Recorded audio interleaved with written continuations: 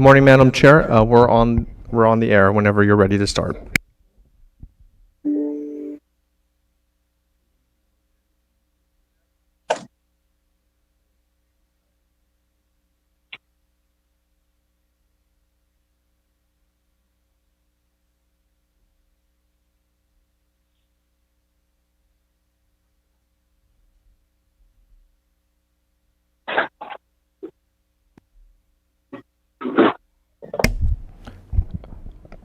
Madam Chair, we're ready.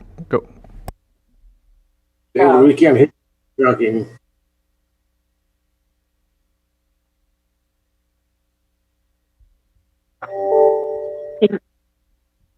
David, are you there? Can you hear me? You're not transmitting, David, for whatever reason. I heard Dan. Dan, can you hear me? I can hear you, Laura, yeah, but for some Okay. reason, David.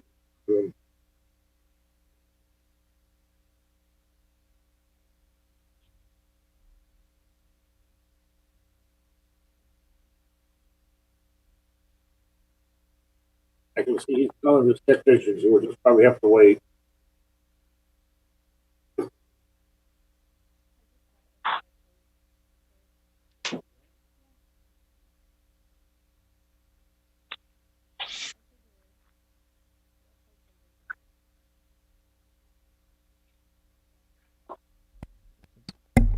Testing.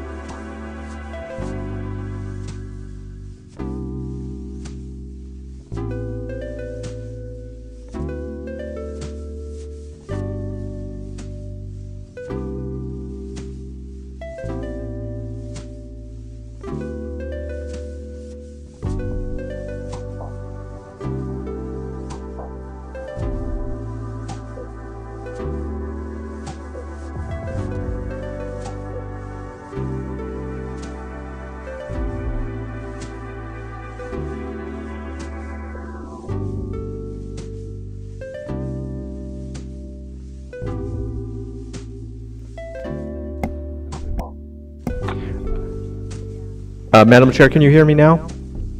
There we are. Yeah, I sure can. Okay, You ready? great. We'll get the hearing started. I'll let CSB TV know. Okay. So,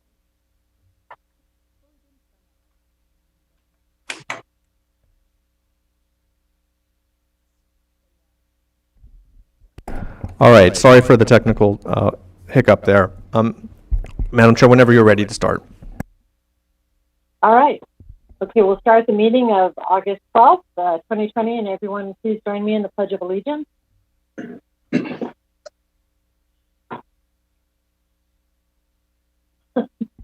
I pledge allegiance to the flag of the United States of America and to the republic for which it stands, one nation, under God, indivisible, with liberty and justice for all.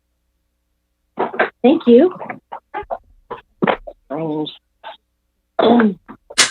Very good. Then why don't we do with a key TV coverage and announcement, Mr. Villalobos? Thank you, Madam Chair, and good morning to the Commission. Planning Commission hearings are televised live on County of Santa Barbara Television, CSB TV, Channel 20 at 9 a.m. in the South Coast, Lompoc, San Ynez Valley, Santa Maria, and Orca areas. Rebroadcast of Planning Commission hearings are on Fridays at 5 p.m. on CSB TV, Channel 20. Today's hearing will also be streamed live on the county's website and will be available for download in a day or two. Madam Chair, would you like me to continue to the roll call? Please. Great. Commissioner Cooney. Here. Commissioner Park. Present. Commissioner Farini. Here. Commissioner Blau. Here. And Chair Bradley. Here. Thank you. Thank you, Mr. Villalobos. That brings us to item 4, our agenda status report. Do we have Secretary Wilson? Would you like to do that? Good morning, Madam Chair and members of the Commission. On our standard agenda today, we have 2 items. One is the appeal of the Scuto Place Supportive Housing Project. And then we have a CEQA Transportation Impact Thresholds Update, which is what we've been talking about lately is the vehicle miles traveled, and that will be presented today by staff. So we have 2 items on the agenda, even though it says there's 3. And staff is ready to present on all those items. Great. Do you want to continue on with the projection report, item 5? Thank you, Madam Chair. I will move forward on the projection report. Our next hearing would be on August 26th, and there are currently 2 items scheduled for that hearing date. That will be the map modification and then the appeal of the CVW Organic Farms Cannabis Cultivation Project. The next hearing after that is September 2nd. That'll be the first scheduled hearing that we have for ExxonMobil interim trucking. And that is September 2nd. Following that, we did set a special hearing for the following Friday, September 4th, and there are 3 items scheduled for that date. Depending on how the discussion goes today, we have projected that if we need to continue the item, we could continue the VMPs to September 4th. We just projected that as a potential next hearing date if needed. We continued the appeal of the Decker Greenhouse to September 4th. And then we do have SoCal Gas Ordinance Amendment scheduled for that day. And then following that, we had reserved a second hearing date for ExxonMobil trucking on September 9th, following Wednesday.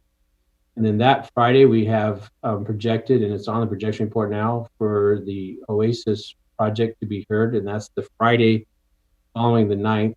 And that is the only item that will be scheduled for that hearing date on that Friday. Following that, our next hearing date would be September 30th. And that has the Union Valley Parkway project on it, as well as Key Site 3 is projected to go on September 30th. Then on October 7th, we have 2 items projected, an appeal of the CP1 cannabis project. It's in the Carpinteria area, as well as we have tentatively set the Slow Cultivation project. It's also a cannabis cultivation project. It is not a appeal, it's a CDH, so this would be the first hearing on that item. The county, On October 14th, we have Ocean Meadows scheduled, which is a residential development in the Goleta area, as well as a residential development in Site 21 in the Orchid area, otherwise known as the neighborhoods of Willow Creek and Hidden Canyon. And we do tentatively have scheduled the interim greenhouse gas on the same date, but depending on how those other two items go, we will see if we can get to that item on October 14th. October 28th, we have another cannabis cultivation project in Carpinteria on that date, and then we go out to November. There's no other items projected. One other bit of information, I did get information from Deputy Director John Zorovich today that they're anticipating getting the ExxonMobil staff report out hopefully today for the commission to start reviewing that before the hearing date. It is a lot of information, and they're available to respond to any questions that the commission may have as we proceed through that material. That concludes our projection report. One item of note, it appears that based on current conditions around the state and the county and due to the COVID-19 crisis, that this platform may become very near and dear to us in the upcoming months. We don't have any anticipated date that we will meet in person at this point. So we'll be continuing on in this format for the foreseeable future. I'll keep the commission apprised as we get more information, but I think that at least for the next several months, we'll be continuing with this platform. Big sigh. Thank you, Mr. Wilson. Did anyone have any questions or comments on the projection report? I get just one really quick one. Oh, I'm sorry. No, I'm wrong. I had nothing. So, seeing no other. I'm sorry, Madam Chair, Commissioners, there was one item that we do need to discuss. I think Commissioner Park had indicated about adding something on the projection report for discussion on communicating with commissioners, or there was something that was brought up last hearing. And so Commissioner Park, there's something we need to coordinate on. And if you wanted to refresh our memory so we could get something put on the projection report. I know that there's a discussion that you wanted to have on an item. Should I address that now or some other point? Sure. Yeah, why don't we do it now? Yeah, you have a good memory, Mr. Wilson. What I brought up in my, I guess we call it our district report last time, was that I will be participating in the American Planning Association California Conference, and the topic will be how we handle public access digital age when we have the coronavirus crisis going on around us, and for how long we don't know. So I mentioned that this is a project or a topic that I've been thinking about a long time anyway. And I think we're seeing that with remote access and things that how we're handling it now, we might do those things in the future, even when we go back to live hearings. So what I requested was two things. One, that we schedule a workshop of some sort to talk about that, what lessons we've learned and what we could do to do a better job in communicating with the public. And then two, that people from the public, from the commission, from staff, from anywhere who's listening, please, I'm encouraging you to directly communicate your ideas to me so I can sift through them. And further on this, I've realized in talking to students and others in the community, activists, that one of the divides we have here is a generational divide. Us old guard on the commission, we're role models. We have a certain power in that we're there to listen to the community. A large part of our community is very young, and I think they feel a little neglected, and we could do a better job of listening. And I think that speaking for myself, that includes even in our internal processes, that our own young staffers, planners, and attorneys who really know what they're doing. And I would like to do a better job of listening to them. So I think that would be a subject as part of this workshop. So I hope that answers your question, Mr. Wilson. Yes, thank you, Commissioner Park, Madam Chair. So I will work with Chair Bridley on scheduling a workshop in the near future so we can have that discussion. Yeah, and I just want to tag on to that. Remember I went to that APA webinar about implementing COVID. This was about 4 months ago. It was actually a California APA webinar. And at that point, wow, what a range of experiences people were having on platforms, large cities, small cities, counties, everything. And so it'll be interesting to hear what you hear at that session, Commissioner Parks, because maybe people have, I feel like we've gotten a better rhythm about it now. I have. At least you don't have to wait 20 minutes for me to get online.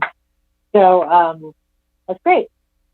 Okay, then moving on, that would bring us to our public comment for items not on the agenda. Mr. Villalobos, is there anything in your desk on that? Madam Chair, I did take a look at the pre-registration and list, and it doesn't look like anyone had submitted a request for general public comment. They were all for the first item, but if I see that we have 18 attendees, if anyone wanted to speak on any items that's not on the agenda, just use the raise hand feature and I can call on you. Okay. I think that means that we will consider no other public comment requested at this time, and then move on to our Planning Commissioner's informational reports, item number 6 on the agenda. Does any commissioner have anything else they want to add as an informational report? I do. Seeing anybody? Okay, Commissioner Park? Yes, I kind of just did in answer to Mr. Wilson's question, but I want to add one more thing that I don't think I brought up here before. As I think all of you know, it's been reported by Director Plowman, the Board of Supervisors will be hearing information from staff on, I believe it's September 1 meeting, to try to determine the scope of work for staff to work on the farm stay ordinance that we're going to try to work up, and also agricultural tourism in general, perhaps. I formed a farm stay advisory committee about a month ago, 2 months ago. Really a powerhouse of people. It's going very well, and it's something that I'll be able to report on later commission. Very pleased with how it's going. Great. I can't wait to have that item up for discussion. Okay, so with that, we will actually, that was item number 7. So with that, we will go to our item number 8, which is approval of the minutes of July 29th. Does anybody have any corrections or edits to those for staff? Okay. Commissioner Cooney? Move for approval. Is there a second? Commissioner Blau, is that a second? I didn't hear you. I move for approval. Okay, well, I think Commissioner Cooney moved, and if you can be the second, that's great. I just have one item on it, and it's probably insignificant, but Mr. Villalobos, at the bottom, you know, where you have the document name in the drive, it's actually 7820. Does that mean we wrote over 7820 and it's a 72020 or 72920? Oh, you're talking about the doc string at the. I'm happy to correct that. Thanks. Okay, I mean it's insignificant in terms of approving, but I just noticed that. Okay, with that, Madam Chair, Mr. Cooney. I hadn't really seconded. I was really going to make a comment on a correction, and I'll do that. But for purposes of consideration, I will second Commissioner Blau's motion. And what I'd like to ask the commission is whether our action on page 3 taken with respect to the CEQA guidelines we changed last time should not, when we refer to it for the first time in these actions, be spelled out. That is the environmental thresholds manual. If I were reading the minutes and I looked at the action of the commission, I'd have no idea what ETM means. And so I suggest for future readers that we spell it out in paragraph 1. We can abbreviate it in paragraph 2 if that's the will of the commission, but that's my suggested change. And my second would apply to accepting that. Madam Chair. Yes, Commissioner Perini? Yeah, I concur with Commissioner Cooney. I think that's a great point. So maybe Okay. Commissioner Blau can accept that change. Yeah, I certainly would, because quite frankly, I don't know what an ETM stands for at the moment. We do now. No special part of our acronym dictionary. Okay, good discussion. And I'm assuming that's okay with the staff, Mr. Villalobos. Are you okay with that? Understood. Yeah. Great. Okay. All right, then do you want to take a roll call vote on approval of the minutes of July 29th? Commissioner Cooney, Aye. Commissioner Park, Aye. Commissioner Farini, Aye. Commissioner Blau, Aye. and Chair Bradley. Aye. Motion passes 5-0. Thank you. Okay, wonderful. That brings us to item number 9 on our agenda, which is the Director's Report and Board of Supervisors Hearing Summary. So I'll turn to Director Plowman. Good morning, You're on. Madam Chair, members of the Commission. There is not a lot of action to report at the board because they've been on break. So we will have our first board hearing after a month break next week.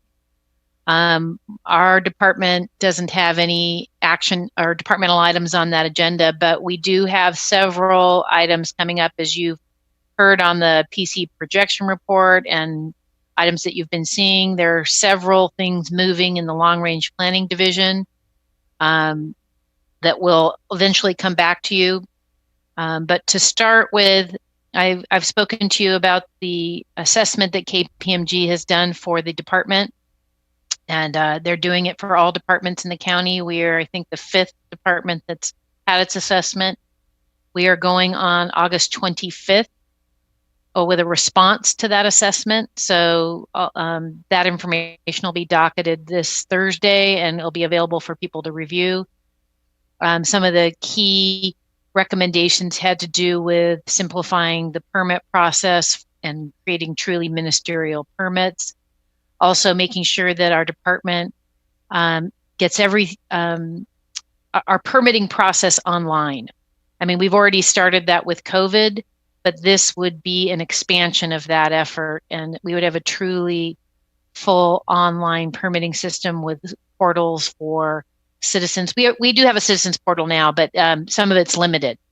So we are going to be working towards that in the next year or two, and I think it's exciting. It'll give people a lot more access to information in the system and ability for people to file applications very easily, because we're just about to get credit card payments available that will be online. So I think it'll be a big improvement for the community and for applicants. So that's on the 25th. And then moving to September 1st at the board, we have the appeal of the Gaviota Caltrans culvert that the board will hear. And then as Commissioner Park mentioned, on the 1st, we have a couple of items that will be presented by long range planning, and that is short-term rentals in the coastal zone and homestays in the coastal zone. So we're seeking feedback from the board on direction. We have done some research on what Coastal Commission will accept in the coastal zoning area, and so we're going to ask the board to share their vision with us before we draft an ordinance. That's a result of them, the Coastal Commission rejecting the previous proposal made by the county. We are also coming back with farm stays and getting direction from the board on farm stays. Initially, direction was provided that we would follow the Gaviota plan model, but there has been a lot of discussion out in the 3rd District and San Ynez region, some of it led by Commissioner Park, about possible changes to that and I would say enhancements to that program. So we will be seeking direction from the board on the 1st as well. The CEQA threshold item for transportation impacts that you're hearing today is going to go to the board on the 15th. And then the amendments to the CEQA thresholds that you heard last week, or was it 2 weeks ago? I can't recall. I think it was 2 weeks ago. Last week. Okay, last week. That is going to be going to the board on the 15th as well. On the 22nd of September, lot line adjustment that is transferring from the Montecito Planning Commission up will be heard by the board. And then we have a day set to hear cannabis appeals, and that's October 6th. And both Castle Rock and Herbal Angels will be heard by the board on that date.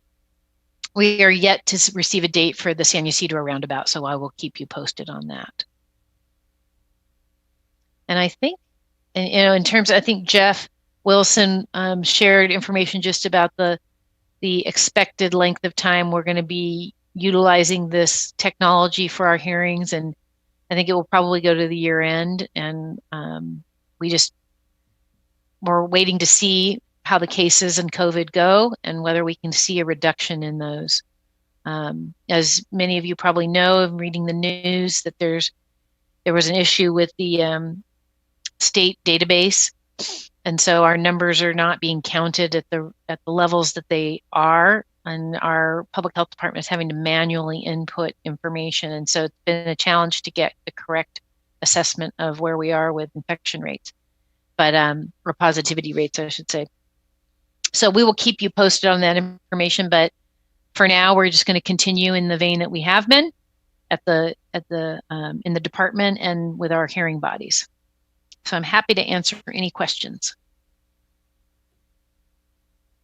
Thank you. I know I struggled a little bit, but I'm really proud of the rest of the commission because we've come along pretty smoothly, and I had to sit in and monitor at least 2 or 3 architectural review meetings, which if we think this is tough, just watch one of those meetings because that's very challenging with, giant plan sets and scrolling and, anyway, so I appreciate everybody working at the county on that.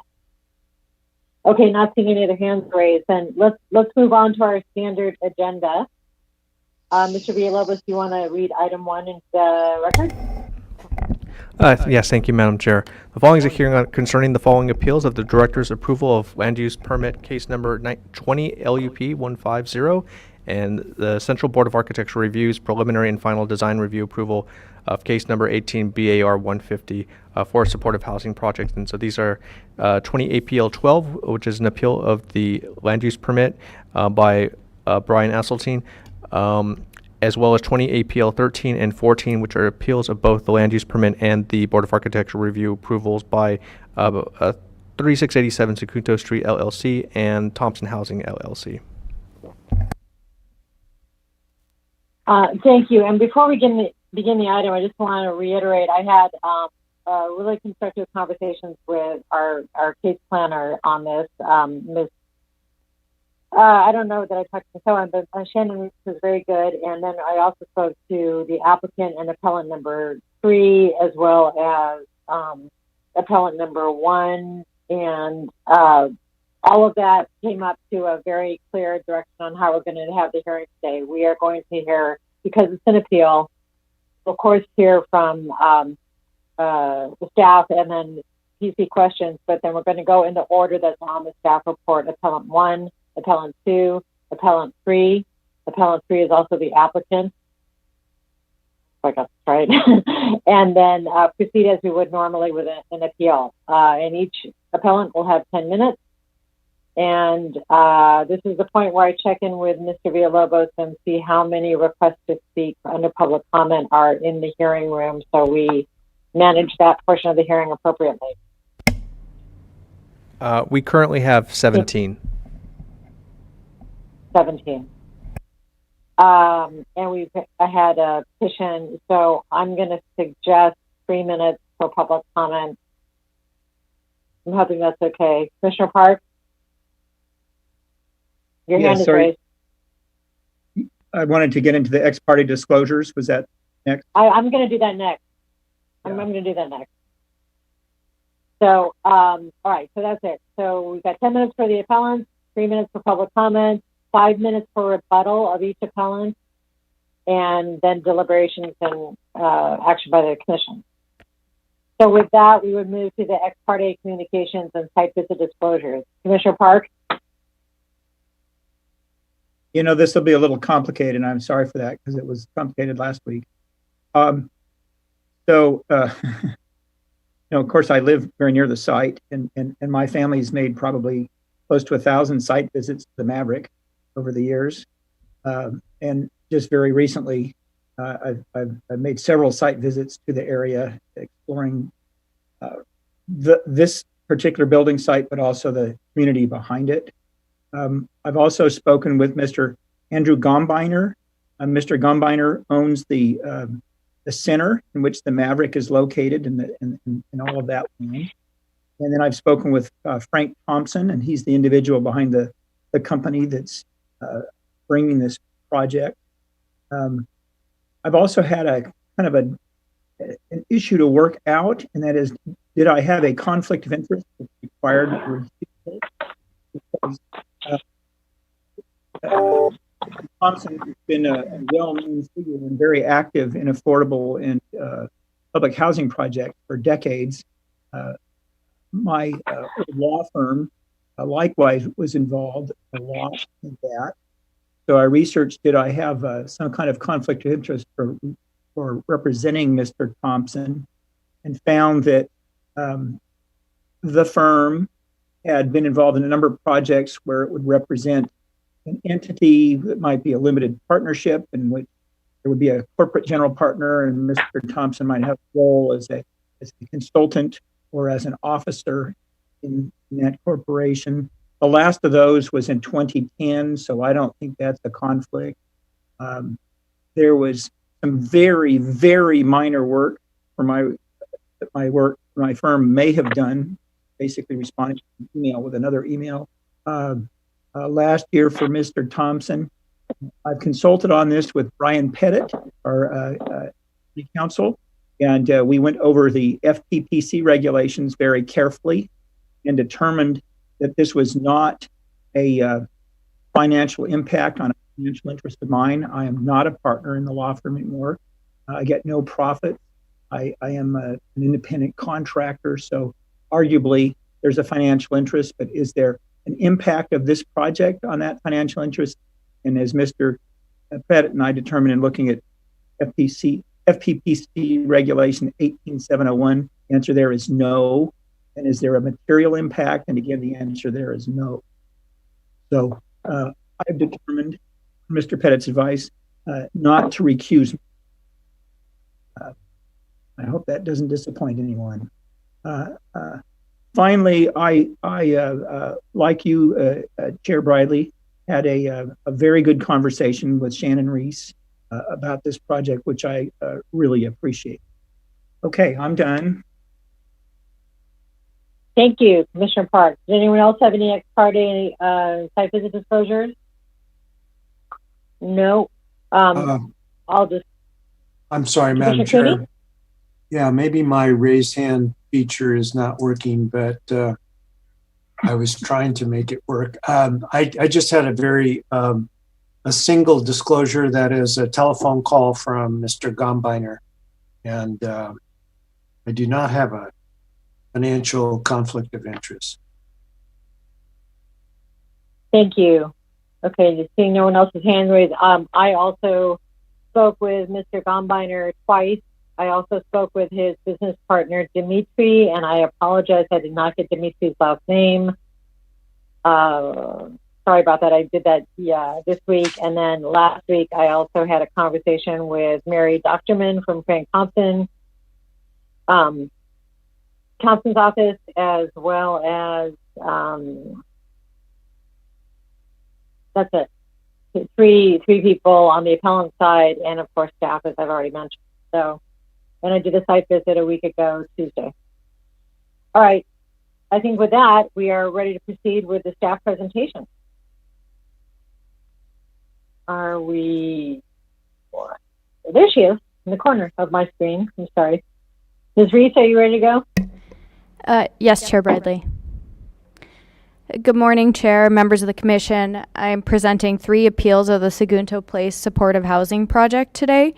It was a land use permit which approved a 23-unit, 100% affordable project under the provisions of State Assembly Bill 2162, which I'll refer to as AB 2162 throughout the presentation. And this is a vicinity map showing the proposed project site's proximity to Highway 246 and Meadowvale Road. It's indicated with the star there. Surrounding uses here are primarily single-family and two-family residences, commercial uses, and vacant agricultural land.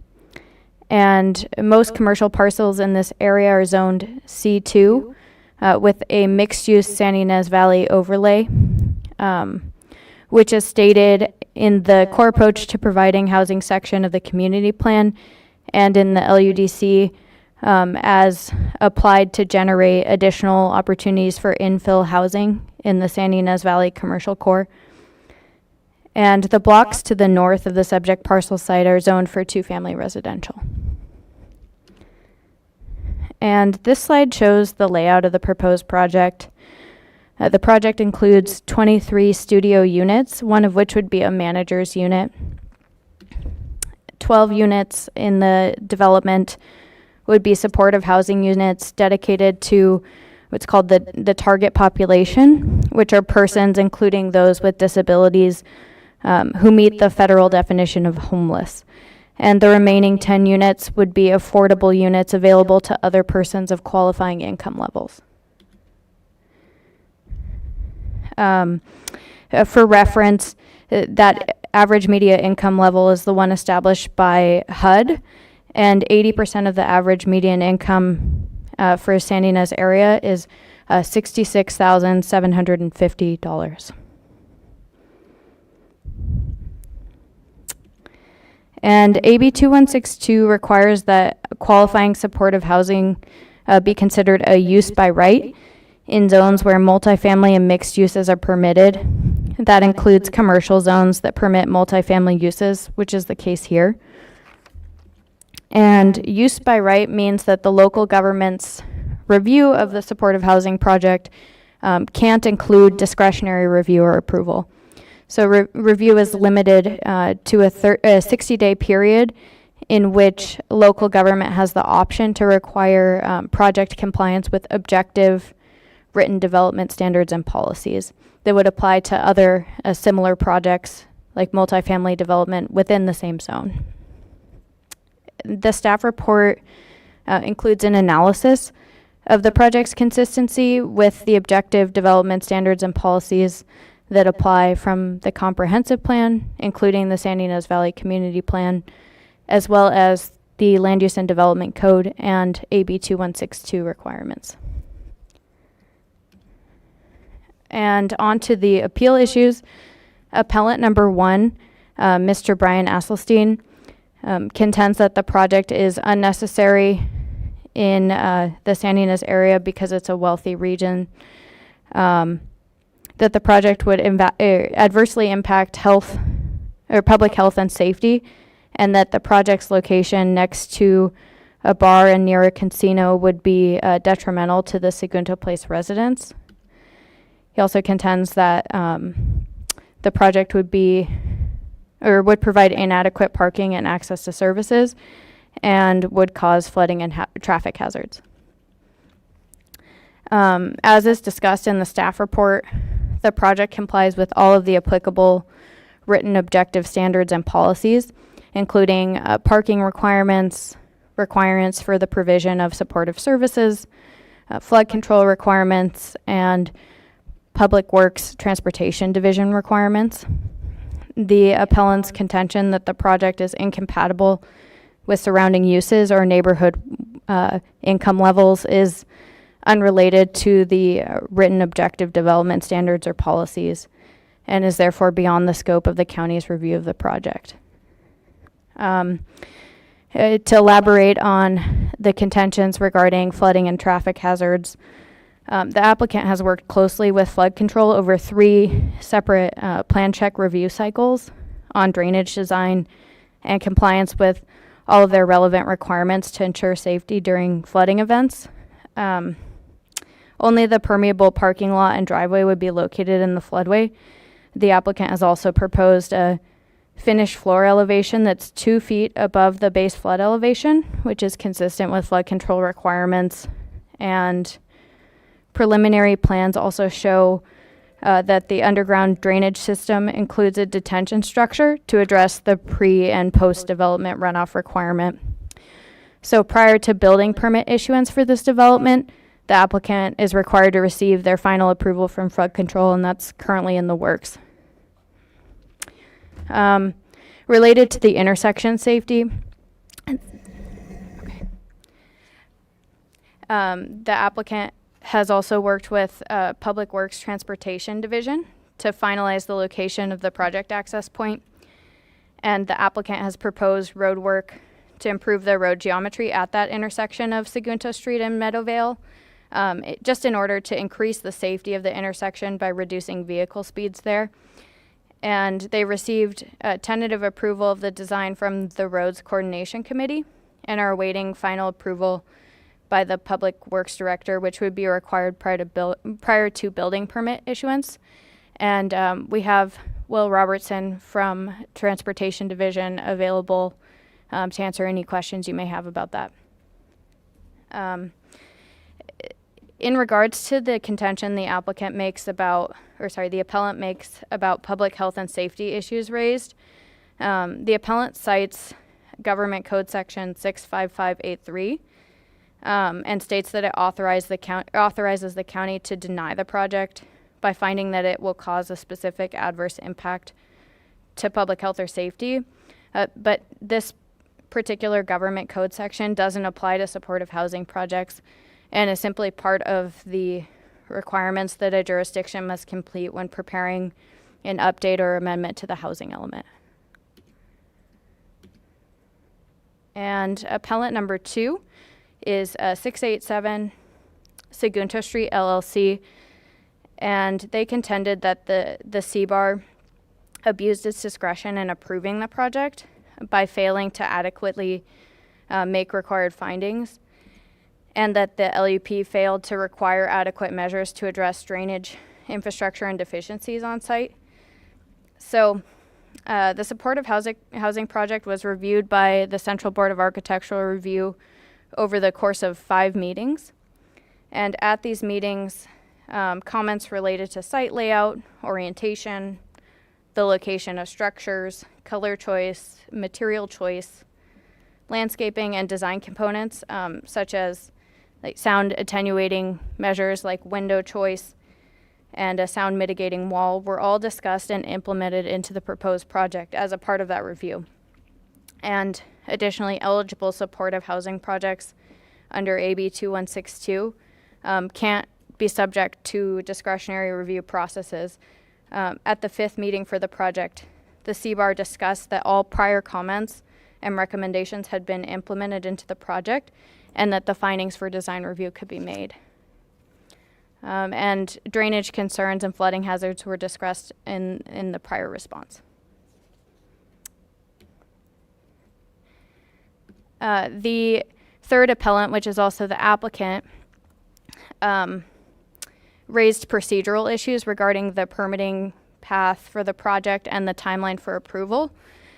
As was discussed in the briefing last week, Planning and Development is in the process of amending the Land Use and Development Code in order to implement procedural and substantive requirements of state housing law, including AB 2162.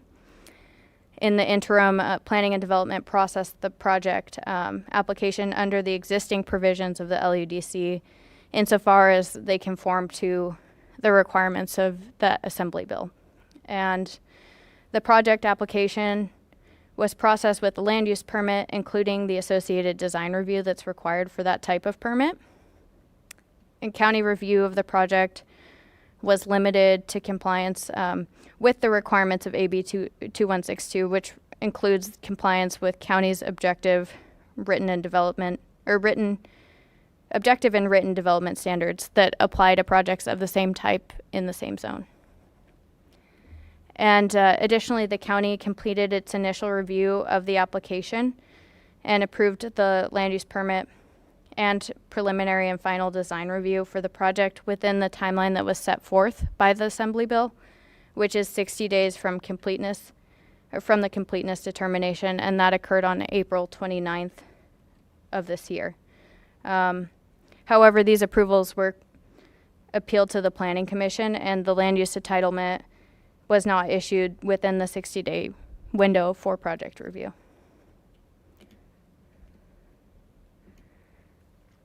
In summary, as we discussed in the staff report for the project, the proposed project is consistent with the applicable objective standards and policies in the comprehensive plan, including the San Ynez Valley Community Plan, and also with the requirements outlined in the Land Use and Development Code. The information and analysis included in the staff report supports the de novo approval of both 20 LUP 150 and 18 BAR 150. Additionally, the project can be found exempt from CEQA pursuant to Section 15268 of the state CEQA guidelines. And that's because AB 2162 specifically expanded the exemption for the ministerial approval of projects under CEQA.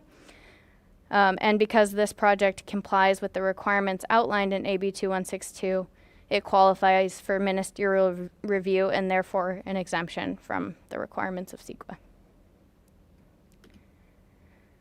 And staff recommends that the Planning Commission deny the appeals, make the required findings for approval in Attachment A, determine the project is exempt from CEQA, and grant de novo approval of the project subject to the conditions of approval that are provided in Attachment B. And that concludes staff's presentation. We have appellant number 1, Mr. Brian Asselstein, available by Zoom.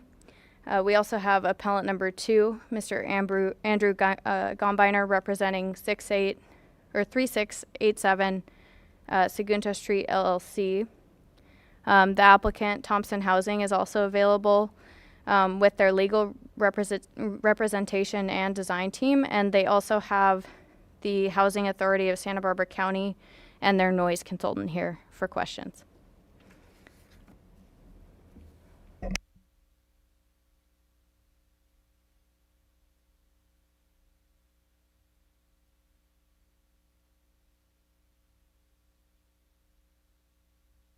Madam Chair, I think you're muted. Hello? You're muted, Laura. My fault. Commissioner Park, question. Yes, and thank you for calling me because this is in my district. I have a series of questions. I've written them down so they'll be concise. They flow.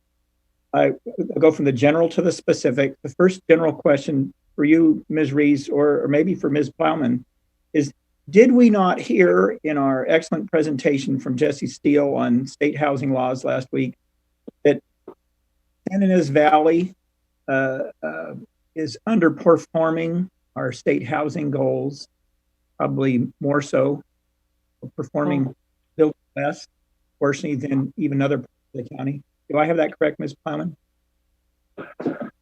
Madam Chair, Commissioner Park, I was not present for Ms. Steele's presentation, but I believe that is a correct statement. Okay. Commissioner Park, this is Travis Seards. Shannon Reese actually does have some numbers to address that question. I'll turn it over to her. Great. Chair Bridley, members of the commission, I did speak with Long Range Planning about this. They don't have RENA numbers that are specifically broken out by community, but the county is behind on low and very low income units, and 100% of the units proposed by this project would be in that target income level bracket. And Madam Chair, Commissioner Park, just to add on to that, if we aren't meeting our arena targets, that becomes a problem for us in the long term. And there are certain legislative actions that the state took that indicates that people can streamline projects at a ministerial level if you don't meet your arena targets. And so it's pretty important to be able to do that. Review them early. Correct. Oh, okay. Well, let me go on with my other questions. Ms. Reese, you mentioned that this is in the MU overlay, mixed use. Could you, in layman's terms, just briefly describe what mixed use means? Chair Bradley, Commissioner Park, essentially mixed use type of zoning is designed to generate additional opportunities for infill housing in commercial areas, sometimes with commercial components included, but this overlay was specifically added to the San Ynez commercial core in order to increase the amount of infill housing available in the region. Isn't there some mixed use housing that is apartments on top of some commercial uses, offices, stores, right next door to the west to this project? Chair Bradley, Commissioner Park, I believe there are multiple residential units included in that same block of commercial development adjacent to or near to the project site. And you mentioned the zoning to the north being family residential, above, behind the MAV and behind this project. What's to the east? Looks like just a big grazing area. What's that zoning, across Meadowvale? Chair Bradley, Commissioner Park, to the east is Ag 2 100 zoning, and I believe it is just used for grazing and is primarily vacant. Right, so it's not housing. And then to the south, across Segundo Street, what's the zoning there? Is that more commercial? What is that? Chair Bradley, Commissioner Park, to the south, there's both C2 and C3 zoning, both Okay. commercial. Now I want to be very specific about a feature of this project that's just got me puzzled. Both kind of like, what is it exactly, how it works on the ground, and then what's our jurisdiction over it? It's the sound wall that would be on the, if I'm looking at it, it would be on the west boundary of the project site. And do we have jurisdiction over that sound wall? I mean, I know this is a de novo BAR hearing, so to speak, where we look at architectural things. So do we have jurisdiction to be talking about that sound wall and asking for improvements if we think they're appropriate?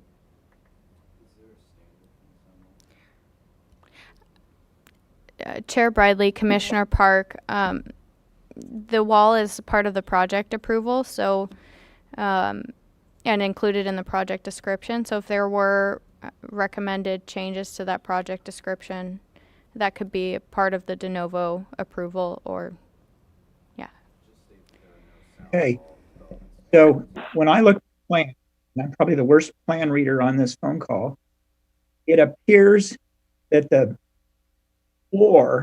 first floor of this building is 5 feet off the ground.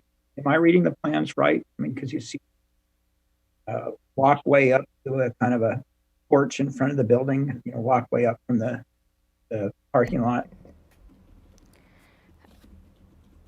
Chair Bradley, Commissioner Park, in certain areas, the building would be located above existing grade. They're doing a substantial grading underneath the building in order to accommodate the drainage facilities. So the relative elevation of the building does change, but perhaps the applicant, if you have further questions about the design of the drainage system or the the relative elevations, the applicant would be able to answer those questions in further detail. Well, one more then on, and then I may ask these of the applicant, but the wall appears to not start at the street, but it appears to start further back, kind of almost behind where the Maverick barn starts. Is that right? Am I reading the plans right?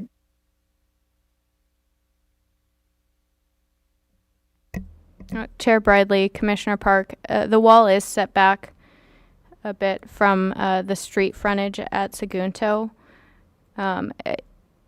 Otherwise, there's just a split rail fencing that goes around the property in certain areas. And this wall is only 6 feet high. Is that right? Am I reading that right? Chair Bradley, Commissioner Park, that's correct. Okay, well, good. I did something right. All right, I'm going to let the other commissioners have their questions in, and I'll save any other questions about the wall for the applicant.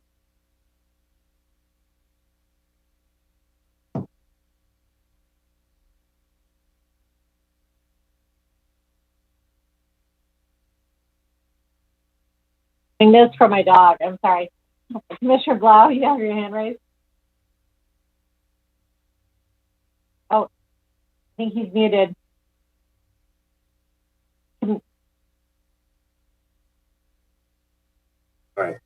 Yeah, I have two questions. First is, did the Assembly bill give us the authority to have the project appealed? That surprises me. I mean, if there was a requirement that it be approved in 60 days, it's long been 60 days since April completeness was done. And the second thing is county council telling us what is, we have no discretionary approval of the project or discretionary items.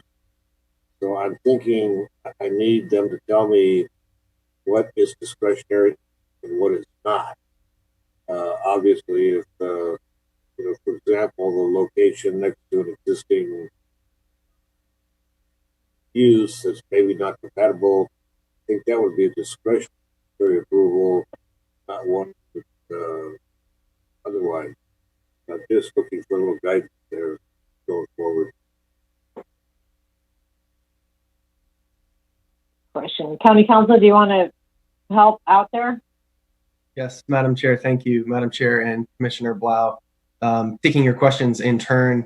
So under AB 2162, Government Code 65653B, this discusses the timing requirement for review of these applications.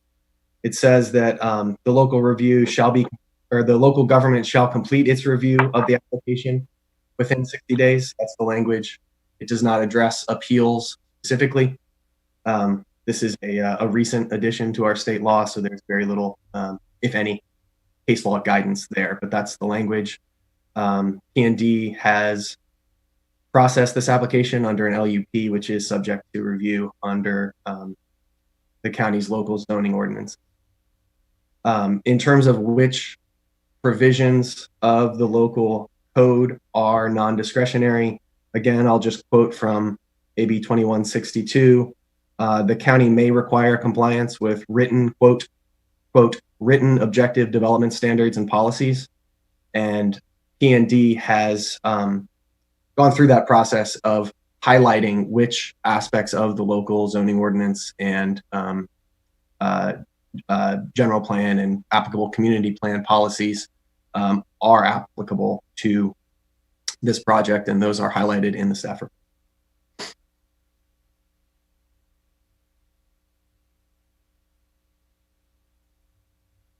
Commissioner Blau, did you have anything else? No, I'll just comment that that's the typical lawyer answer, and I appreciate it, but didn't answer the question, tell me what the law was. So that's all right. I guess we'll struggle with it. Hi, you've reached Dennis. All right. Commissioner Creaney. I see you Thank muted. you, Chair Bradley. For Ms. Reese, truly don't know the answer to this question. So when this project comes forward and we're placing it right next to a bar, and they're openly telling us that, hey, we make a lot of noise and this is how we've been doing it for probably my whole life. And then we're going to place a high density residential group right next to there. There's nothing in any of the ordinances, and that's one. So there's nothing in the ordinances that says, hey, you're not compatible because of noise and activity. And then the second one would be the reverse of that. So now that the new neighbor's in place, can they then go after the existing activity and call them out for non-compliance or something? So are we moving something in that's going to cause a problem to the existing community? Chair Bradley, Commissioner Farini. So the project does comply with all policies from the noise element and also policies related to noise from the San Ynez Valley Community Plan. Compatibility and the interpretation of that is inherently subjective, but the project does comply with all applicable standards and policies that are objective and written in our regulatory documents. Does that answer your question? Well, kind of like Commissioner Blau said, not really, but that's about all we can expect. So then let's go with the density of this project. Is that consistent with the surrounding community? It doesn't appear so to me. Chair Bradley, Commissioner Farini, Assembly Bill 2162 does specifically allow a multifamily use because there are other multifamily uses allowed in this zone. And the mixed use overlay that was applied did increase the amount of residential density that any developer could propose on this property. But the density proposed by the applicant here is compatible with all regulatory requirements. Okay, so that's not the question. The question is that in the surrounding community, right? That's all of the uses immediately surrounding, or say within 300 feet even. We want to go out 2 or 3 parcels. Are any of those existing parcels, do they contain this density, or are they all considerably lower in their housing density? Chair Bradley, Commissioner Farini, the surrounding parcels have lower residential density. Okay, and do you have at hand what those are in comparison to what is proposed here for this project? Chair Bradley. Madam Chair, while Ms. Reese is looking for that information, I just want to add in to something that Shannon said, is that, you know, the objective of the mixed use overlay was to provide some residential density in the area. And certainly the state's objective is to allow for higher density housing due to the crisis of housing that we see in the state. So the proposal that we see is consistent with what the state's direction is, as well as consistent with what our plan allows for. It's often the case when a new overlay is introduced that the first project would not be similar in nature to the surrounding projects.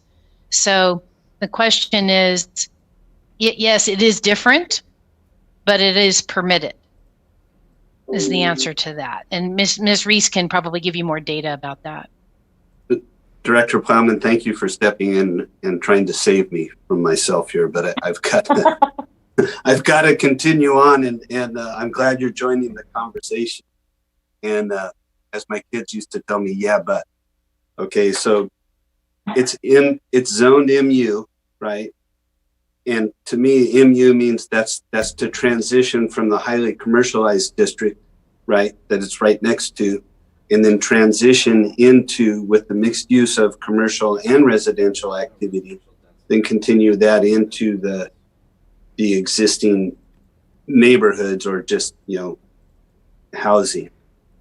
So I kind of see it as A, B, C. This would be the B property. But then where I see this is supposed to be black and white because of the new legislation, but I still don't get it. It's mixed use, but we're not going to make it mixed use. We're going to make it high density. So it kind of trampled on the intended use of the property to be a transition from commercial into residential.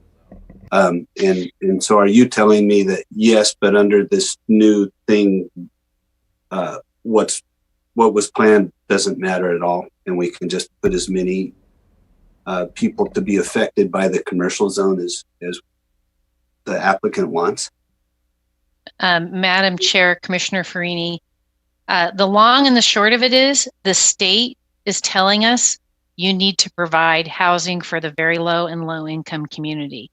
And you're correct in that they are telling us that our regulations are not adequate, and that they can, the new law can essentially say that it can be 100% housing. Now, the density question is another thing. I mean, you could have a commercial. In fact, they do have offices on the bottom floor. We're not calling it mixed use, but they do have offices where services are provided. But I think it's sort of it's an interesting question, but you could have commercial on the ground floor and units above and still have a similar density if you use state density bonus or something like that. So the real bottom line is that the state is giving the counties and the cities direction on what to do, and because we haven't done it, they are now developing regulations that say we can't say no to it. And so in this case, yes, the state law essentially tells us that they can have a 100% residential project on that site. Does that answer your question? It's not what I want to hear, but yes, it does. Thank you. Sure. Very good. Was that all you had, Commissioner Farini, and questions for staff? Yeah. Okay, thank you. I have a couple, but I see Commissioner Park's hand raised, and also Commissioner Blau's hand is still raised. Commissioner Blau, did you have anything else, or was that left over? No, I just forgot to put my hand down. All right. Okay, so Commissioner Park, you have more questions? Yeah, I just want to be very brief because I think it's important we understand these things when we're about to hear from public comment and from the appellants. And we can ask Mr. Gombiner in particular about uses, but from going there over and over and over again, you've got to realize that right next to this project, you have the MAV and Garoppolo, then you have the Longhorn, then you have two much newer buildings that are multi-story, and it's all mixed use there. It's all residential apartments over the offices and so forth. So mixed use is nothing new there. It's in fact what describes that block. Okay. Okay, so I have a couple of questions too. We're not quite done yet. So I had one question just about the application. When I talked to Ms. Dr. Manwood Frank's office, Mr. Thompson's office, she says the Housing Authority was a partner in this application, but I don't see them addressed anywhere in the applicant information or the staff report. So can staff tell me what is the status of the Housing Authority, because I believe the applicant is relying on them as a co-applicant in terms of operating this facility. So what does staff have on record right now? Chair Bridley, members of the commission, I'll defer to the applicant to speak to the role of the Housing Authority.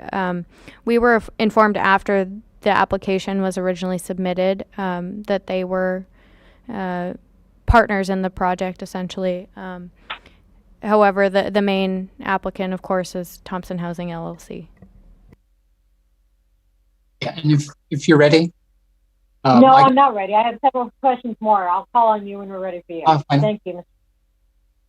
Okay, then continuing on through the staff report, Ms. Reese, I see that the project proposes 17 parking spaces, and that's to, how is that compliant with the current code for this multi-unit project? Chair Bradley, It members, looks like you. Go ahead. members of the commission, AB 2162 specifically states that for the units that are for supportive housing residents, parking requirements cannot be applied. But for all of the office space and the 10 units, as well as the manager unit that are not for supportive housing residents, the project complies with the applicable parking requirements. Okay, so just to put that in layman's terms, it sounds like there's no parking required whatsoever for the supportive housing units, just the manager's unit and the non-supportive residents. Is that correct? That's correct, Chair Bradley, members of the commission. And then I understand that in the legislation, there's a high reliance on whether a project is located close to a transit stop to connect those supportive housing residents with alternate access to services or life as we know it today. And when I looked up the San Ynez Valley transit system, I think it's mostly a dial-a-ride system. I believe it is near this project site, and that's great, but they have probably 60-minute headways to get anywhere. So that's kind of the concept behind the state legislation and the requirement to drop parking, correct? Chair Bradley, members of the commission, the language from AB 2162 doesn't specify the type of public transit stop. It just exempts the project from providing houses or parking spaces for the supportive housing project if it's within 1/2 mile of a public transit stop.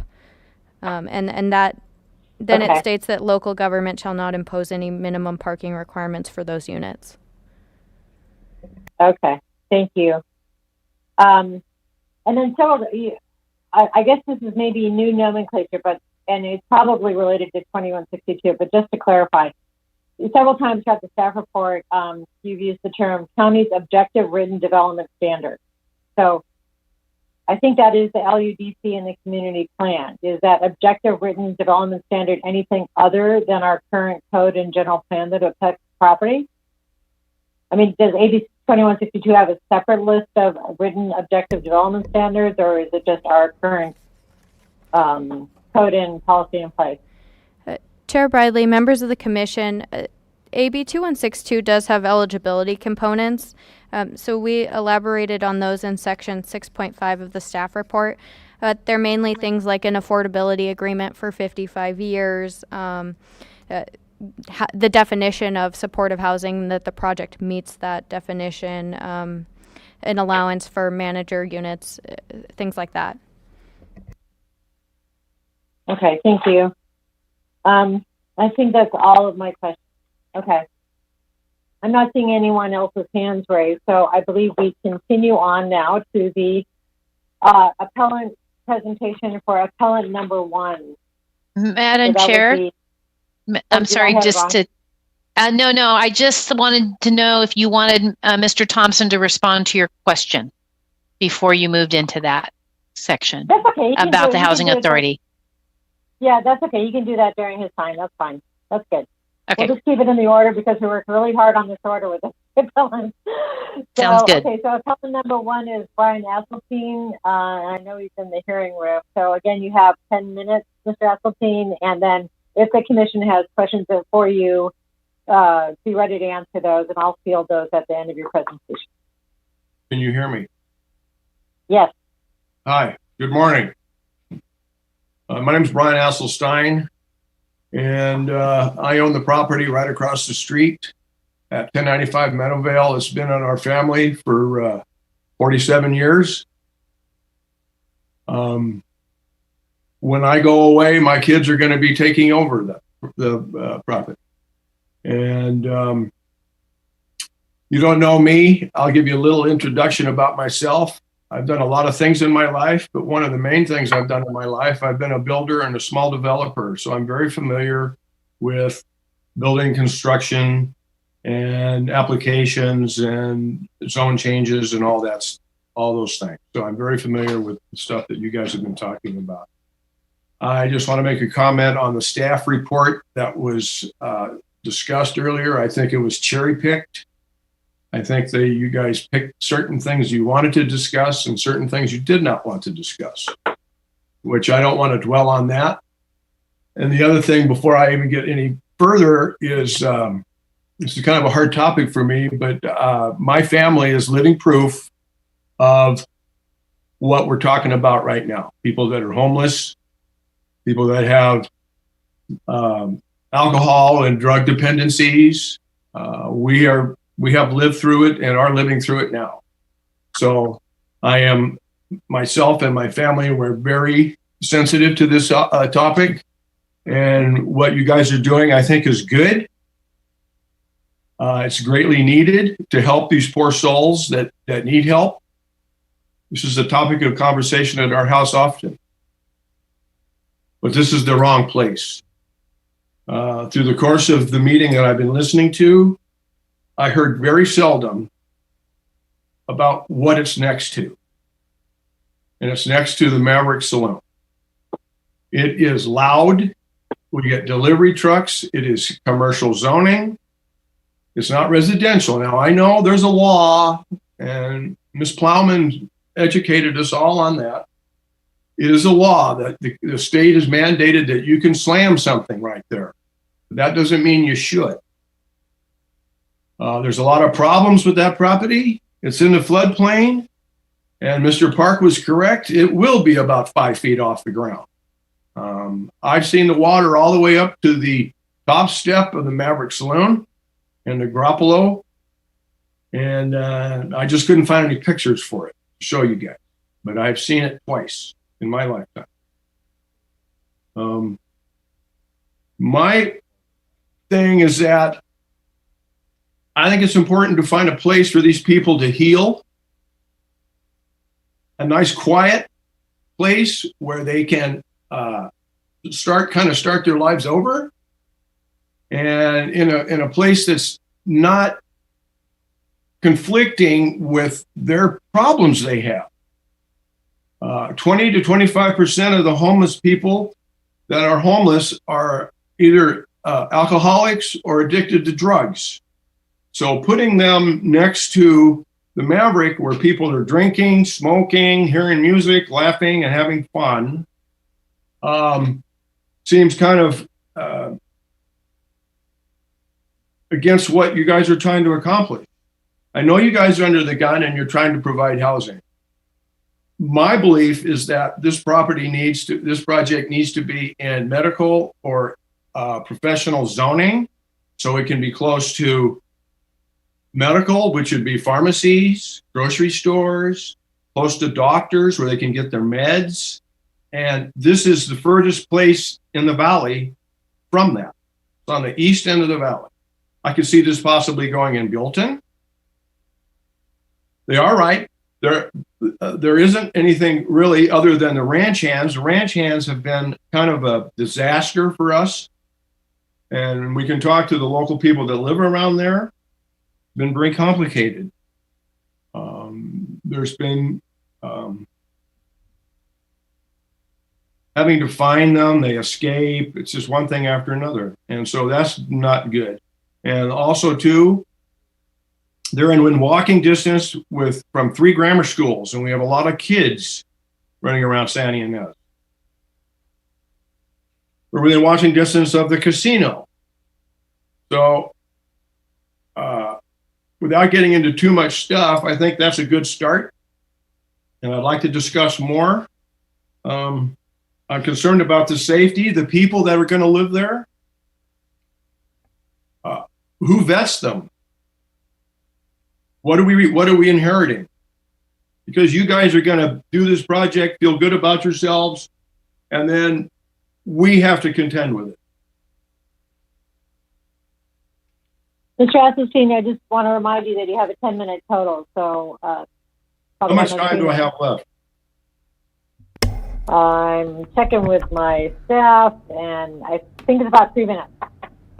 Well, I'm about good for now. I mean, the schools, the safety, it's not being vetted.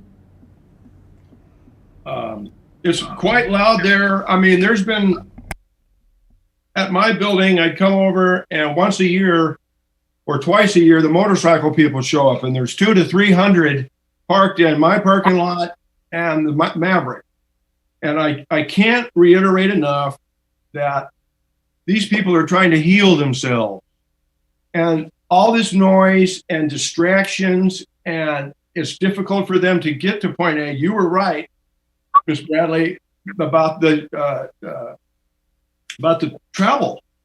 It is a bus, but you wait, you get stuck someplace. There's really no way to get around, and Uber doesn't really function. So it's very hard for them to get around because most of them, as you well know, will not have driver's license. That's why they're not so worried about parking. But if they do have a car, they're probably going to park in a Maverick Saloon parking lot. So there's a lot of issues, I believe, that really need to be addressed, way more than just what was discussed today. The other problem I have is when the county approved Bobby Bruin's building, which is the mixed use units with the apartments up above, which there's not very many. I think there's 3 or 4 maximum. So we're not talking a high density, low density. The culvert that the county approved to install was installed incorrectly. And when we've had those floods, the water comes through that culvert and erodes my bank every time it rains. And I got to spend $2,000 to $3,000 repairing it.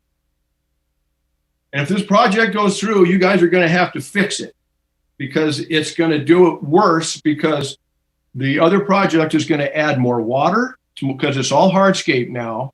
There's very little soaking in. He's going to put some bricks down and that'll mitigate some of the water in the parking lot, but it's not going to get rid of the water from the roof. And it's all going to end up on Segundo Street, and it's going to end up in the culvert, which comes over to me. So I think that's a good start for me for now. And is my time up? I think, I'm sorry, I'm having to get from my hearing staff. I think you got another minute if you want to, and then you do have another 5, actually, and then you have another 2.5 minutes, Mr. Esselstyn. Oh, the other thing too is the other thing here is this is a report that was from the county. This is the HDRT, which is the death report. And I'm going to repeat myself. These are low income homeless people, and it's talking about the deaths. And the deaths, and like I said earlier, 20 to 25% are either alcoholics or addicted to drugs or meds. But out of that, 40% of the people that perish are from alcoholism or mental issues. And this report was updated in February and March of this year. So you guys, if you want to look at it, you can see it. And that's why I can't get back to it enough that this place is a great idea, but it needs to be close to doctors and close to a town and an urban environment where they can get help. And then these people can heal. But where it is now, the way this whole project is starting to work down, I know it's been approved by the state and all that, but that doesn't mean it should be. So I guess that's all about, I don't want to repeat myself and bore you. That's my initial feeling. Thank you, Mr. Esselstyn, and you will have 5 minutes rebuttal after. That's okay. No, that's fine. I want to remind you, you'll have 5 minutes rebuttal at the end of all of the other presentations and public comment. Right, and public comment. So if other items come up during the presentations, you have 5 minutes to rebut that in addition to the time you just spent, okay? Thank you very much, Ms. Bradley. Okay, great. So with that, we're going to move to our appellant number 2, and that would be, I think, Mr. Madam Chair, I have a couple of questions. Oh, I'm sorry. Wait, Ms. Esselstyn, don't leave. Sorry, Commissioner Park, go ahead. Yeah, Mr. Esselstyn, thank you for your perspective because you live right there, and like you say, your experience in building. On your side of the street, which is the south of Segundo, right, on this project? Correct. So it sounds like you have a building already, and then you also have some empty land. Do I have that right? No, that is incorrect. You know where the Elks are? Yeah. The Elks building, the Elks, where the Elks are, there's a sandwich shop out front. There's the American flag. You know where the American flag is on the corner there at Meadowvale and Sagunto? I own the building right there. There's a little florist there now. There's a hair salon, the Elks. We have a, I don't know, 26,000 square foot commercial building. Okay. Isn't there some raw land that's unbuilt that's just south of this project? No. See, here's the other problem that we have. Now, Santa Ynez is unique in itself. The tribe has purchased most of all the commercial land. There's only about 2 or 3 raw commercial parcels available left for commercial use in Santa Ynez. One next to the Mid-State Bank, this particular project, and then the Chumash have purchased all the rest of it. So you are correct, to the south of me, the tribe has bought all that from there to the 246. So now you also mentioned Recovery Ranch, and that's, for those that don't know the area like you and I do, that's just behind where this project is going to be, right? That is correct. And I'm going to be honest with you, it's been kind of a hardship for everybody in the community. There's people that want to talk later on during this meeting that want to discuss that with you guys. Okay. And it's very difficult. We're having a hard time right now because of the casino. There's been more theft going on, people stealing cars. And with the ranch hands, they have issues, and we have to deal with it. That's the problem, and I don't believe the ranch hands even have the proper permits or licenses. And I don't know how they got away with it, but they're there, and everybody. There's nice people that live in Santa Ynez, and they all deal with it. But it's not that we should deal with it. And that's one thing I we're don't concerned about this. Okay. Thank you, Mr. One thing I don't know, but you might, is how many people are on that ranch hands property? How many people are occupying it? And I really don't have any. Is it 5? It gets Is it out of 10? hand at times. It depends on how many of it in. I think at any given time there's 20 to 30 guys living there. Okay. Okay. That even there, here we go again. That's not to say what he's doing is bad either, but that's not in the right place either, because the people that live around there are angry. Okay. Thank you, Mr. Esselstyn. Commissioner Park, do you have any other questions for Mr. Esselstyn? No, and I think Mr. Esselstyn will have his opportunity for rebuttal, and we can ask him questions then if we think of more. But thank you. Thank you. Thank you, Mr. Esselstyn. Okay, with that, we're going to move on to our appellant number 2, who I think is being represented today by Mr. Gombiner. Is that correct? Yes. There we go. I can hear you. Okay.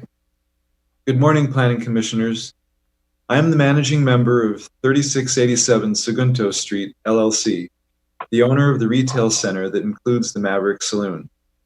I'm also a minority partner in the Maverick itself. In short, I urge you to deny this project or significantly modify it to reorient the residential units away from the Maverick. However, denying this project will ensure its potential residents are not subjected to ongoing noise. Denial will also ensure the Maverick will not experience numerous noise complaints that could lead to significant curtailment of its operations and possibly its closure. At the very least, these noise complaints would consume already limited law enforcement resources. The Maverick is a very popular community institution that has served Santa Ynez Valley residents and its visitors for over 50 years. The Maverick is arguably the most frequented live music venue in the valley, with numerous concerts by diverse musical acts, as well as pre-recorded music, and draws large crowds both day and night. I am concerned the Sagunto Place Supportive Housing Project, approved on this lot, located immediately east of the Maverick, will be inundated on a very regular basis, perhaps daily, with loud music from the Maverick, as well as noise from patrons on the patio and parking lot, and their vehicles on the parking lot and street, including numerous Harley-Davidson motorcycles. In fact, on a typical Sunday, we we receive about 70 patrons with Harleys. The Maverick is open 11 a.m. daily until 1 a.m., Sunday through Thursday, and until 2 a.m. Friday and Saturday. Plus, it usually takes another 30 minutes for the last patrons to drive away. I have reviewed your staff's report and found it dismisses the obvious noise and compatibility issues raised in my appeal. To justify this position, the staff report states, quote, objective standards and policies may be used as a basis for denying a supportive housing project, yet it fails to properly analyze the existing noise setting in proper context. Specifically, Section 6.3, the Comprehensive Plan Consistency, cites Noise Element Policy 1, which states, in the planning of land use, 65 decibel day-night average sound level should be regarded as the maximum exterior noise exposure compatible with noise-sensitive uses unless noise mitigation features are included in project design. As mentioned previously, the Maverick plays loud music daily into the night and hosts large, boisterous crowds. The noise produced fluctuates greatly throughout the day and is usually at its loudest. At the same time, potential residents of Segundo Place will want to relax in the evening and go to sleep.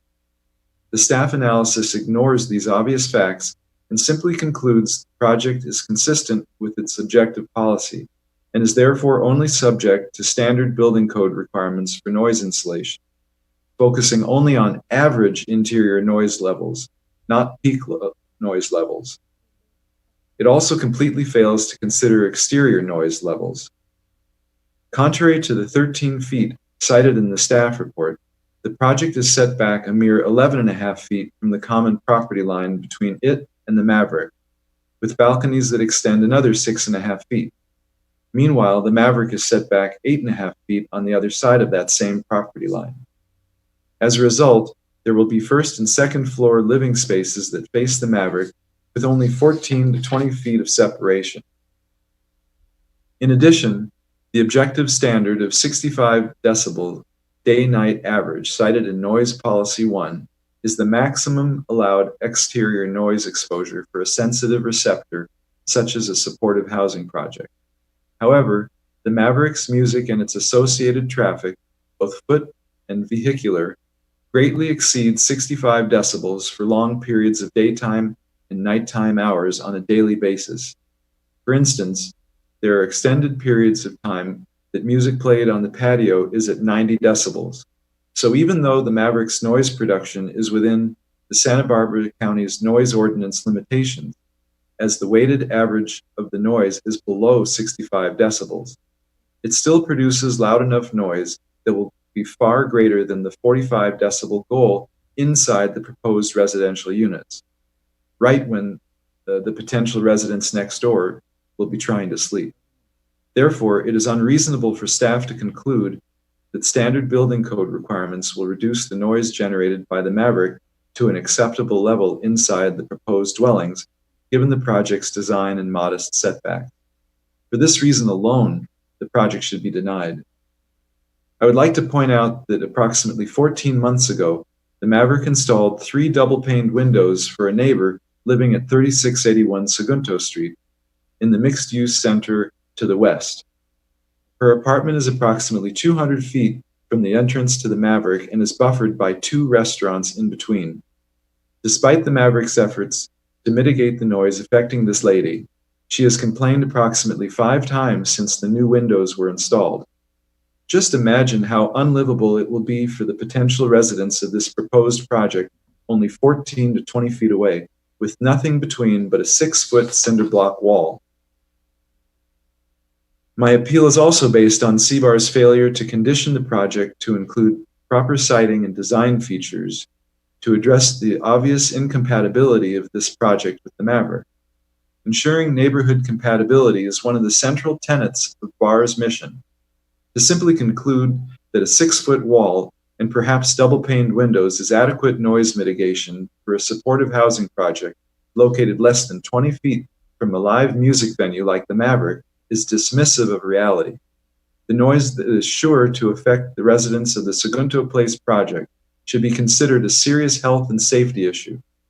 many of the people who would be living in this facility might have a history of chronic homelessness as a result of mental health issues and/or substance abuse. To locate a facility to house these at-risk people next to a loud music venue, let alone an establishment that sells alcohol, not only ignores county and state land use and zoning policies, but it also is socially irresponsible as it will encourage relapse of its residents in recovery. I find it particularly inconsistent that the Santa Barbara County Land Use and Development Code does not permit cannabis-related commercial activity within 750 feet of a school, daycare center, or youth center, and yet this supportive housing project was approved to be less than 20 feet from a loud saloon that sells alcohol. Regarding flood hazards related to this project, the staff report concludes these hazards have been adequately addressed. However, there has been no formal flood and drainage study prepared for this project. Prior to the approval, the applicant must be required to prove that no flood hazards exist based on an engineer's flood hazard analysis. To conclude, I believe supportive housing is an important need that must be met throughout the state.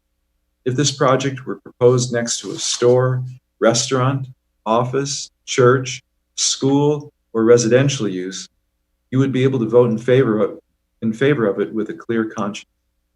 But that is not the case here. This project is proposed next to the noisiest commercial enterprise in the entire San Ynez Valley. I urge the Commission to uphold my appeal and deny this project. Thank you for your consideration of this important matter. I am available to answer any questions you may have.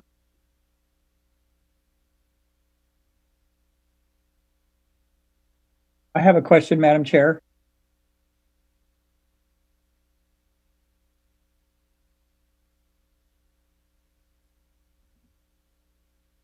Madam Chair. I'm muted, but he's completed, so you are unmuted by host. I'm sorry. Go ahead, Commissioner Park. Can you hear me? Yes. So can I ask my question? Good. Yes, you bet. Mr. Gumbiner, you just mentioned the 3681 Segundo. And those are those two newer Old Town buildings. They say Old Town on them. That's what you're talking about, right? Correct. Does your organization own those as well? No. Oh, those are outside of your property. Okay.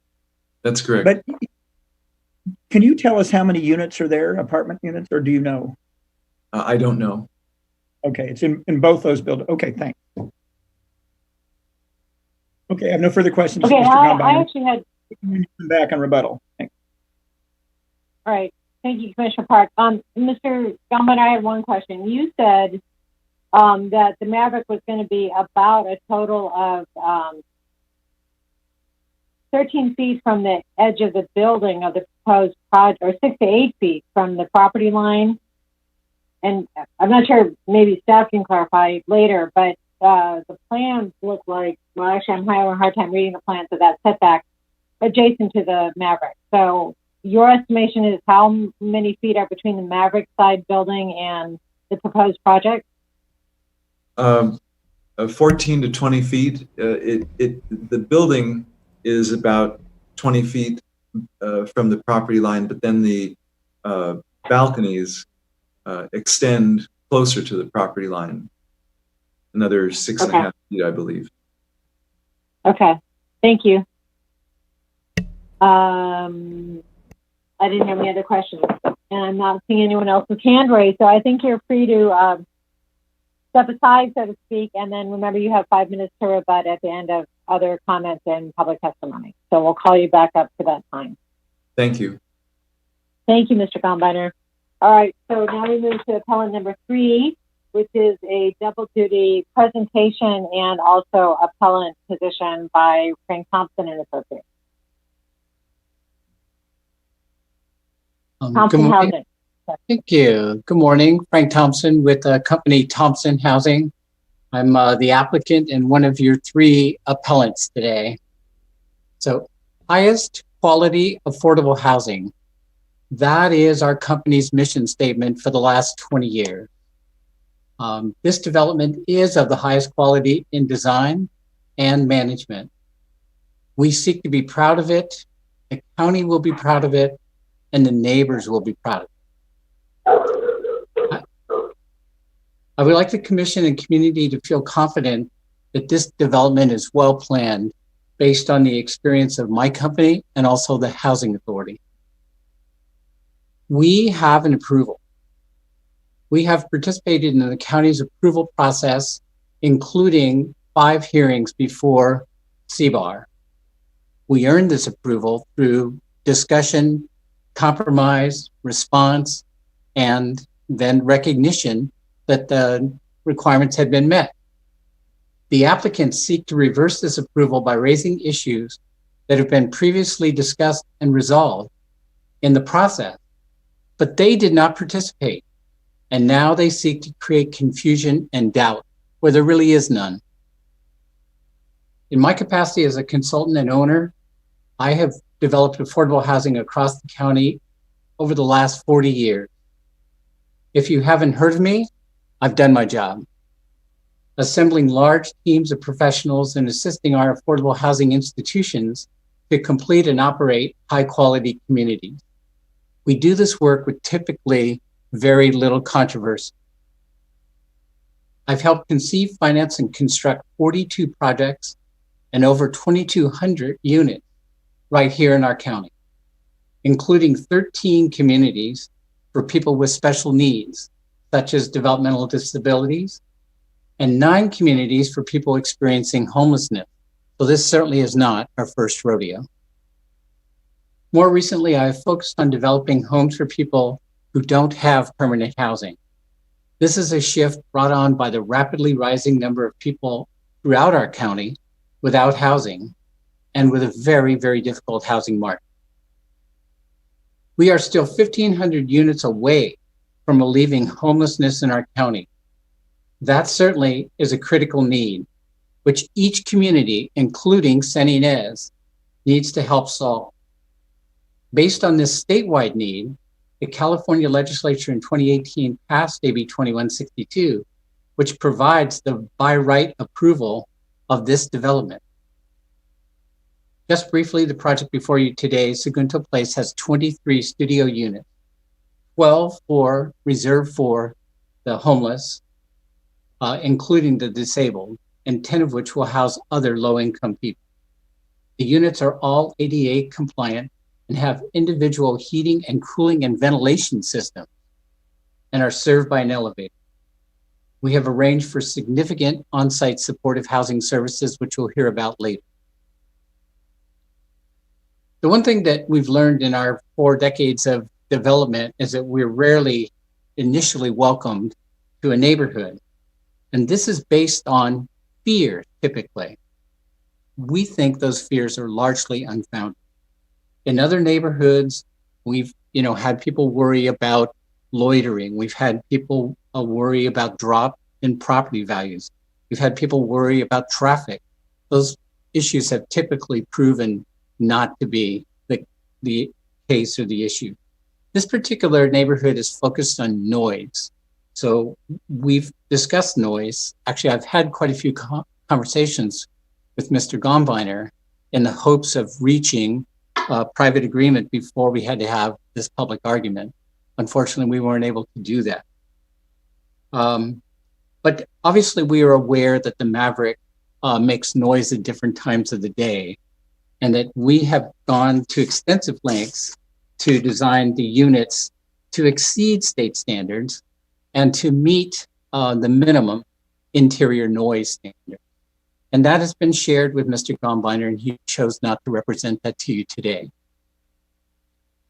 After our approval by CBAR, we hired a noise consultant, which was not required, but we did it. David Lord, and he's available to answer questions. We have been measuring noise levels at the Maverick over 3 weeks, continuously for a week. So we have a very, very good idea of the noise contours and the noise profiles from the Maverick. We actually asked the Maverick, and they cooperated with us, to test their sound system both indoors and outdoors at the maximum volume that a human being could stand it. 105 decibels, and it still did not cause a problem for the design of this building, which we're happy to answer any questions. There was a question about the Housing Authority's participation. The Housing Authority did acquire this property. They own it now on July 21. So when the appeal was filed, my company, Thompson Housing, still owned the property. The Housing Authority has the ability to make us buy it back if this project is denied, which we doubt. But the Housing Authority is an essential member of the team and has been. They provide high quality management services. They'll supervise the construction. They'll have the long-term ownership interest, and they'll coordinate the supportive services, which is a job that they've done in 5 other intense homeless communities. So there are some excellent features of this property, which I wanted to discuss. First of all, it has the proper zoning, which we've discussed. It also has sewer and water capacity, which is not always the case in our outlying and smaller communities. It was for sale at a price that was reasonable for affordable housing. It has nearby public transportation service. The bus comes every 20 minutes between 7 a.m. and 5 p.m. It's excellent bus service for a rural community. It has good proximity to food stores and other essential goods, and the bus will take you to San Ynez for a larger market, and Solvang, even Buellton for a very reasonable fare. So this is not by any means an isolated community. It's part of that bus system. I want to talk about the Housing Authority for a little bit. John Polanski, I think, will speak later, but the Housing Authority has been in business in Santa Barbara County, I think now 70 years, and has a large portfolio of owned housing, I think 2,200 units, and about 2,500 units of Section 8 subsidized housing. So it's a very stable organization. It has the necessary resources to provide excellent management, not just quality management, excellent management of the property, and to supervise the residents. We have a full-time resident manager, and we have a supportive service contract with United Way of Northern Santa Barbara County to provide on-site, not off-site, customized supportive housing services. The residents do not need to leave the property to get the supportive services. That's important. Let's see. Oh, I'm ready for the next slide. Okay, 8 minutes. All right, I'm going to turn the rest of this over to our counsel, Olivia Marr, to talk about the process. Thank you. Okay, Mr. Thompson, you made reference to several people like Mr. Polanski and maybe other speakers, but you've got, I think, 2 minutes left. So you have to wrap it up, and everyone else cannot do this as part of your team. I was pretty clear about that with Mary. Okay, maybe you want to call them for questions. I need Olivia Marr to give her presentation now, please. Okay. Madam Chair, can we use 2 minutes of our rebuttal time for our presentation and take it off rebuttal, or no? Yeah, you would reduce your rebuttal time by that much? Sure. I mean, you've got another 2 minutes. I'm not counting this period, but we can't have a 5-person team in 10 minutes if based on what Mr. Thompson just used. So, oh no, I think some others are available to answer questions and will be there for rebuttal. But I have a little bit more than 2 minutes to say, so I was just going to tack it on now, or I can leave it for rebuttal. That's fine. That's fine. And Okay. then maybe every other speaker can go under public comment. Okay, perfect. Thank you. Okay. Thank you. Thanks. So I'm Olivia Marr. I'm the attorney for Thompson Housing. And I wanted to highlight AB 2162, Assembly Bill 2162, and the scope of review it mandates for qualifying supportive housing projects, such as Segundo Place. It's one of the many housing bills that was adopted at the state level to address the urgent need for housing in California.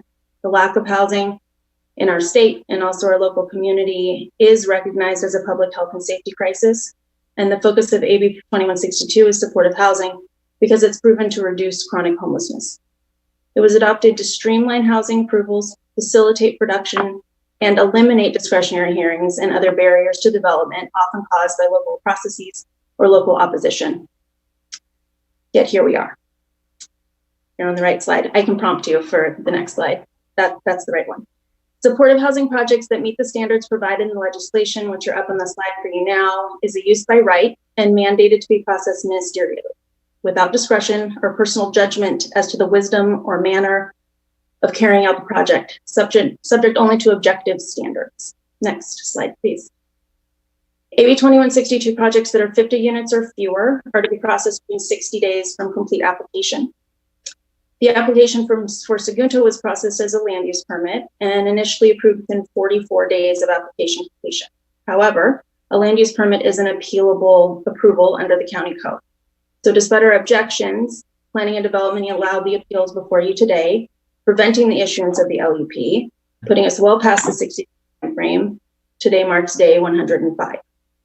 Also, by accepting the appeals, the county is entertaining a litany of subjective arguments which further perpetuate the local barriers AB 2162 was intended to eliminate.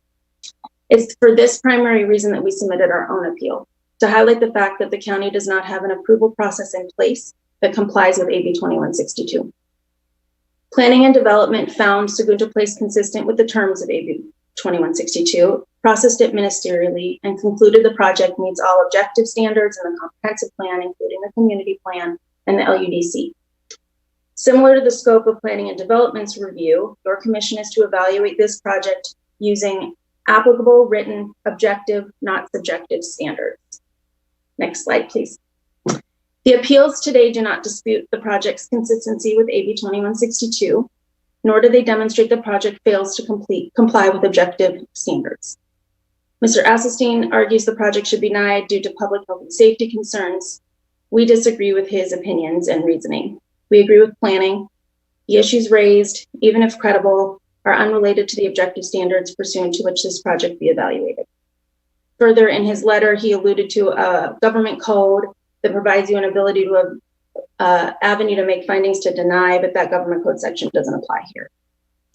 They also argue incompatibility of uses, but again, they rely on subjective opinion, and they fail to show how the project doesn't meet objective criteria. And further, we reject it. Ms. Marr, I have you over 2 minutes now, so are you able to wrap up soon? Yeah, I'm almost done. Okay. We believe the projects are compatible. Providing a safe and supportive home environment for those in need can coexist with commercial uses, even if that use is the Maverick. And our team strongly believes in Sagunto Places for the benefit of the community, and more than anyone, we're invested in the success of its residents. We respectfully request you deny the appeals, uphold the approval of the project. We also ask the commission discuss the permitting process for AB 2162 projects with staff and the director to help ensure supportive housing projects are processed in compliance with state law in the future. Thank you. I appreciate the time. Thank you, Ms. Marr. Yeah. This would be the time when we normally go to public comment, but I think I'm going to ask that we take a 10-minute break for physical reasons, including time. So we will return at about, well, how about 5 after 11? Is that okay? And Madam Chair, can we, Be right back. when would we have Sorry, questions Mr. Park? of this? I'll have questions of the applicant. And Yeah, okay, you want to, I'm sorry, Ms. Marr or Mr. Thompson, why don't you get back on the hearing? Let's finish that up from Mr. Park. Okay. Yeah, now. so you want to do that now instead of after the? Yeah. Okay. Yeah, that's good. Mr. Thompson, you're there, right? I'm here. Yeah, okay. So these are studio units of about 350 square feet apiece? That's correct. Net interior space. Yeah, so this is sort of following up on Mr. Freeney's questions as staff about density. How many people per unit? Just one? Usually, Is it a? Yes, almost always one, because the population that we intend to serve is homeless and disabled. They typically are not 2-person households. But not 7 persons, and it's not family? Not at all. You can't have more than 2 for a number of reasons under the building code. I mean, a couple would be as large as a household as could live there legally. Now, I got to preface this next question. You realize that that folks like me in the community really don't want to have angry patrons of the Maverick and also the Longhorn and Garoppolo directing their anger towards residents of this project if there is some problem that inhibits the further operation of those buildings. That's why I'm asking these questions. Okay. Is it possible for you to move offices and things around in the building so that the residential is kind of more on one side, the east side, and the more administrative things are on the west side where the Maverick is? Right. We've done that. The ground floor, which is the most exposed floor, the first 5 units. On each floor, there's 7 units on one side of a central corridor and 7 units on the other side. So on the side that faces the Maverick, the first 5 are non-residential, are a laundry room, common bathrooms, a kitchen, and meeting rooms. Right. Yep. Okay. So this next question is going to be one that maybe for you, but maybe your sound guy wants to speak up, or sound person, maybe sound woman. I don't know. I'm not getting how, if I've got a floor that I'm at the parking lot, I'm looking at the floor and it seems to be about 5 feet up. I'm not getting how a 6-foot sound wall does any good when the floor is about the same height as the top of the sound wall. Can you address that? I don't know if David Lord is on the call right now, but we were limited to 6 feet without some special waiver. And we didn't ask for that in the development process, but certainly technically higher sound wall could be built. And the sound consultant has talked with me about the advantages of also having a piece of glass, a thick piece of glass on the top of a wall if that became important. But none of these things, that was not brought up at the BAR. Is David available to call?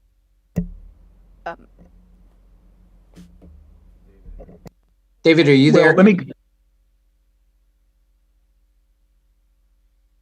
Well, go ahead then, John, and we'll see if we can get him on the line. Yeah.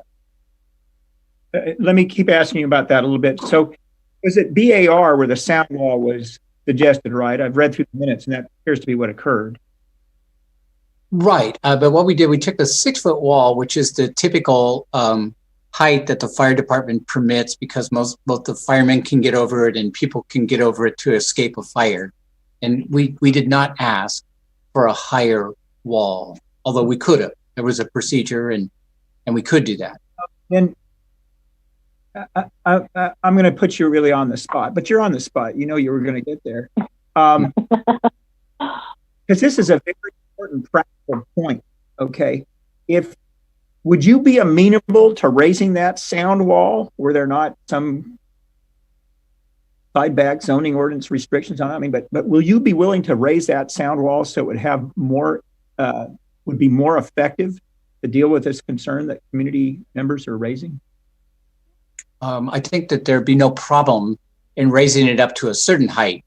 We've talked about 10 and 12 feet, which as a filled concrete block wall is possible. If you go higher than that, it gets pretty heavy. And that's why the sound consultant had talked about a big, thick, bulletproof piece of glass, which you've probably seen in other places, that goes up on top of the wall and takes it even higher. But even if you went to 8 feet or 10 feet or 12, and by the way, Ms. Reese tells me that you can certainly go to 8 feet and put that glass on it, you'd be willing to do that then?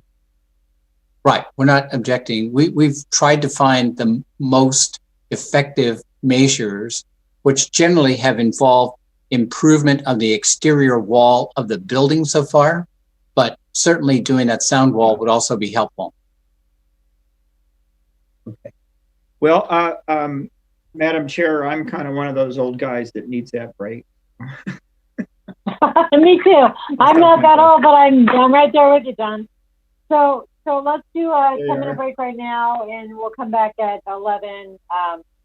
Let's just call it 11:15, and then we'll go to public comment. Thank you. Thank you.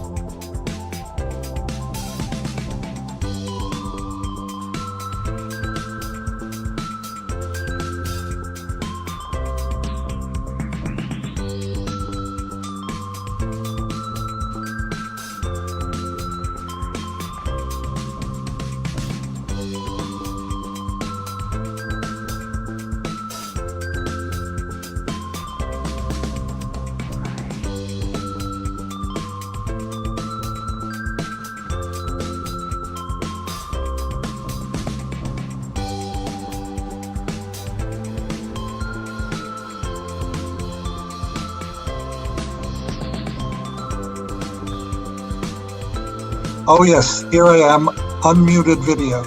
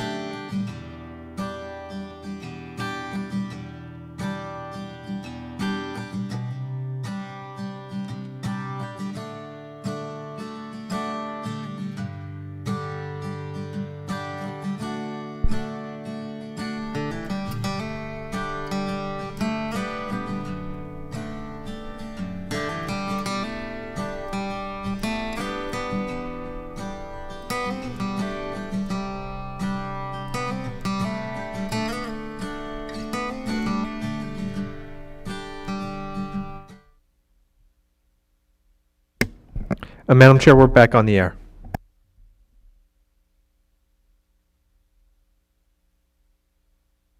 A public comment, but now I see David Lord is at the hearing room. So just double checking. Hold on a second, Mr. Lord. Mr. Park, did you have any other questions for him? Otherwise, we should probably have to include him in rebuttal. I'm going to stick to this. Mr. Park? I'm having difficulty hearing you, but please let me know when it's appropriate if you want me to speak. Thank you, Mr. Lord. It's only if a commissioner has a question now. So hold on a second, Mr. Lord. And Commissioner Park, I see you muted. You're muted. You're muted. Can we unmute me? There you go. There we are. Do you have questions for Mr. Lord? Okay. And I'd rather get them now so that the public can comment on what his answers are and all that instead of having it at the end. Sure. So, Mr. Lord, I'm going to ask two questions. The first one is one I asked of Mr. Thompson earlier. What good does a 6-foot sound wall do for a building where the first floor starts at 5 feet above the ground? Yes, if that question was directed to me, we've spent the last 2 weeks working on an acoustical engineering study of the wall versus the noise on one side and the outdoor activity areas on the balconies on the other side. And we've discovered that by extending a 6-foot wall towards the south, it blocks the noise coming from the porch of the Maverick towards the future housing units to the east. That makes good sense. But what about going up? Because it looks to me like the top of the 6-foot sound wall is right about where the floors start of that first floor. And I'm kind of not understanding how a sound wall that doesn't exist in between the Maverick and the windows and balconies of that first floor does any good. So can you I believe what you're referring to is the line of sight of the noise source on the porch of the Maverick to a receiver on the potential person on the balcony several feet away with the noise wall halfway in between. And we have looked at that in detail with an acoustic software program that does those calculations.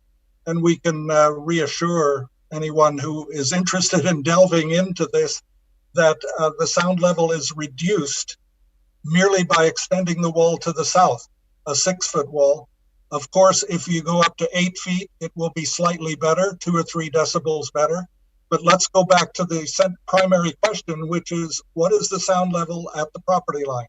And we have measured the sound level at the property line over a 1-week period, minute by minute, day and night, and we've calculated the community noise equivalent level or day-night level, average 24 hours, and we have never come up to 65 decibels. It's always less than 65. We measured it on July 4th for a 24-hour period, and the CNEL or day-night level was 62 decibels on the noisiest day. And then for a week-long period, we measured sound level 24 hours a day, and it averaged around 59 decibels at the property line. So we know that we're quite confident that the sound level at the property line is well below 65 decibels CNEL or day-night level. You know, you kind of keep rephrasing my question. So you're only measuring the sound from the porch? Is that right? That's not correct. We're measuring sound at 3 different places along the property line of the housing, future proposed housing, and the Maverick, the existing Maverick. So we measure sound along the side of the Maverick and also at the northeast corner of the Maverick. We discovered at the northeast corner there's additional sound coming from an unshielded heating, ventilating, air conditioning unit and the exhaust fan. So we know what the sound portrait is all along the side of the Maverick, from the porch at the south end to the utility shed at the north end. So you would agree that sound comes from the Maverick property, not just from the porch, right? Absolutely. And the sound coming from the porch is diffuse. It comes from the Harley Davidson motorcycles approaching the porch, the people sitting on the porch. We tried it with the straw bales inserted along the porch, our simulation, and then we removed the straw bales. What if the straw bales disappear?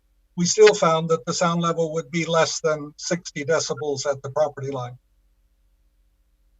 Did you do any of this measuring before the coronavirus shut down that so radically changed the Mavericks hours in its bands? Well, yes, the hours have been probably reduced during the pandemic, but we measured on July 4th, which was an intensive use of the property. And we asked for a test of sound level turned up to actually 110 decibels inside the Maverick with the doors open to the south, and 110 decibels inside the Maverick. It's unbelievably loud inside with the doors closed. And we measured the sound level simultaneously on the property, at the property line, outdoors. And we found that even with continuous rock and roll music, whatever, from the interior, we did not exceed 60 decibels at the property line. Now, are you talking about 60 decibels averaged for 24 hours, or literally at those peak moments when you're hearing that music that's so loud you can barely stand it? Well, we're talking about two different quantities here. If you're talking about peak sound levels, that's not in the ordinance. There is no maximum listed in the ordinance. We're talking about CNEL, community noise equivalent level, averaged over a 12-hour day from 7 a.m. to 7 p.m. and a 5-hour evening from 3-hour, 7 p.m. to 10 p.m. And then during the night. During the night, there's a 10 decibel penalty.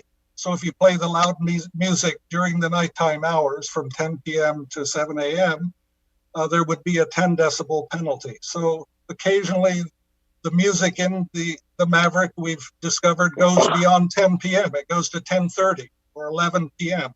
And we apply a 10 decibel penalty to those 2 hours. And it still is less than 65 decibel. I'm sorry, we've measured it so many times, we know it's less than 60 decibel at the property line. Our measurements are available for inspection, minute by minute. Believe me, it's quite boring.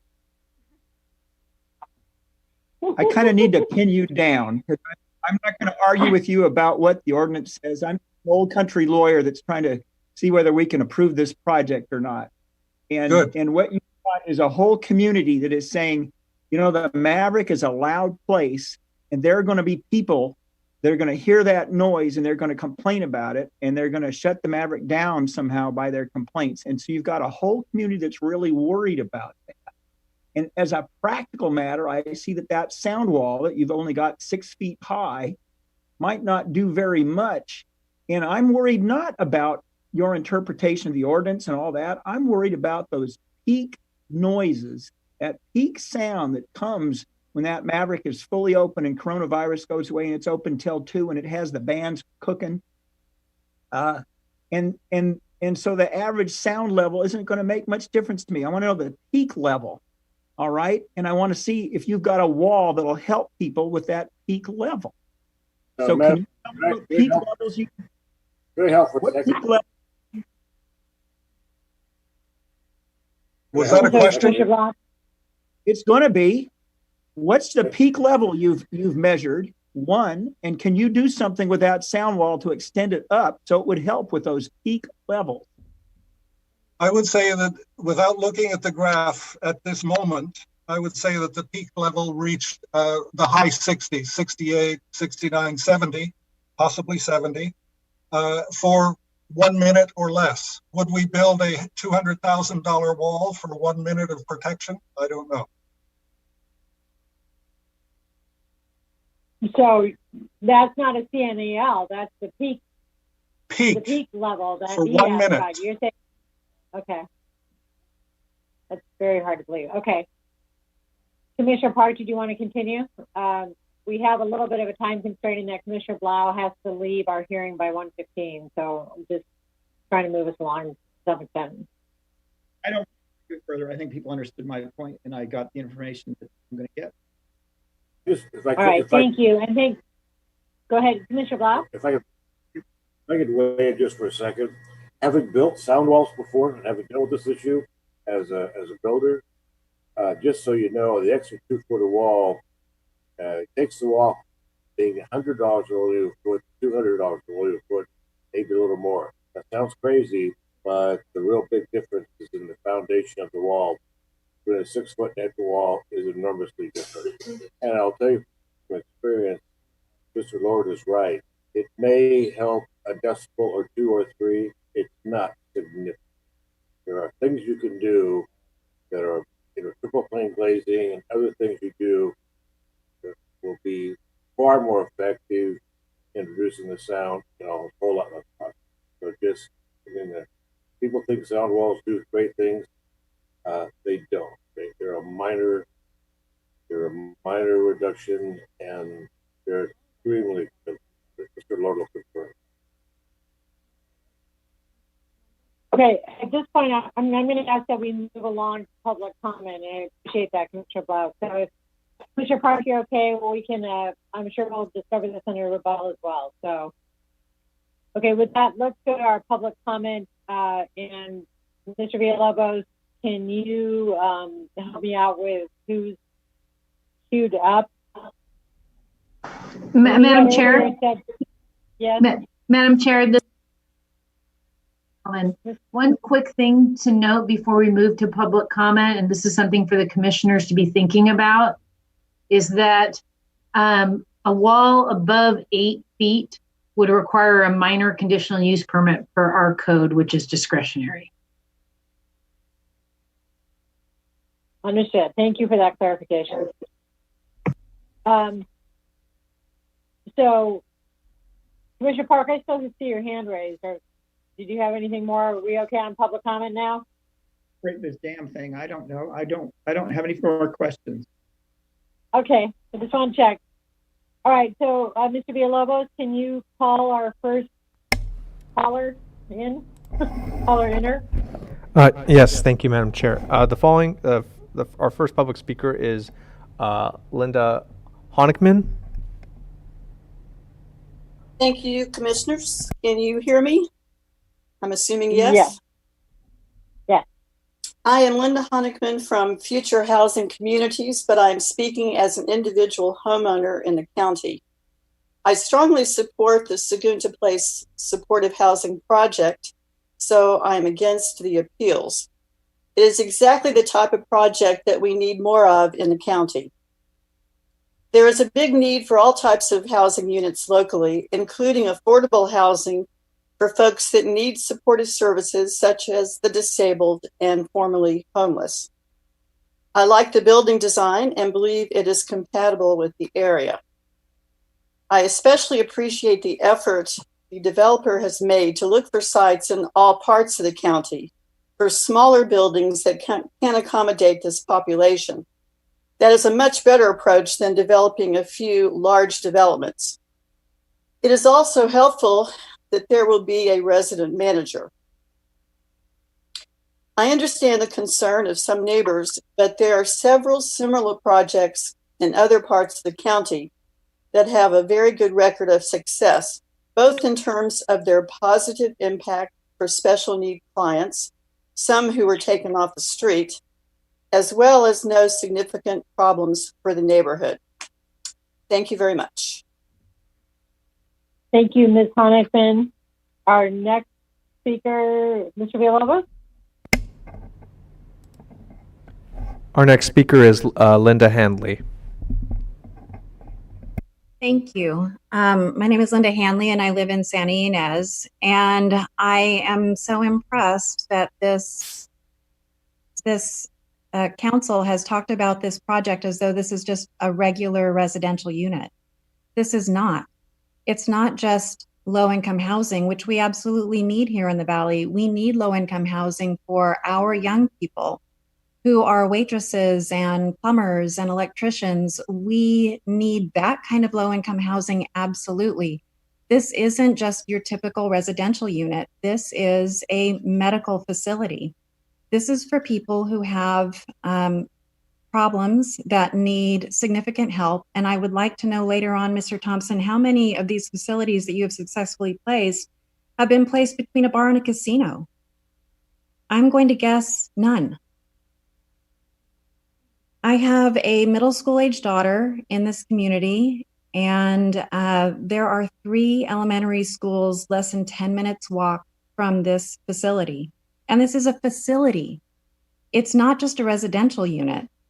I'm going to see if I can quickly pull up here your description, that there will be supportive services here, which will include case management, medical, mental health care, employment counseling, and other benefits of advocacy, which is great. However, this is the wrong place. It is simply the absolute wrong place for this facility. This isn't just a regular residential unit. This isn't just people who are coming that need low-income housing. Our kids walk these streets, they walk to school, they ride their bikes, they visit each other in their neighborhoods, which are just around the corner from this facility. I think that it is extremely questionable and just shocking that anyone would really consider that this type of a facility should be next to a bar. I don't think that there's anyone who has in their right mind the notion that this is a good idea. You are going to place every vice possible in front of people who are high risk. It's just surprising to me. I don't think that it does any good service to the people who will be in this facility. And it certainly could put our kids and our residents at higher risk, which we have already, frankly, experienced from the casino. I'm not going to go into the increase in crime. We used to have our windows open, our doors unlocked, our cars unlocked. I now have an indoor and outdoor security system in my home because our neighbors have been robbed. This is definitely a trend that's going in the wrong direction in our community.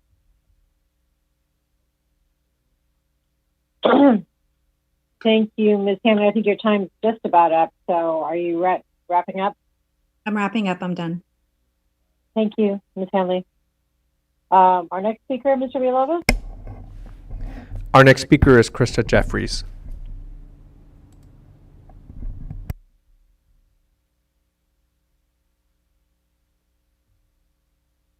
Hello? I can hear you. Hi, good morning, I guess afternoon, commissioners. Thank you so much for having this planning mission. I wasn't really sure why the appeal of this project showed up in my social media feed the other day because I live in San Luis Obispo County, but I do frequent Santa Ynez multiple times. I love the shops and the restaurants. And when I saw that this supportive project was planned, I thought it was a great idea because the people who wait my tables at the SY Kitchen, I'm sure probably can't afford to live in Santa Ynez. And so I clicked around and I found that one of the appellants has recently shared information on their social media account about supporting diversity and racial justice and tolerance and all of these great and wonderful things that Fox News loves to make fun of Californians for. And yet she is directly involved in an appeal of a project that would bring racial diversity and tolerance and welcoming neighborhoods to her region. And I quite frankly find that kind of hypocrisy disgusting and distasteful. And I think anybody who is in this line to testify against this project and support the appeal really needs to take a minute to examine, do they support effort to mitigate climate change? Do they support racial diversity and addressing racial disparities in our county and in our region? Or are they just paying lip service to the idea and then all of that support goes out the window as soon as that project becomes something in their own neighborhood? So I would recommend that you support this project and deny the appeal. We have discussed the state laws that are at hand and it is compliant with all objective standards. There's really no reason to refuse it except for the complaints of people who already have housing. Thank you so much and have a great afternoon. Thank you. All right, Mr. Villalobos, our next speaker. Our next speaker will be Bill Brown.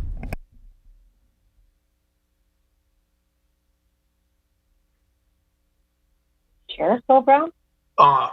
Well, I'm undercover today. I'm a painting contractor here locally. All right, thank you. And I live here in San Ynez Valley, and I really don't. I like Assel Steinstead and a couple of your commissioners said like it's a good project, but I really believe that it's really the wrong place to put it. I used to work down at the Granada Building in high school. Seen a lot of people coming in and out of the Granada Building where they had case workers with people that were what do you call it? Have mental disorders and stuff with schizophrenia and stuff, getting their drugs, and when they're on their drugs they're good, but when they're not, then they're not. I have a friend of mine that's son is that way, and when he's not on, he's outside barking at the moon and stuff like that. And when he's on, then he's okay, but it's really kind of scary to see those people cruising around and stuff. So anyways, my opinion is not to put that project here, and that's about all I got to say. Thank you much. Thank you, Mr. Brown. Our next speaker, Mr. Villalobos. Our next speaker, and I apologize if I butchered this name, Dimitris Loizidis. That's correct. Dimitris Loizidis, yes. Can you hear me? Oh, say it for Mr. Loizidis. Can you say it for me one more time? It's Dimitris Loizidis, but I go by Jimmy. Jimmy's my nickname, so people know me as. Okay, thank you. I know we spoke this week, so go ahead. You got 3 minutes. Madam Chair, members of the Commission, thank you for allowing me to speak. My name is Dimitris Loizidis. I'm the owner of the Maverick Saloon, along with my wife, Karen, and Andy Gombiner as a minority partner. I'm here today in support of the historical and iconic Maverick Saloon. For over 50 years, the Maverick has been the local watering hole, social gathering place where people have met their future spouses, and many people celebrated special events, including weddings, birthday parties, and events that. I say this because I've had experience with bars and residents in the past, and I worked in a nightclub company in Southern California in the 90s. There was a bar that was there first, and 10 years later, condominium was built next door. After the residents moved in, there were tremendous amounts of issues with noise and phone calls with the neighbors, law enforcement, the place where I worked. The noise ordinances never came up. It was just a constant barrage of phone calls and the sheriff telling us to shut things down. It never got resolved. We soundproofed their walls, we soundproofed our walls. The lady next door that was directly next door to the place that I worked at, Jillian Fay, and I became lifelong friends. I still talk to her this day.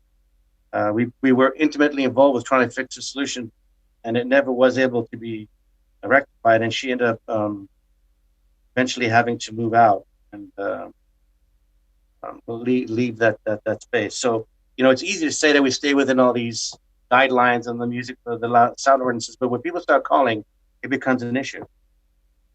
That restaurant eventually went out of business, and no one's been in the spot for over 20 years until recently when a church opened. As you could tell by the overwhelming support of the residents, almost 1,978 to be exact, the petition that the Maverick really means something to us in this community. And I don't think a development of this type would be in any way compatible with the neighborhood. There's so many other places in San Ynez Valley, Santa Barbara County, that just make much more better sense. I'm in support of supportive housing and will help in any way with moving the needle on putting us up more supportive housing facilities. Again, I've been through this process, and it's never good for the business owner and never good for community.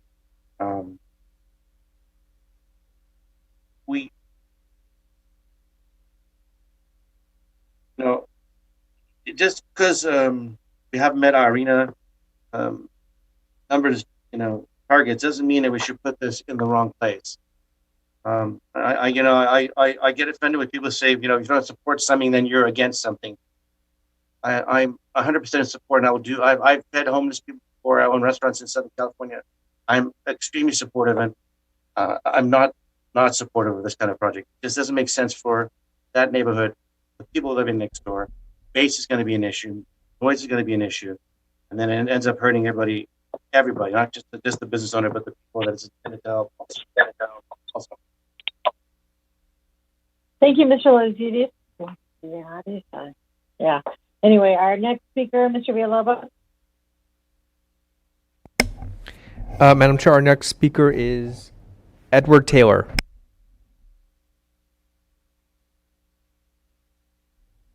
Mr. Taylor, you've got 3 minutes, Mr. Taylor. Okay. Good afternoon. This is Eddie Taylor. Thank you for the time. I am the CEO of the Northern Santa Barbara County United Way, and as such, we have developed and we run the Home for Good Santa Barbara County initiative addressing homelessness, and we are responsible for the coordinated entry system. I'm going to speak to 2 subjects in favor of the development. First, supportive housing, and second, the extensive staff training requirements for providing supportive services. Supportive housing is permanent, affordable housing paired with on-site services that range from mental health care to job training. It's designed for people who need access to supportive services so they can achieve stability. Supportive housing is remarkably effective. More than 90% of the Santa Barbara County Supportive Services residents remain housed. They have improved health, financial stability, and self-sufficiency. Simply put, supportive housing is the best way to end the most persistent and acute homelessness issue we face. It's important to know that supportive housing is safe and it fits into the community. Most people in Santa Barbara County and elsewhere who live near a supportive housing development don't even realize it. All they know is that there's a lovely apartment building with regular people living inside. These apartments are not free to the residents. Residents pay 30% of whatever income they have. And the goal, importantly, the goal is for all residents to be able to live stably on their own. One of the critical features of supportive housing is that it's community oriented. Homelessness, as we all know, is dehumanizing, it's isolating. Supportive housing is designed with features for communal opportunities. So there are activities to help people regain a sense of belonging and support. The statistics. There are about 800 people experiencing homelessness in Santa Barbara County who are in need of supportive housing. This is a countywide community issue that all of us need to work together on in order to eventually solve. As a brief example of the extensive training that's required, Home for Good staff and AmeriCorps members, we run a large AmeriCorps program supporting homelessness and veterans, requires extensive training, including mental health first aid that we do with the Mental Wellness Center, trauma-informed care that we do in partnership with Behavioral Wellness, critical time intervention, which is an ongoing intervention run with the Center for Social Innovation, housing-based case management with the Corporation for Supportive Housing, and on and on. Those 4 are the main, but we also have fair housing training, motivational interviewing, domestic violence training, and extensive training in the homeless management information system. Most caseworkers don't have to use these trainings very often, but when they're needed, they can help to contain an issue before it becomes a problem. Lastly, I'd just like to say, having listened to the earlier comments, we have successful residential developments next to all sorts of noise generators, nuisance, if you will, throughout the county, and pretty much anywhere in the world. This Segundo Place is not unusual in this regard. Thank you for allowing me. Mr. Taylor, your time is up now. As I said, you've actually exceeded 3 minutes. All right, thank you. Let's move to our next speaker.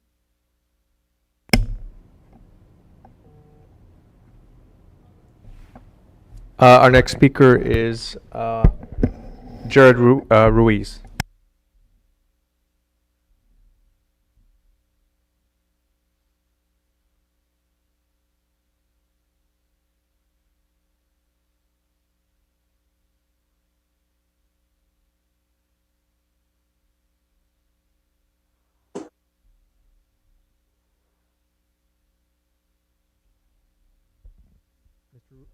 Mr. Ruiz, are you there?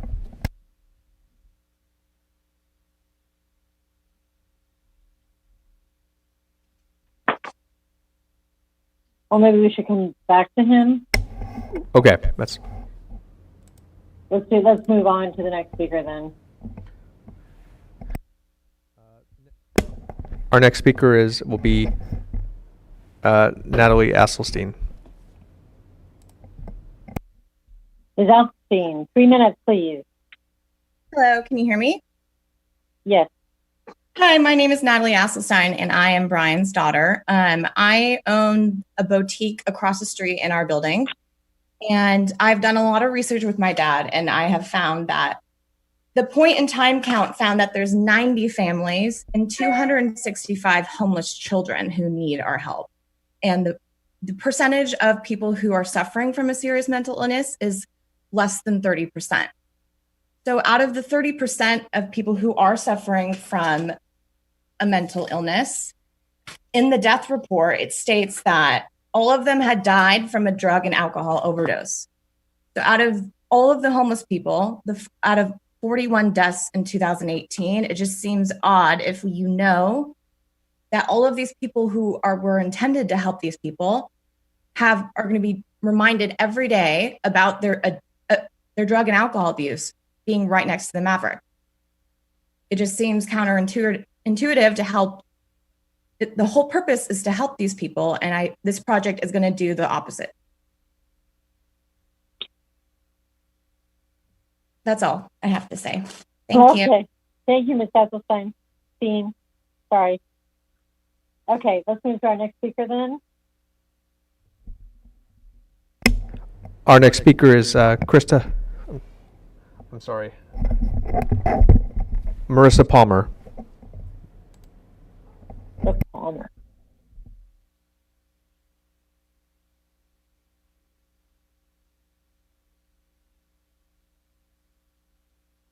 Hello, can you hear me? Yes, thank you, Marissa. Hi there. So I am also a longtime Valley resident, and this was brought to my attention, I guess, a little bit later on. I was just hearing about it about 6 months ago, and I kind of agree with everything that the locals are saying. Growing up and living in Santa Ynez, it's very, very needed for this type of housing. I just don't know why it would be put next to the Maverick. I'm sure there are tons of other vacant lots closer to the hospital, closer to CVS's, closer to schools, and in better places in the community. So I'm just here to support that as well. Thank you, Ms. Palmer. Our next speaker, Mr. Villalobos. Our next speaker is Marjorie Johnson.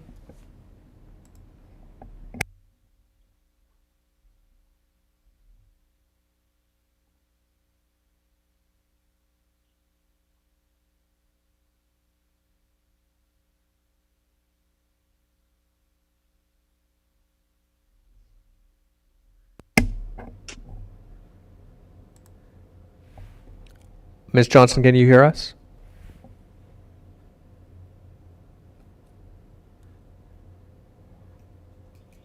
I still show her is muted. Does that come up for you, David? Right, and I can't unmute her.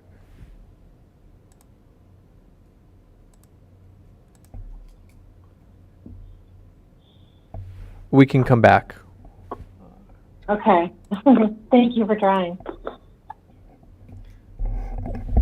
Our next speaker shows up as an email address. Henrik or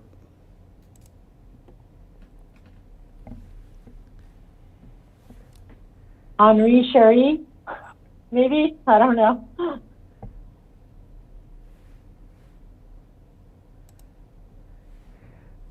I've unmuted our Thank you, speaker. Douglas. If you can hear us, go ahead. We might have a few to come back to. Okay. Okay, let's just keep moving. Our next speaker is Steve Larson.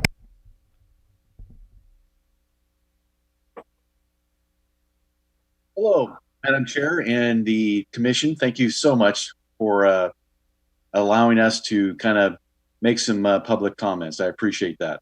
I'm a resident of San Ynez Valley, and I came up here to retire because I love the area. I tell you what, I have nothing but good things to say about the area. But there's, the concern I have with this facility being built next door to a bar. It just common sense just kind of flies out the window, and I'm surprised that when it was first looked at, I mean, the first thing I would have done is look next door and saw the bar. I would have said, well, this probably is not a good spot. And I have a couple questions, and hopefully they'll get answered later on. But I've been told that there were other locations within the valley, and you know what? We all support. We want to embrace the homeless community, but we want to do it right. I know that Rona Barrett has she just built a complex there, Refugio and 246. That went very well. It's in a great location. It's right down the street from a grocery store and so forth, and it's kind of out of the way. There's no bars or anything else around it. But have we looked at different locations within our community? And then, it just seems like as I was watching the rebuttals and the opening comments, when Mr. Thompson came on, it was almost like, well, here it is. We've already done everything. So you know what? We're just going to go do it. And I'm very concerned about that. I just want to make sure that all of our neighbors are on the same page, that we embrace this project so we can make it successful. Madam Chair, thank you so much. Thank you, Mr. Larson. Mr. Villalobos, do we want to try? Looks like we might have covered everybody except for Ms. Munoz. And we have a couple more. Yeah. But yeah, if you want to start there, it's Janine, if you're able to hear us.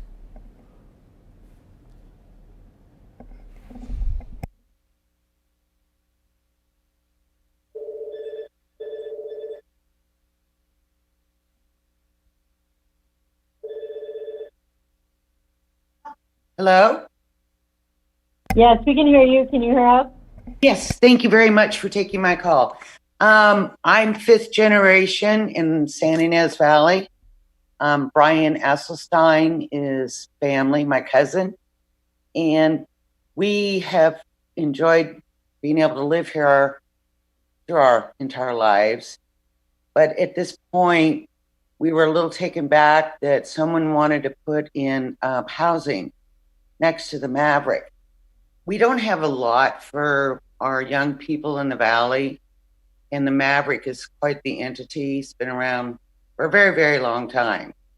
And we don't want to really see it shut down for any purposes or any particular reasons. And I am very much in support of low-income housing. I've been a single mother of 3 children and I have a grandson, but I'm also just a few blocks away from Segundo Street. And we are concerned about our children and grandchildren walking up into San Ynez. We call it uptown because we're small, and then walking to and from school. We want to keep our community safe, our children safe, and our grandchildren safe. And when I calculated it, at 1 to 2 people per the studio, 23, that'd be 46 people living in this housing area. And that's quite a few people in one small area of this town.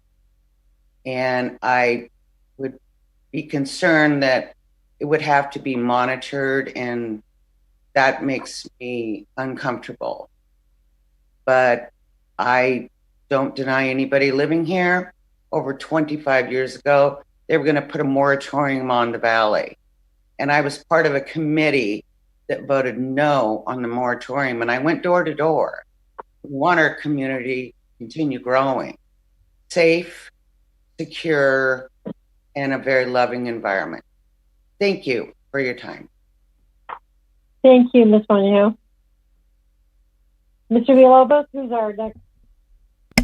I think I see a hand raised from someone we made a previous attempt with. So if you have your hand up, go ahead and speak. And if you could, for the record, just state your name.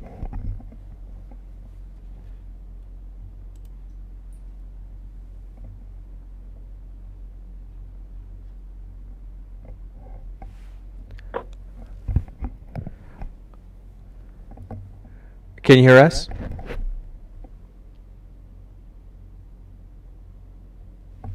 So again, if you inserted your email address for your name, it's your turn to speak, and just state your name for the record.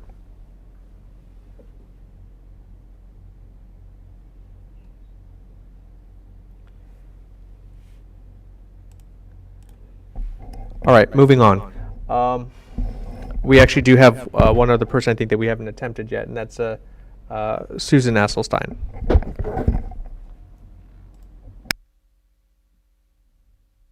Hello, everyone. I am Brian's wife. I am Natalie's mom, and I come to you today with a few different hats. First and foremost, a mom and now a grandmother, 6th generation baby boy to the Valley. And I am super concerned about the location of this prospective housing development. And I agree with Linda Hanley. You all keep referring it to as a residential housing. And this is a totally different type of facility that our Valley has not experienced. And also, I'm coming to you as a founding member of the San Ynez Chamber of Commerce, where our mission is to strengthen our community and our local businesses. And I definitely think this is going to have an adverse effect on our local businesses here in the Valley. God, here we are going through COVID, everyone jumping through and creating a new environment to make their businesses successful. I just feel that we all agree unanimously that this project needs to be in a different location, and I am in denial of this project. Thank you, Ms. Esselstyn.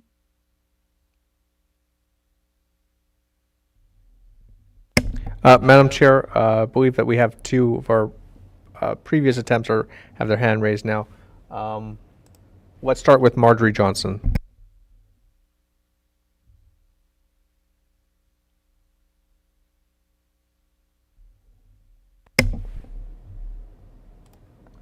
Marjorie, Ms. Johnson, if you could unmute yourself. Perfect. Can you hear us? Can you hear me? Yes. Yeah, I can hear you. You can hear me?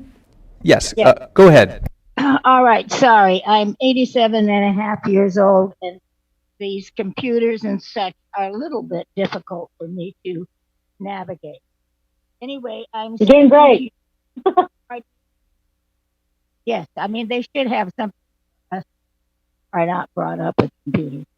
Anyway, I am also Valleyite. My family came to San Ynez late. Ms. Johnson, could you move closer to your microphone? Okay. My family came to this area in the late 1960s, so I feel I am qualified to speak. My concerns about this, I am opposed to it, not to doing something for the homeless, because I don't think we have done an adequate job for the homeless. But it is that in this vicinity, if you have looked or have been in San Ynez, you will see this lot is right at the end of the street next to the Maverick. And I know we have gone through the Maverick. I've listened to all of the decisions or the laws and orders from the state and from the county and everything that is fulfilled. But because they are fulfilled does not mean it is necessarily the right location. And you know as well as I do that these things will, such as the parking, which was mentioned that they would park there, these things will overlap. I don't think that putting substance abuse home into the center where there are, as everyone has eloquently expressed throughout this meeting, a bar, all of these things is the correct environment. And although there is a bus that comes by, San Ynez is probably the one town in the valley outside of Ballard that has the least facilities that would be for people to walk in the area to reach business. Buellton is far better equipped for that, although I'm not trying to force off Buellton to take these things. But if you would look at this project and see, it doesn't what laws or what things are correct. It simply is in the wrong place. And as far as introducing this problem into this little town, that doesn't seem really correct to me. This little town is a very community-oriented town with, as they have expressed, young children, families. This is right in the midst of this area.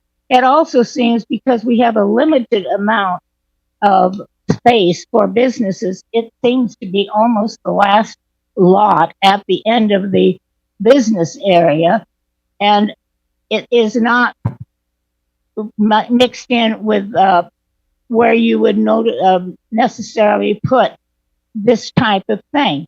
Also, I noticed with the covert that having all of these people together in one little area is not the best thing as far as keeping the distance. This is where we have more problems. And if you have read all of the information about the town and the reasons anti this, you will find that it has no homeless, that it is relative, it has no covert of virus people.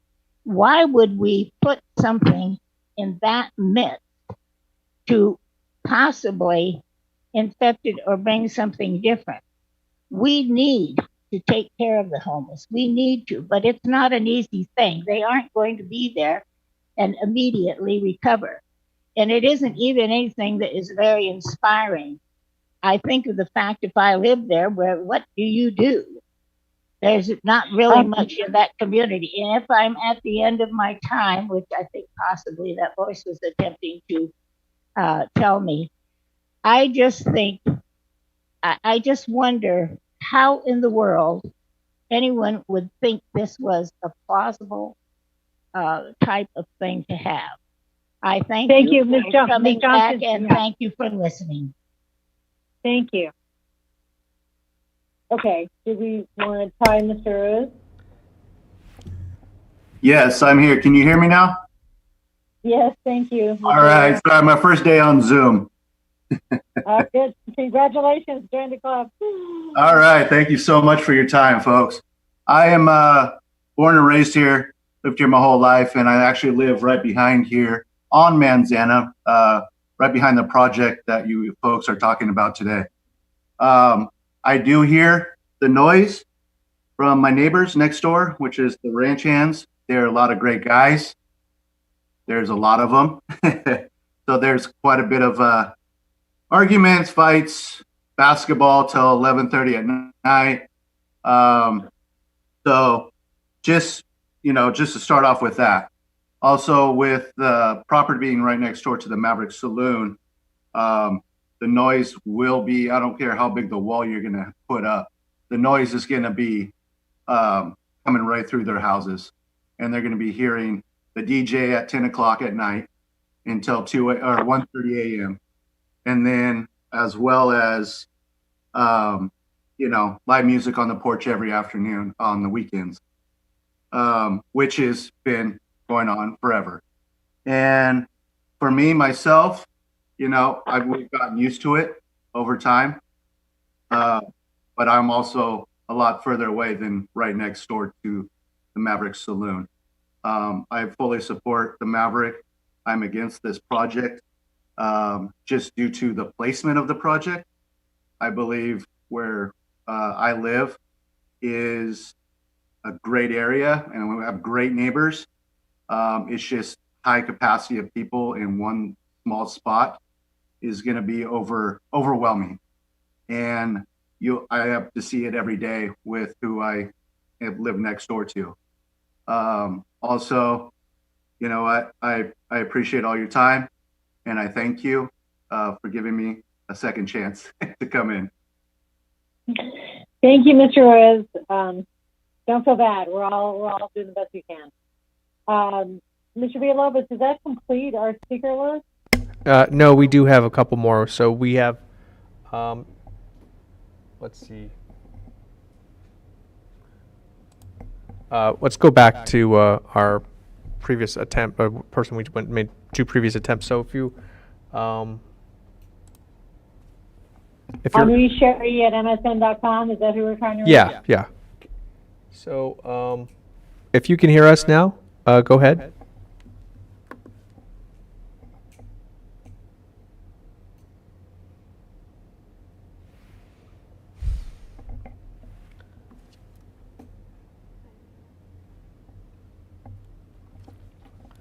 Okay. We do have someone who a late entry into the room, which is Jill Redmond. Okay, this will have to be our last speaker because we are losing Commissioner Blau at 1:15, so I want to get back to deliberations after rebuttal. So, who joined in? Jill Redmond.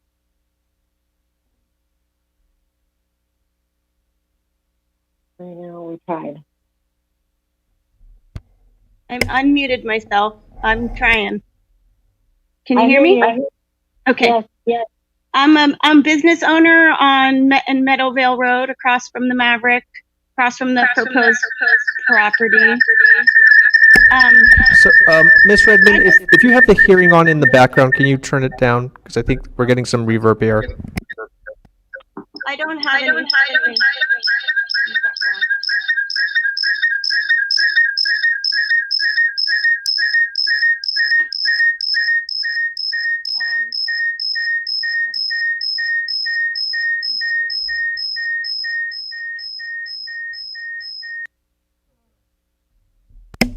Okay. I disabled our last speaker for the minute, from the moment. I just want to make sure everyone is on mute, so we don't have any sort of reverb. So if you can check your mics before we go back to Ms. Redmond, I'd appreciate it.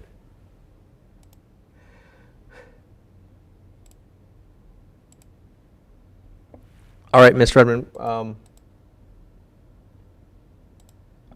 Let's try that again.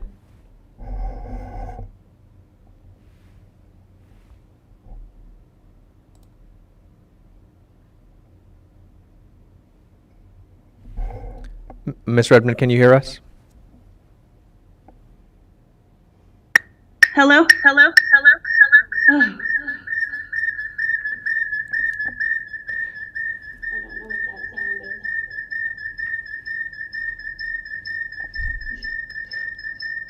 Oh.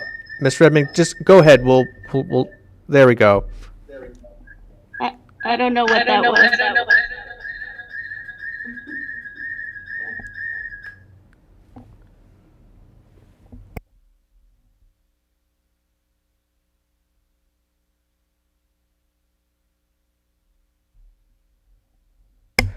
Madam Chair, how would you like to proceed?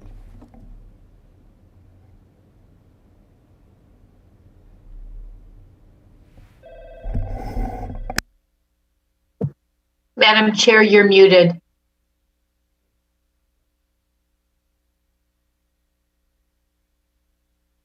Madam Chair, you're muted.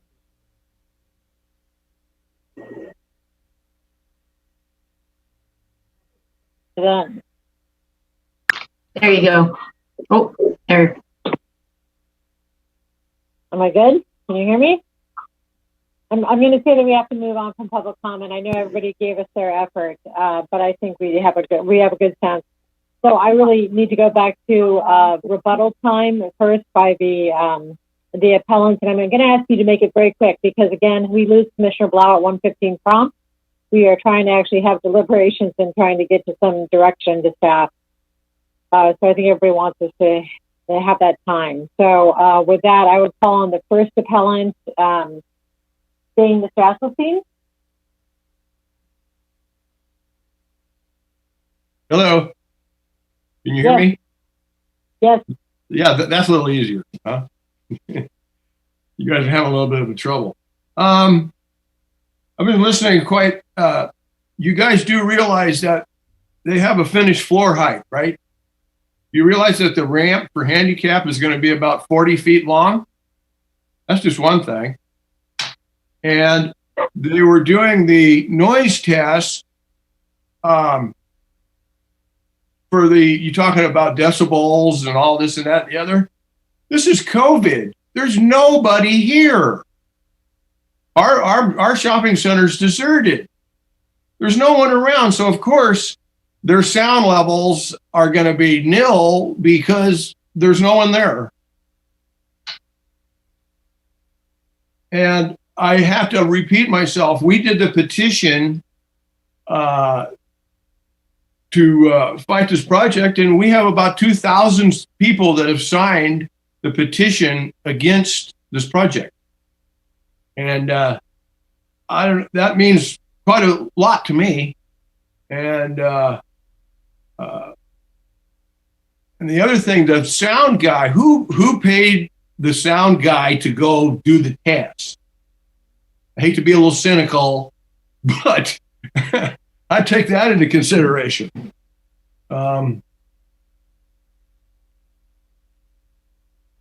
The wall thing to me, so if he has to add 5 feet of ground, okay, so he's coming up from the floor to finished floor, that's 5 feet. He's got to have a wall up 5 feet, okay? The Mavericks floor is 5 feet down. So the Mavericks going to have a retaining wall, structural retaining wall, holding all that soil back. And then he's going to go up another 6 feet? Somebody didn't do that correctly. So everybody's pretty much said, okay. Got 1 minute left. Anyway, I've said pretty much all I need to say about the noise and the wall and the ramp. And I hope you guys look favorably towards my appeal, because I think it is the right decision to make. Thank you. Thank you, Mr. Esselstein. Okay, with that, we're going to move again to appellant number 2, which is, I believe, Mr. Gumbiner, 3687 is Gunter LLC. Thank you. My first comment is Shannon Reese said compatibility is subjective, but where is the line between objective and subjective when it relates to obvious health and safety issues? Second, I shared with all the commissioners my efforts with Mr. Thompson to create a noise easement, but was told by my attorney it would be unenforceable. So I may not have included that information in my presentation today, but I did share that information with all the commissioners I spoke with prior to the hearing today. We've been involved with opposing this project prior to today's hearing and the CBAR hearing. Last year, Thompson Housing applied for approval of a project on this site, but at the time it was labeled as a mixed-use project. But at our behest, planning staff told them it did not qualify as mixed use. Then Thompson resubmitted their application as supportive housing without making any changes to the plans. Mr. Thompson said they performed acoustical testing, but this was only performed recently while the Mavericks operations had been severely curtailed due to the pandemic. There's not nearly the noise coming from the Maverick as is typical. And the sound measuring should have been done at the property line adjacent to the parking lot because there's a lot of noise that comes from the parking lot from cars and motorcycles coming in and out, people out there talking and so I think a wall should go up as high as physically possible and all the way to the street, as there is a lot of noise in the parking lot during regular operations. The Maverick is normally open until 1 a.m. Sunday through Thursday and 2 a.m. Saturday and Sunday with live music and pre-recorded music until those times, plus hundreds of people in their vehicles.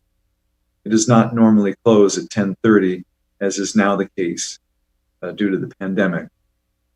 So I believe the acoustical engineer will need to do his testing after the pandemic is over, or somehow consider in his calculations noise levels as is normally the case from the Mavericks operations. Mr. Blau said that sound walls are not very effective, but Mr. Lord said extending the wall next to the patio would make a significant difference. So which of these opinions is correct? Okay, those are my comments. Mr. Gombine, I'm hoping you can wrap up pretty soon. I'm done. Thank you. All right. Thank you. Thank you very much. We're going to make one last effort to get, I think, Mr. Ortiz in under public comment, and then we'll go to our appellant number 3, the applicant. So just hang on there, Mr. Thompson. Mr. Villalobos, do we have him ready?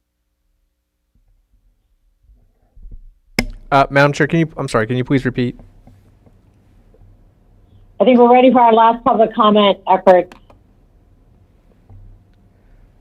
that we have to accept here. So can you please specify who you're referring to? Oh, I thought it was Mr. Was it Ryan Ortiz? Or didn't we have one more person that came in late to the hearing? Madam Chair, I'm David. We're talking about the lady that had the technical problems at the end, is to provide her an option to call in to make a public comment if she wants to. So that she's okay. provided an alternate means. It was the very last speaker. Okay. So that was Miss Redmond. So if Miss Redmond would like to, our reception desk is closed for lunch, but if you'd like to still speak, you can call in with your phone to the hearing room, and the number is 805-568-2092, and we can put you on speakerphone.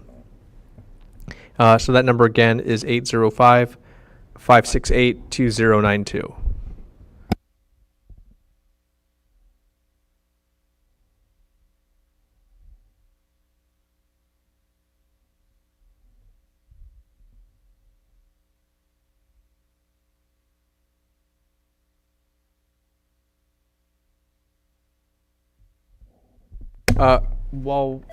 Okay.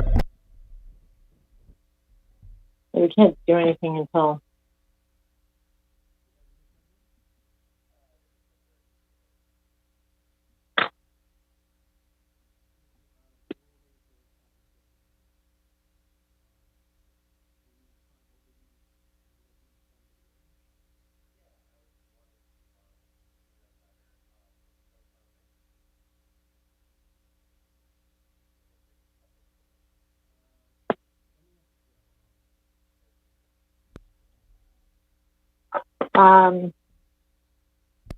Madam Chair, I apologize. I think that we've had someone else who has taken the opportunity to call in, so it's not Miss Redmond.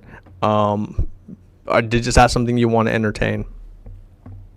You actually know, we really have a time constraint, and we've had a lot of public comment, and I think we've given it a very good effort. So Joe Edmond, who registered early and tried but had technical difficulty, we can wait to hear from her for, honestly, just another 15 seconds, and then I think we have to move on.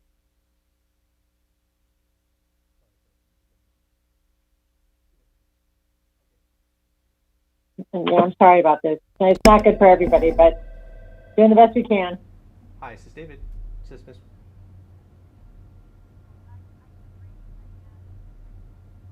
Is this Ms. Redmond? Okay, great. Let me just put you on speaker and I'll let the chair know.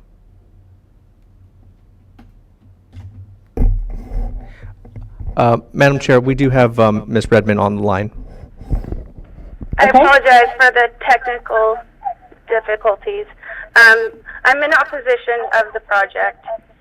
I think it would be just much better suited to the tenants if they were closer to the hospital, the grocery store. There's nothing in Santa Ynez for past 6 o'clock. There's not even a bus.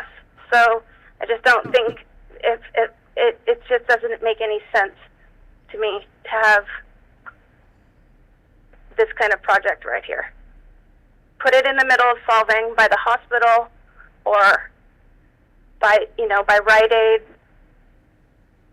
something where they have services, food. You can't even get groceries in Santa Ynez, so it just doesn't make any sense to me. That's all. Thank you so much.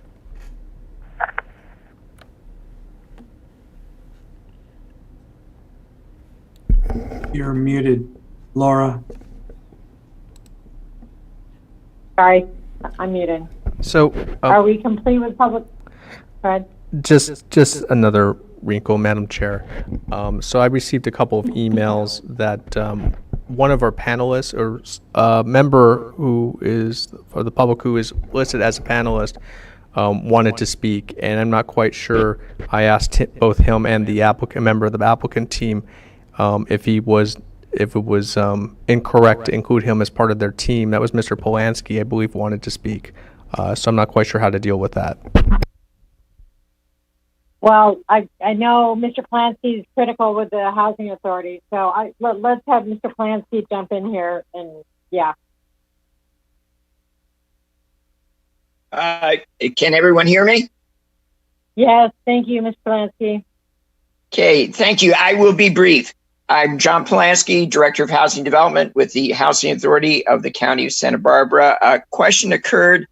We did come into the picture after this was well down the line. We had asked Frank Thompson and his team to complete the approval process. We figured it would just add complexity if we entered in at the last minute after they had already worked with the neighbors. But the Housing Authority does intend to develop, own, and manage, as I think everybody on the commission knows.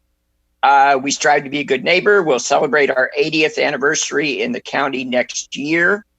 We have over 1,400 units, including 4 projects that are similar, 4 developments for permanent supportive housing spread throughout the county. We're partnered with Rona Barrett and her foundation in the Golden Indian Village, just up the 246. We'll be partnering with them on building out the 3rd and final parcel on that site shortly. And when people mentioned about, kind of an or, are you looking at different sites? The need is so great that it's an and. We're looking at a number of sites. In addition to this development proposed on Segundo, we have 11 other developments spread throughout the county of Santa Barbara that are in various stages of development. And then just really quickly to end, we actually already have 2 mixed-use developments. We have affordable housing and commercial in the city of Buellton. I know one of the speakers mentioned the city of Buellton. So yes, we already have 2, and actually those are both mixed-use affordable housing commercial. But thank you very much. Thank you, Mr. Polanski, and that was important for me to hear because if that's the operator, we need to hear from him. So, okay, I believe that we're for sure done with public comment, and I want to bring it back to, again, the last appellant, which is also the applicant. So, Mr. Thompson, you have 5 minutes if you can do it, unless you'll have a better chance of us getting to a decision today.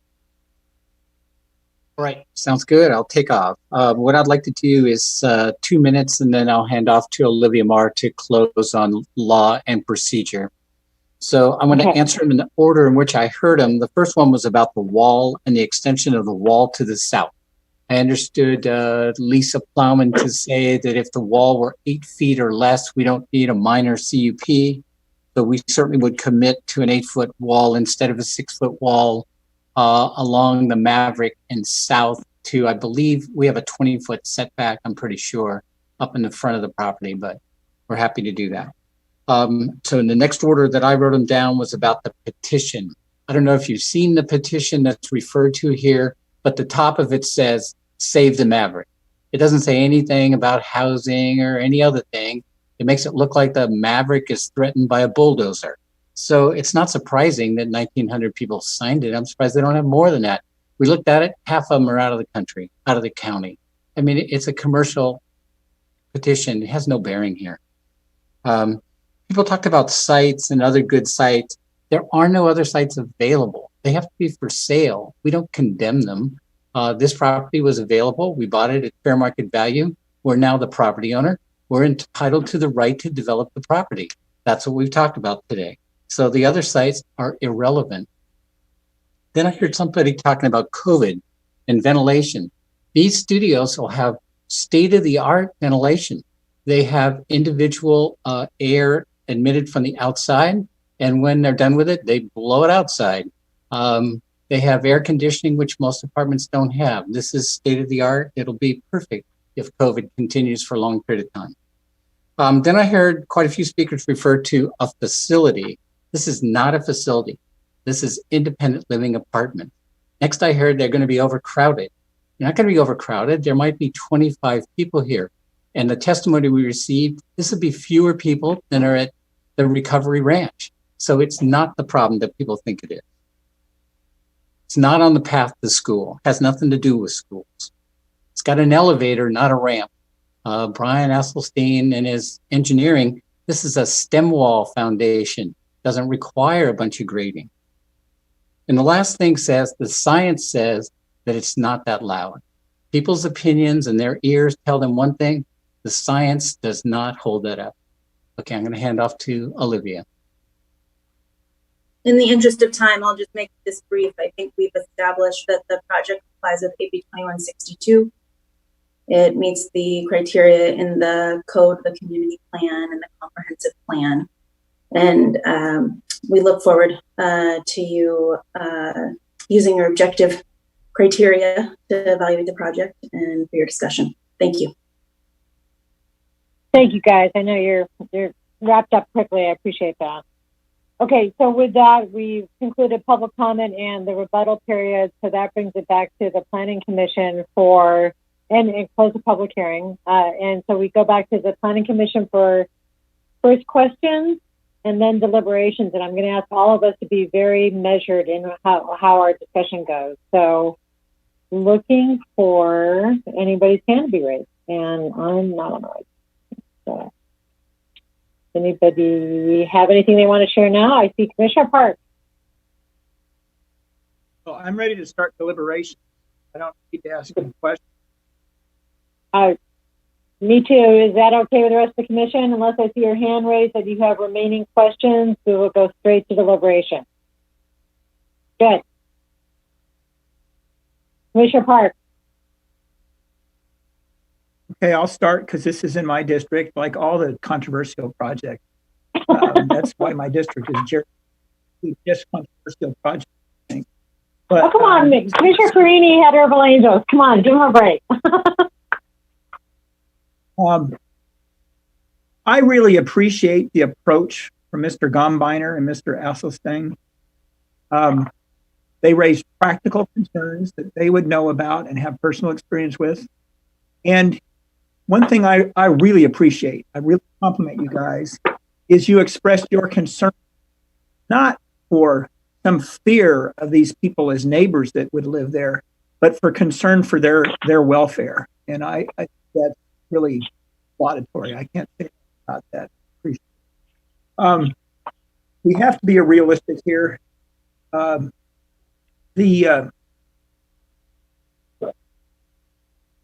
hands are tied by the state, and we have to get the best deal we can. That's what I've got to do as a planning commissioner. I hear the community. I hear what you want. We got to get the best deal we can. First thing I want to talk about the pros and cons of this location. I think we've all heard very much what some of the cons are. Okay, the cons are. there are some positive things. Yes, it's got the Maverick on one side. On the other side, it's got a street and an empty field. It's an Ag 2 zoning. Okay. Behind it, it's got a very busy place that's got 20 to 30 people living there. It's not going to be bothered by them.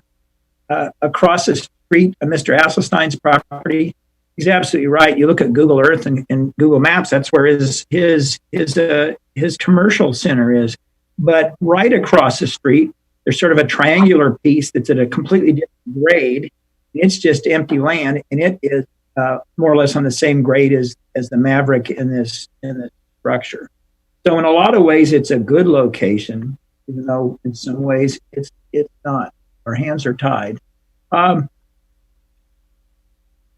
thing we need to reflect upon is that it is MU zoning. Okay. The mixed use.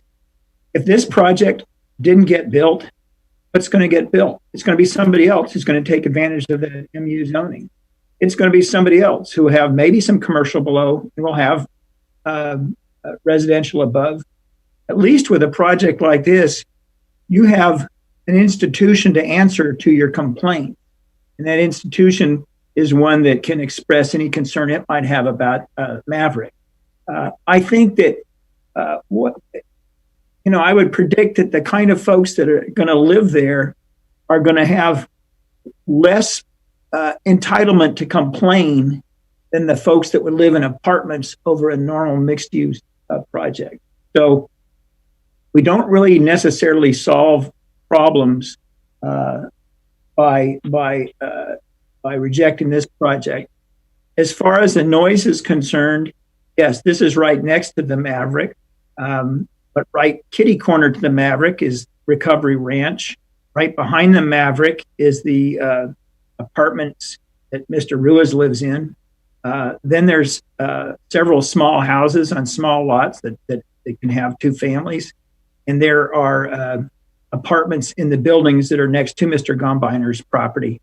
So if folks were going to shut down the Maverick with their complaints, probably would have happened by now. So given that our hands are tied by the state, that I want to get the best deal we can, I'm on the fence. I'm leaning towards supporting the project, but I can't support the project unless the project does everything it possibly can to deal with the sound issue. And you can go up 2 feet under the law without going and getting a CUP. And you can extend that sound wall out towards Sagunto, as your own expert advised would have some real practical effect. So I think Mr. Thompson has said he would do that, and that would get my vote. I have a question for you, Ms. Plowman or Ms. Reese. And how far out towards Sagunto can that sound wall extend without going to a CUP? Chair Bridley, Commissioner Park, there is no front setback on Sagunto. However, for the sightlines in the intersection, there could be potential impacts to visibility from a traffic perspective. Madam Chair, Commissioner Park, there may be some. I see Will Robertson is on the line here, and I think we could take a look at how far we could extend that wall, so it wouldn't compromise. Normally it's 3.5 feet, 10 feet back from the right of way, right? 3.5 feet. So yeah. So right. If Will can jump in, maybe, I don't know if he's had a chance to look at the site plan. Guess I need to put my microphone down. So are we talking about the western edge of the property? I don't have a site plan up in front of me.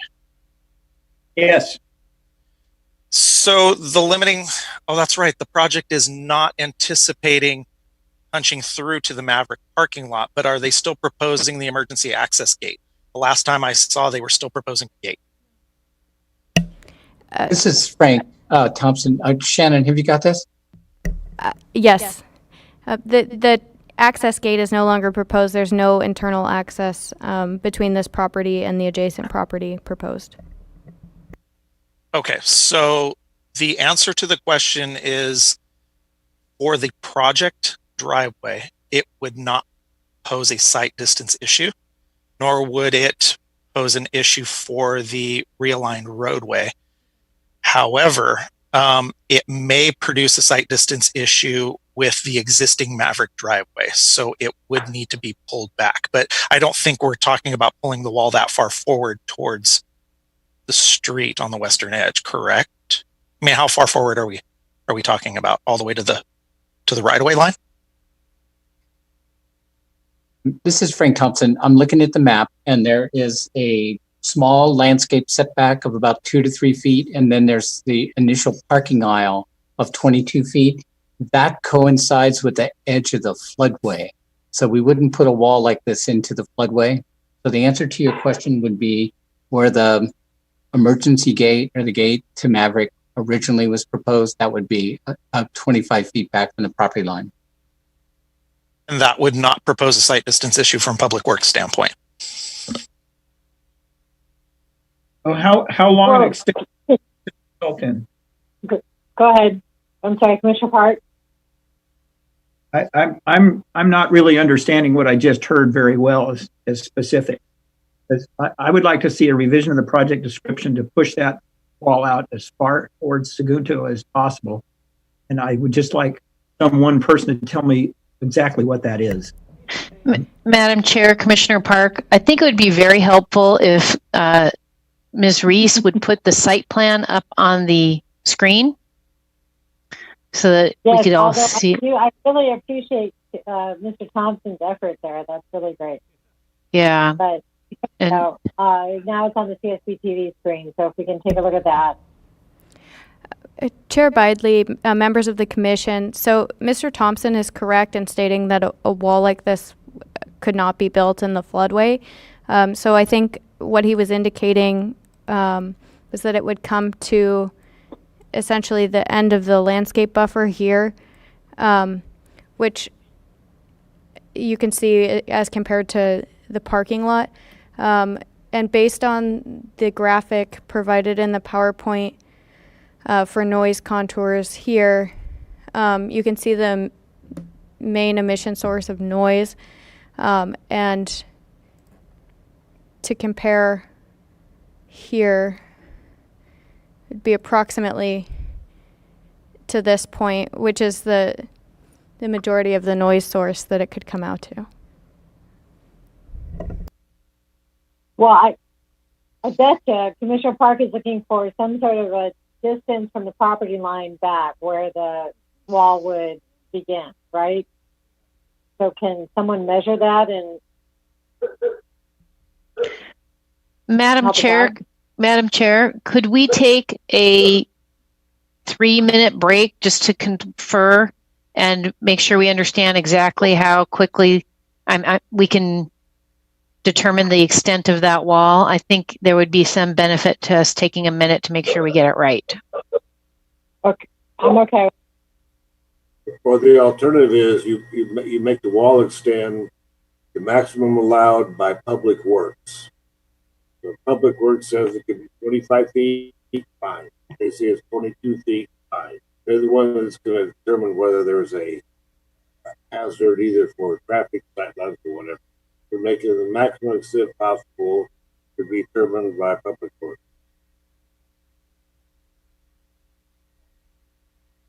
Madam Chair, Commissioner Blatt, I think if the applicant is comfortable with that and County Council doesn't have any objection, I think we could move forward with that.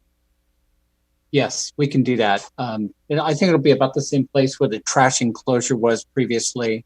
So that should extend at least another 25 feet from where it is now. Okay. I'll comment on the height. The 8 foot's fine by me. If Mr. Thompson's agreeable to it, I see no reason not to do that. I just want to make you aware that it's a marginal benefit for a tremendous cost. Thompson's will to do it. I'm not going to argue about that. Just have a bet.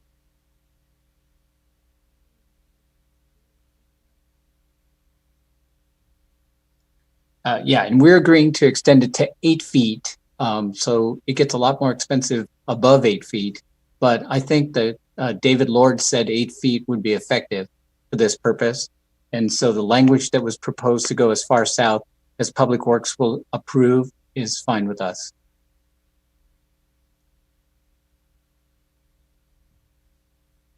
Let me comment on that. You know, I think Mr. Blau's suggestion is very practical, but I just want things to be as clear as possible to the public that's observing this hearing right now. So if we could fix that location so that the public can see it, that would be, I think, favorable, right? I understand. I think there's a point that should be made, and I think Mr. Lord would make this point, is that we all have to realize that measuring sound with decibels is exponential.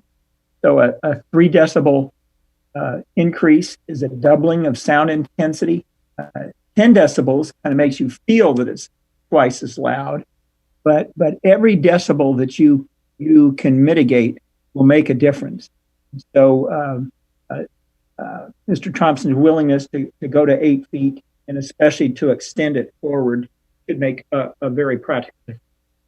Yeah, Commissioner Park, if I could, I would suggest you not try and actually mention it right now, because I'm not sure you have the people available to you right now that can tell you whether or not that wall could be 20 feet or 10 feet or 18 feet. It's not just Mr. Robinson that might be concerned with the length. It may be other people in Public Works. Believe me, I've had situations before where, you know, you write the condition one way and then you find out for some other reason it doesn't work, it becomes an issue. You just allow it to be approved by Public Works.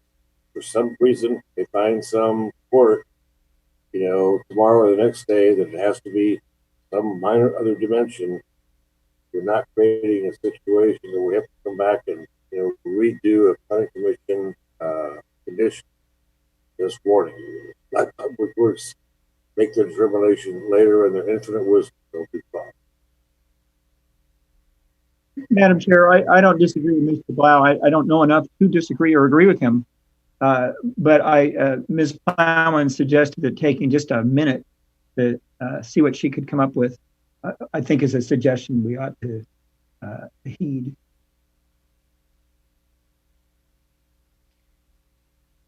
We will work with the staff and see what we can come up with. I think we must have a copy of the graphic that Mr. Thompson showed that shows where the extent of the floodplain. And so if we will come back online and you can give us to 12:50, that would be great. It's 5 minutes. Lisa, it's in the PowerPoint presentation that we sent. I think it's a PDF. It's about slide 11. Great. Thank you.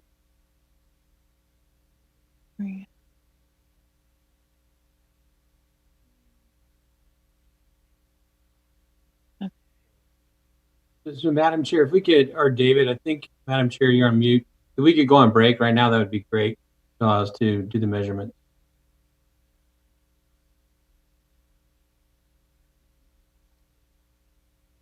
Madam Chair, you're still on mute. Take a break till 12:50. I thought I concurred while I was still on the mic. Thank you. We're on break.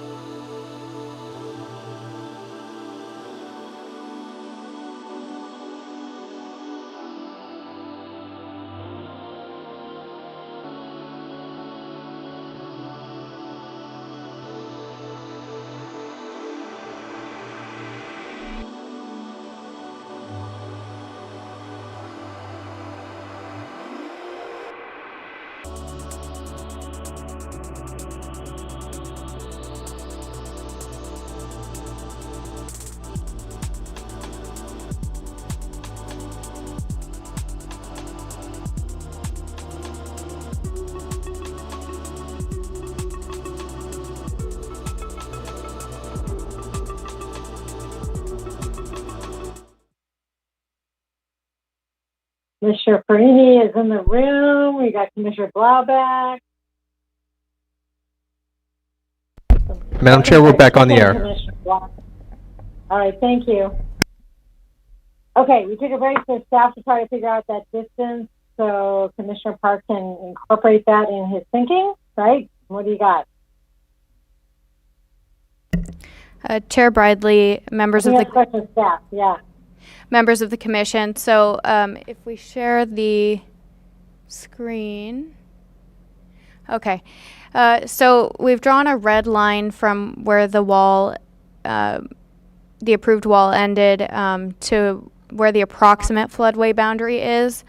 With the caveat that flood control potentially has setbacks from that floodway boundary. So the project description would need to be worded to reflect a potential setback there.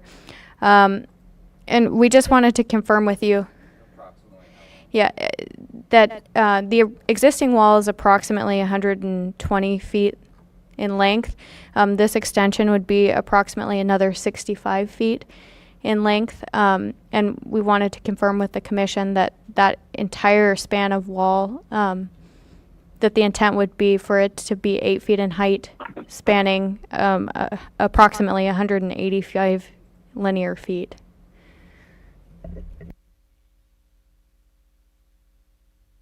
So what was the total linear feet, Ms. Reed? Chair Bridley, members of the commission, it's approximately, emphasis on that, 185 feet. Okay, Commissioner Park. In answer to Ms. Reese's question, did I believe the whole thing should be 8 feet? And the answer from me is yes. I concur. Secretary Wilson, did you have something to add? Sorry. Yeah, Madam Chair, Commissioner Park, I think we may be heading into a potential motion or more deliberation.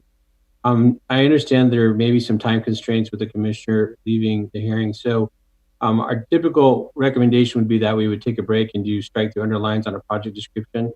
But based on, I think the time constraints that we have, my recommendation is if a motion is offered that includes a change in the project description, that we get a verbal concurrence from the applicant that they agree to the change in the project description. And it also includes that they will submit revised plans to be consistent with any changes in the project description. And Madam Chair, just to add on to what Mr. Wilson is saying, is another item that we discussed as part of the change would be to ask the applicant to provide some landscaping along that wall, maybe some vines or other things that mitigate the height of it on their side of their property. Okay. So, Commissioner Park, I think it kind of goes back to you that we're trying to move into deliberations and a motion if you're ready so that we can have Commissioner Blau participate. Yes, I am. And I don't want to cut off my other commissioners who haven't had an opportunity to speak. But I think that it's best that I make the motion now, just for expediency's sake. And then those who want to speak up, once the motion is made, they're certainly able to do that. So on the basis of agreement to this amendment to the project description, make the wall approximately 185 feet and 8 feet tall, and provide appropriate landscaping, then I would make the motion to approve the project, deny the appeal. That's what I would do.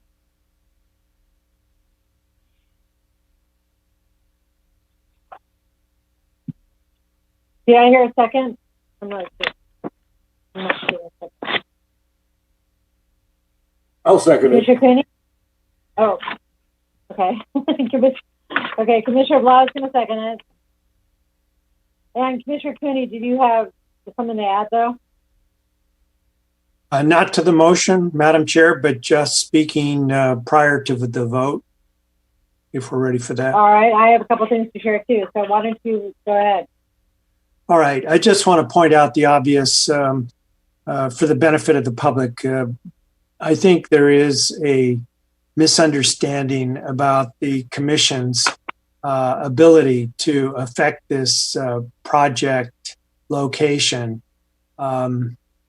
We are in an ongoing confrontation with the legislature in Sacramento, and this is one of the first where we've aired out that difference of views, but there will be others, and it is serious business that we do not have discretion as to the location of the project in this case.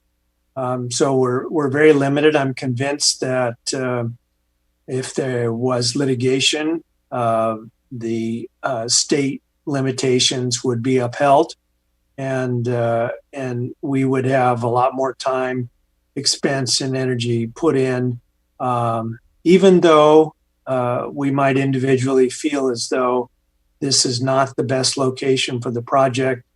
We can still be supportive of the project, and I intend to vote in favor of the motion because I see no alternative otherwise. Thank you, Commissioner Cooney. Did any other commissioner want to add any thoughts into the motion on the table now? Go next if you want. Okay. Mr. Cooney, I too don't think this is an appropriate place with this project. I agree with many of our speakers. I agree we don't have any choice to tell you the truth. And if you think this was bad, wait till you see the next one the legislature is giving it. It's a 5-story building. It's 6 units per acre. You got less discretion on that one than you have on this. It's not going to be a lot of fun. I will say, however, that I'm happy to hear that Maverick and the property owner are at least talking. They're making an attempt to make the noise right. I mean, the reality is, even though the Maverick has been there forever, has been doing their nightlife and their music for some time, I don't think it gives them the descriptive right, to continue to do that should someone buy and develop property next to them. So I was very happy to hear from the sound engineer that they're complying with the current ordinance at the property line. It will be 65 decibels. If I want to live next to a place that's at the minimum 65 decibels, probably not. But then you don't have to live there if you don't want to. If you rent. So based on that, I agree with Mr. Cooney. We have no choice but to approve the project, and I'm surely convinced that Developer Thompson has done everything reasonable to mitigate the concerns that the business property owners have. That's why I'm saying.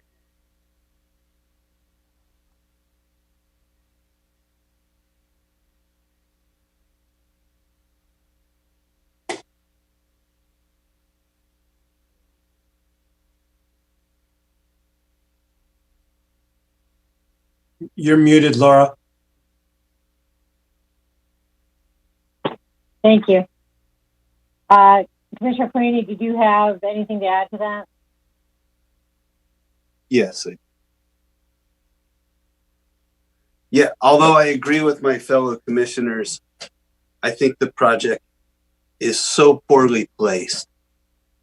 And, if it is 12 of the units are going to be for recovery and they're next to the bar, the most active place in the valley, it just doesn't make any sense. So yeah, I guess they have the right to do it, but just because you can, that doesn't mean you should. And I think Mr. Thompson's done just an excellent job. And as Commissioner Blau pointed out, at least we've got him running the project. And he's been doing it a long time. And if anybody can help make this work, it's him. Unfortunately, as we've discussed, the legislature has put into motion very poor legislation that's tearing at the very fabric of our own communities.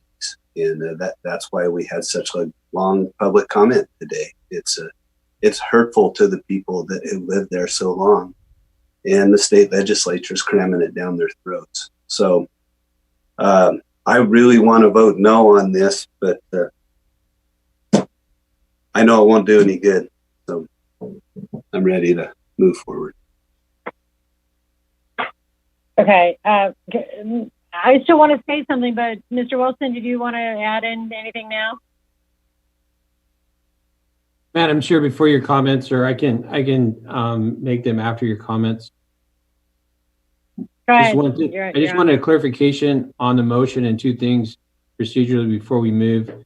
For the motion maker, the clarification is that the motion is to approve the project based on the revisions of the project description today to include an approximate 180-foot wall along the south side of the project that is consistent with any setbacks determined by flood control district.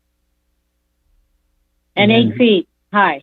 And 8 feet high. And the other caveat to that is that we would like to get, before we call vote, that we do get concurrence from the project applicant that they concur with those changes to the project description.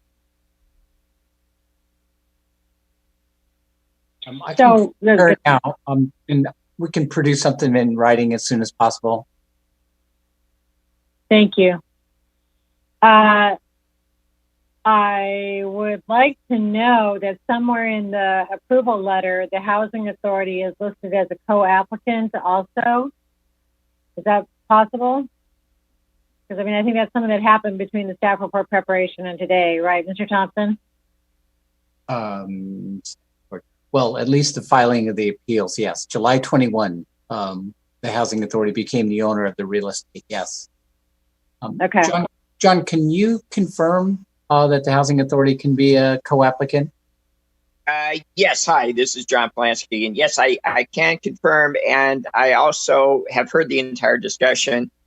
We agreed to do what has been discussed with the wall and look forward to being a good neighbor with the Maverick and the other property owners. Thank you.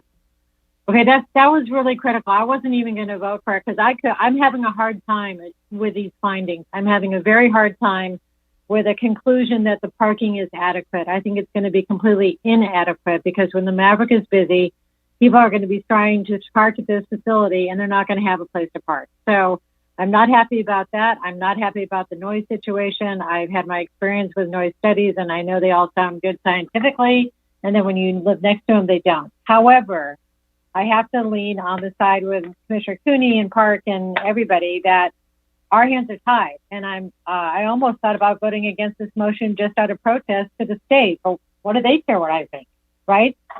They're actually adopting all these rules and shoving them down the county's throats. And, you know, I think maybe the way I have to start looking at it as this actually is a great concept.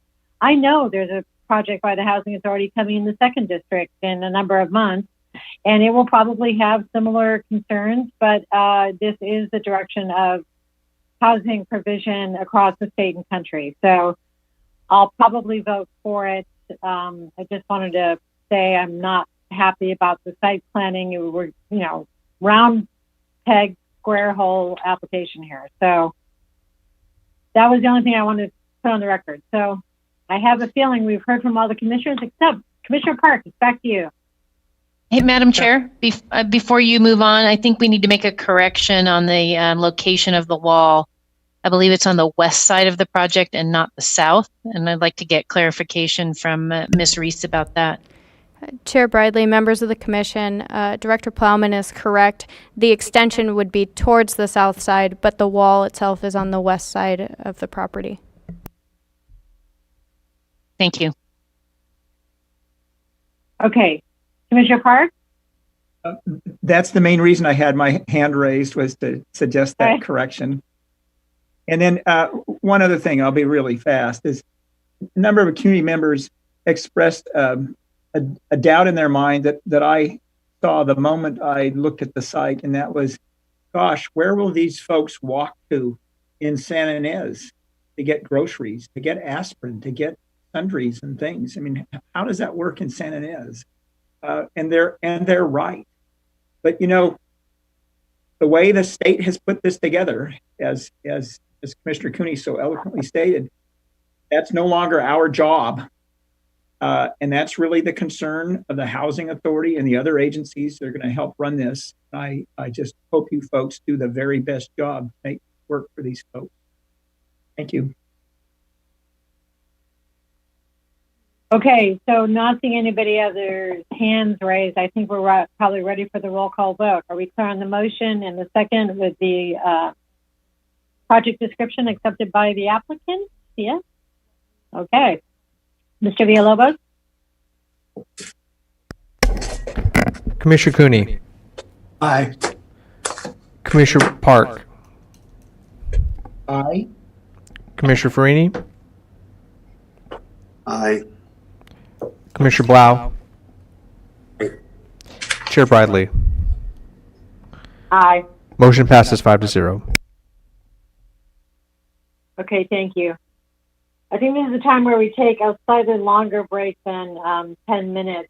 Does the commission want to take 20 minutes? Or you guys got to give me a look. Madam Chair, can I suggest you take a lunch break? I know. It's My lunch it's 1:10. is 10 feet away. Yeah. 1:10. Yeah, So what, want to come back? 1:45? If I could, Madam Thank Chair, just so you know, your next item, I won't be participating in, although I spent an hour with Mr. Clement, or an hour and a half, and he gave me the exact presentation I think you're going to get after lunch. And just so you know, I think there is a recommendation going forward to the board. I'm in favor of this recommend that you make. There's 4 of you to make it, so I don't need to be here. But rest assured, I saw the entire presentation you're about to get. By the way, they did a good job. Yeah. Thank you, Commissioner Blau. Okay, so when do we want to come back? Like, Director Plowman, are we thinking? I think you should. That sounds fine to me.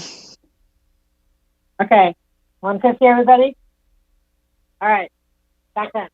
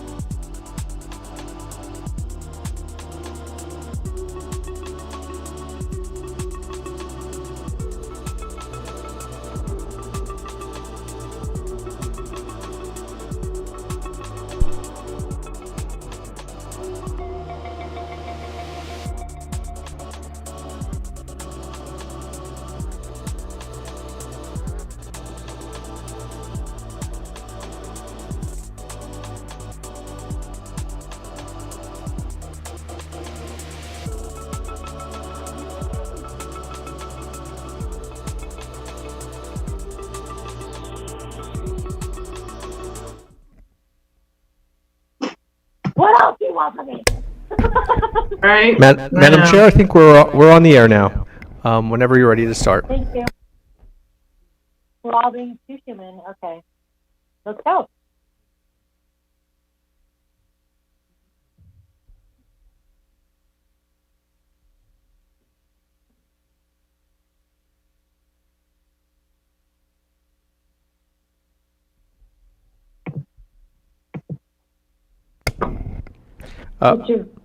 The Lobos, do you want to start us back, or we just begin again? This is a beginning of the Planning Commission hearing of August 12th. So here we are at our very interesting topic of item number 3, the CEQA transportation impact threshold. Mr. Villalobos, could you read that into the record, please? Madam Chair, I would be happy to. The following is a hearing on the request of the County of Santa Barbara Planning and Development Department for the County Planning Commission to receive the report titled Transportation Analysis Updates in Santa Barbara County regarding implementation of Senate Bill 743 and recommend that the Board of Supervisors adopt a proposed amendment to the thresholds of significance for transportation impacts of the Environmental Thresholds and Guidelines Manual, and to determine that the proposed amendment is exempt from the provisions of CEQA pursuant to CEQA Guidelines Sections 15060C, 15378B, and 15308. Thank you. Okay, so this is, I guess we do ex parte disclosures now too, and I know Commissioner Park and I had a very constructive meeting with staff, but I'm not sure that there's any other ex parte disclosures. Anybody want to make that? I don't even know that we need to do it because of staff, but okay, then moving on. We're ready for our staff presentation. Is that going to be Mr. Friedlander today? Commissioner Park? I just want to say, I think on these, yes, on these legislative ones, as opposed to the project items, we don't need to make the disclosures, but it's a good thing anyway, because the public ought to know what we're learning outside the hearing, because that's the whole point of the hearing is have it open public. And so I think it's wise to report that we've had that education ahead of time that Commissioner Blau reverted to, and you just did. I just wanted to say it was really a wonderful thing to do. I was mildly critical of the last presentation in that felt we were getting a lot of information to decide on so quickly. And I think our staff was really responsive in scheduling these meetings and educating us ahead of time. So I really do appreciate that effort by Mr. Clement and by Mr. Friedlander. Thank you. I agree. Okay, so with that, we'll go into the staff presentation. Excited. Secretary Wilson, do you want to introduce who's doing it, or? No? Just waiting for staff's presentation then. I can introduce myself. Thank you, Madam Chair, members of the Commission. My name is Mark Friedlander, planner in the Long Range Planning Division. Today we will be discussing Senate Bill 743 and the proposed amendments to the county's thresholds of significance for transportation impacts, which are contained in the county's Environmental Thresholds and Guidelines Manual.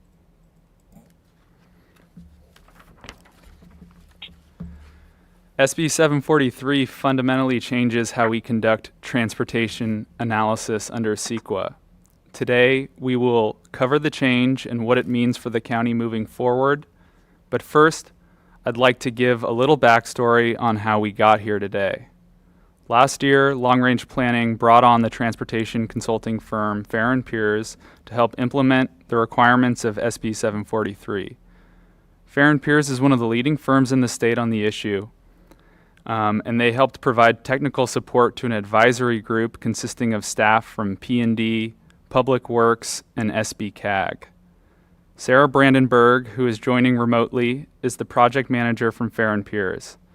Sarah's been a tremendous asset to the county throughout this process, and she will be helping me with today's presentation. We also have Gary Smart listening in, and he will be available to answer any questions on the Public Works side. And also a little housekeeping for today's presentation. Today we'll cover some of the technical aspects of SB 743.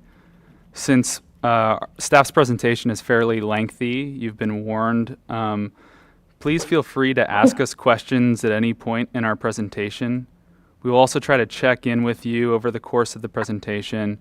We found as you kind of get into VMT, you'll notice you need to understand sort of the subsequent steps to stick with us here. So I should also mention finally that while VMT is one component of transportation analysis, the proposed amendments also include non-VMT related thresholds, which we adopted from Appendix G of the CEQA guidelines and are included on page 2 of the staff report.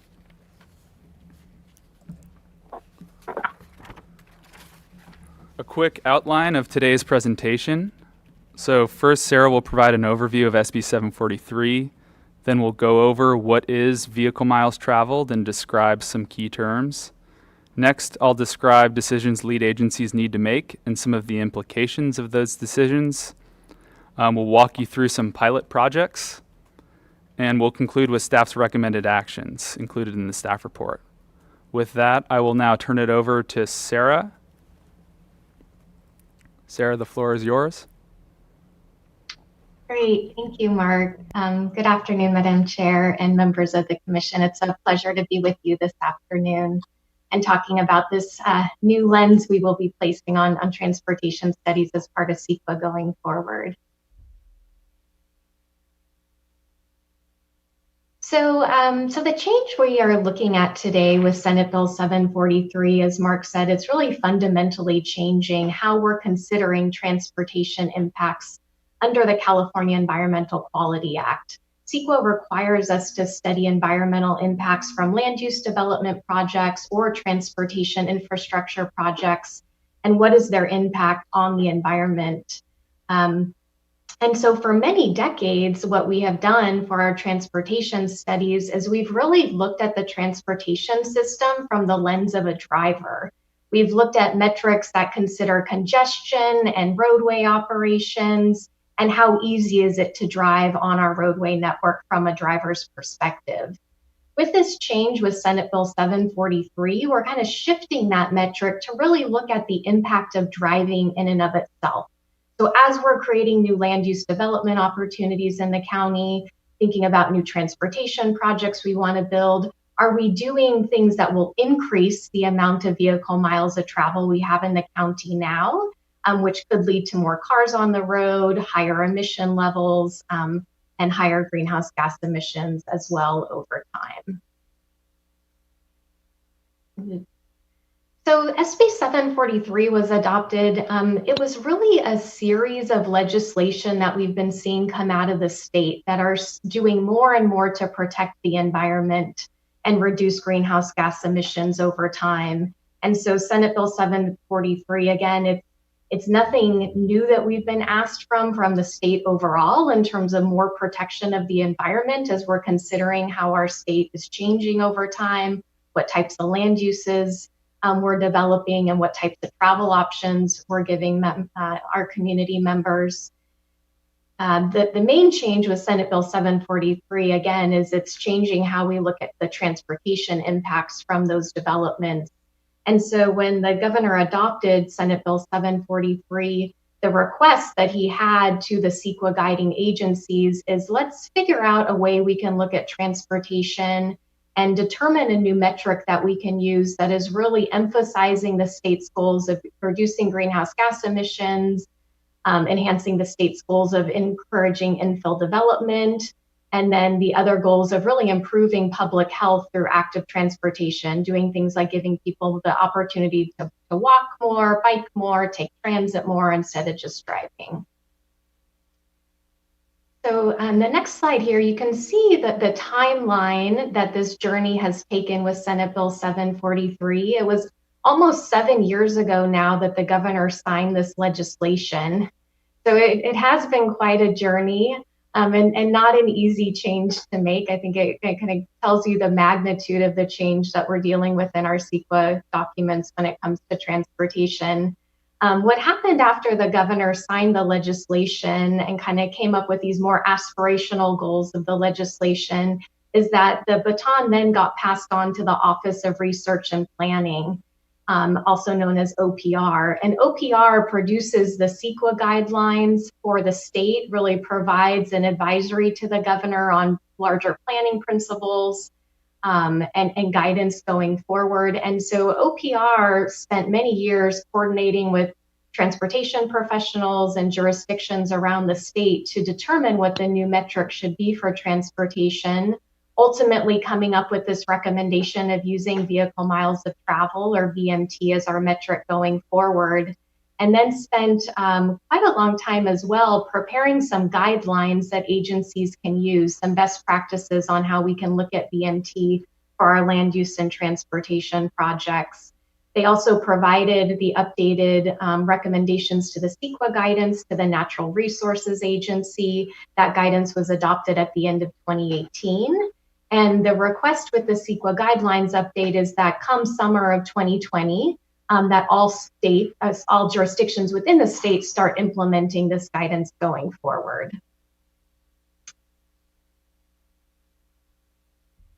So taking a step back and thinking about how we've looked at transportation over time and some of the changes we're likely to see with the shift to vehicle miles of travel. As I mentioned, for many decades now, we've used a metric called level of service. This metric is really looking at our roadway operations from a driver's perspective. So it could be looking at a roadway segment, it could be looking at a particular intersection, and what is the average travel speed, how much congestion is that driver experiencing as they're traveling along that transportation corridor. And we've done this by assigning a grade to the network, to the roadway segment or the intersection, a grade ranging from level of service A, meaning that it's very easy to drive, very uncongested, to level of service F, meaning that there's probably more delay if you're driving along the corridor. And so the two photos here can give you that illustration of what does it mean to have a level of service A versus a level of service F. And you can see for level of service A, you could have a road with very few cars, a place where people need to drive a lot, a little bit more of a sprawled development. And in the past, we've rated that as a very, a good thing, versus a level of service F condition, meaning that maybe it is a harder place to drive, but it also may be a more vibrant mixed use community. People want to walk there, they want to park their car one time, and then maybe visit a couple of uses within the area. And so if you kind of flip the lens of looking at this from a vehicle miles of travel perspective, the area that's scoring poorly for level of service in the past could score very favorably when it comes to vehicle miles of travel. Again, this is, that there's a mix of land uses in one area, a little more diversity into the types of places you can visit once you park your car. You're not driving from place to place quite as much. And so with this new VMT lens, you can imagine that a project that's being developed or proposed in an area that looks more like that photo on the right, that again, in the past would have graded poorly from level of service, could look favorably when it comes to VMT analysis and impact. So with the change in SB 743, to kind of recap on what we've talked about and where we're headed here, when it comes to our CEQA documents, we are replacing level of service with VMT. The state's provided really helpful best practices guidance and best practices on thresholds that we can be considering today, and we'll get more into those details as Mark gets into the implementation process that we've gone through. We are likely to see changes in terms of where significant impacts are occurring now in our transportation studies, new changes with the mitigation focus and types of mitigation that will be effective for VMT in comparison to roadway congestion. And then a really important point I want to make here is that level of service is still a valuable metric, right? The state is saying that it's not the best metric in determining the environmental impact of a project, but it's still an important metric when it comes to planning the county's roadway network, making sure you have sufficient capacity, that your land uses that you have planned are balanced with the transportation network you have planned. And so level of service will continue to come to you for review as you're reviewing studies as part of the development review process. Level of service policies are included in the county's comprehensive plan right now, which includes all of the community plans as well. And so it will be a metric that the county continues to look at as part of the development review process. The Public Works Department is currently updating the county's engineering design standards. And within those standards is now where you'll be able to find what are the level of service operational requirements that you should be studying as you're looking at land use or transportation changes in the county. So with that, I'm going to pause just for a moment before I take a deeper dive into VMT and see if there are any questions around timeline or the way we've done things in the past.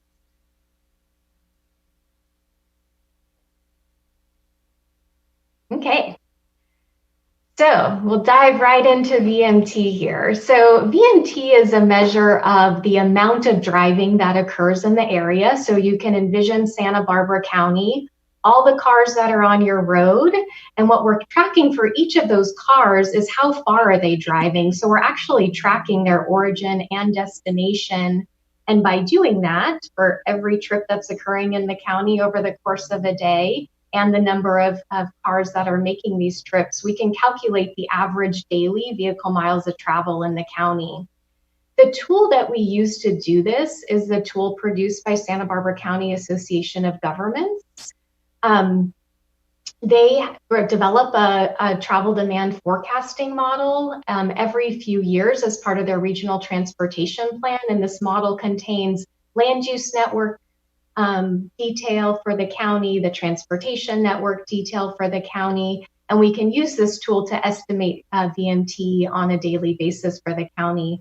One of the reasons that we rely on this tool is because if you envision VMT, our VMT doesn't stop at the county borders. So for example, you may live in the Santa Ynez Valley, you may work in downtown Santa Barbara. We need to capture that full length of the trip, right? We need to capture travel that's occurring between the unincorporated areas of the county and the city.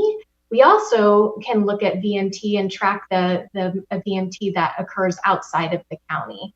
So when we're thinking about VMT generated by unincorporated Santa Barbara County, we're thinking about all of the VMT of land uses within the county, but tracking that trip to its full destination or origin.